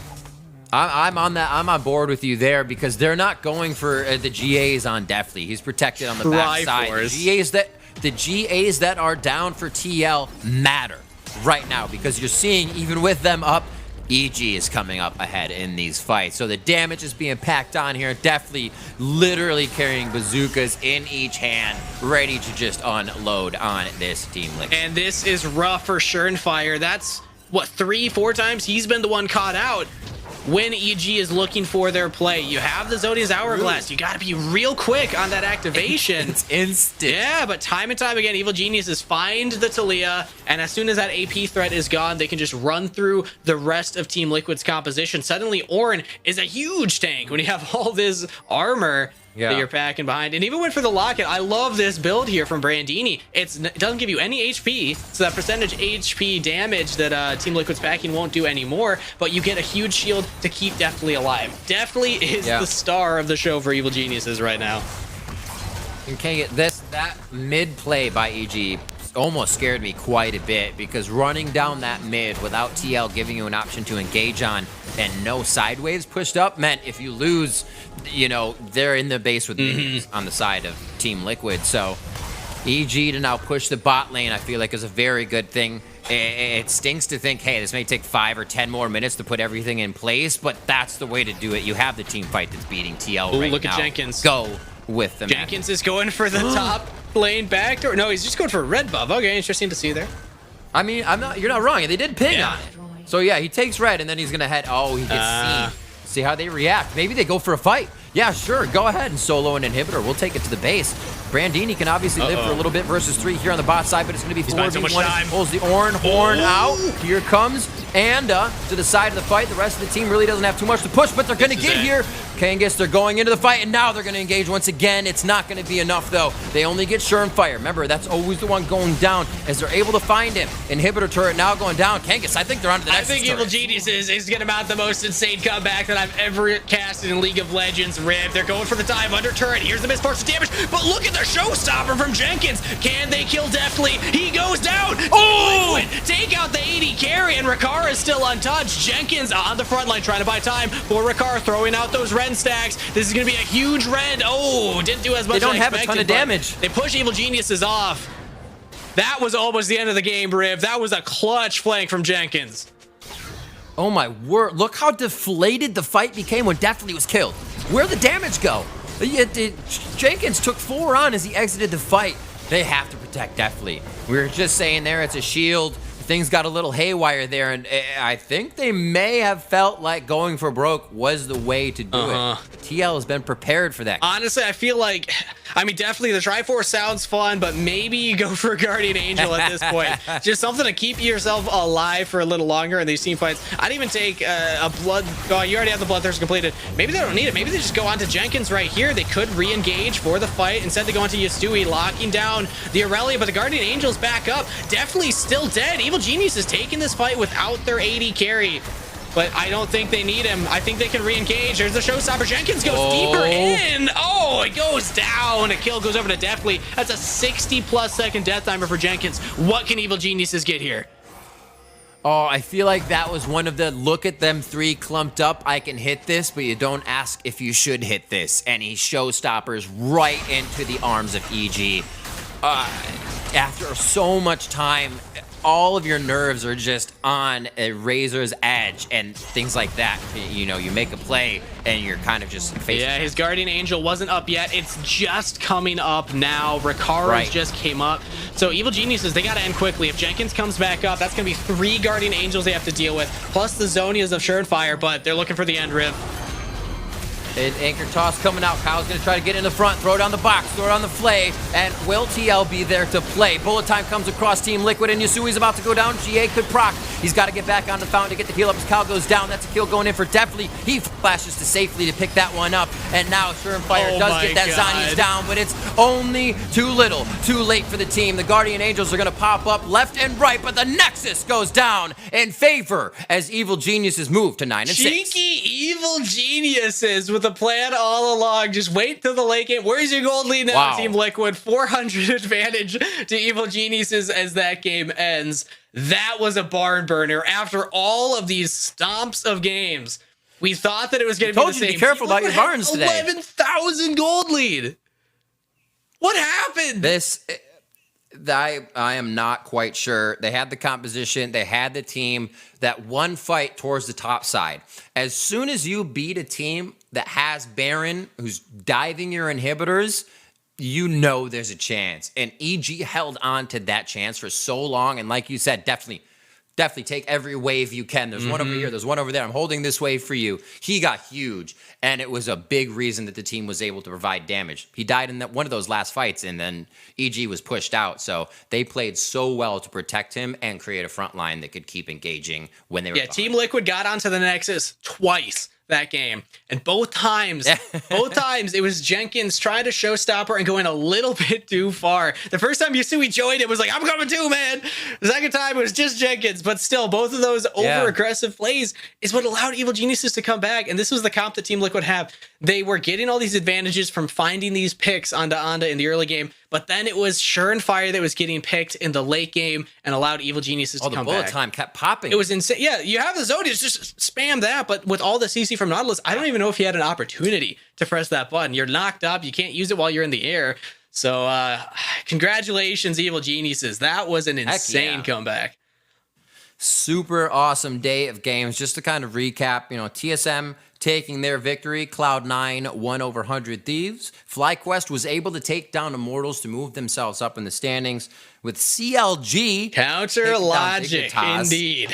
Counter logic, indeed. And we just see our game right here of Evil Geniuses with an awesome comeback. This is week 8 of Academy. We're here, we're online, and that is actually going to do it for us here. Kangas, thank you so much for joining me, man. It has been an absolute pleasure. And everybody online, thank you for bearing with all of these changes as we attempt to bring you some more League of Legends action. Let us know how you think we can improve, and we'll always be looking out for that feedback.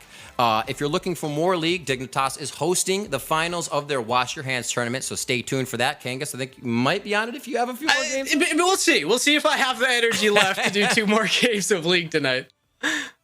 He may be over there, so go check it out. Either way, check it out. It's going to be awesome. So for myself, Kangas, and the entire remote broadcast crew, thank you for watching, and we'll see you tomorrow for more LCS Academy. Wash your hands.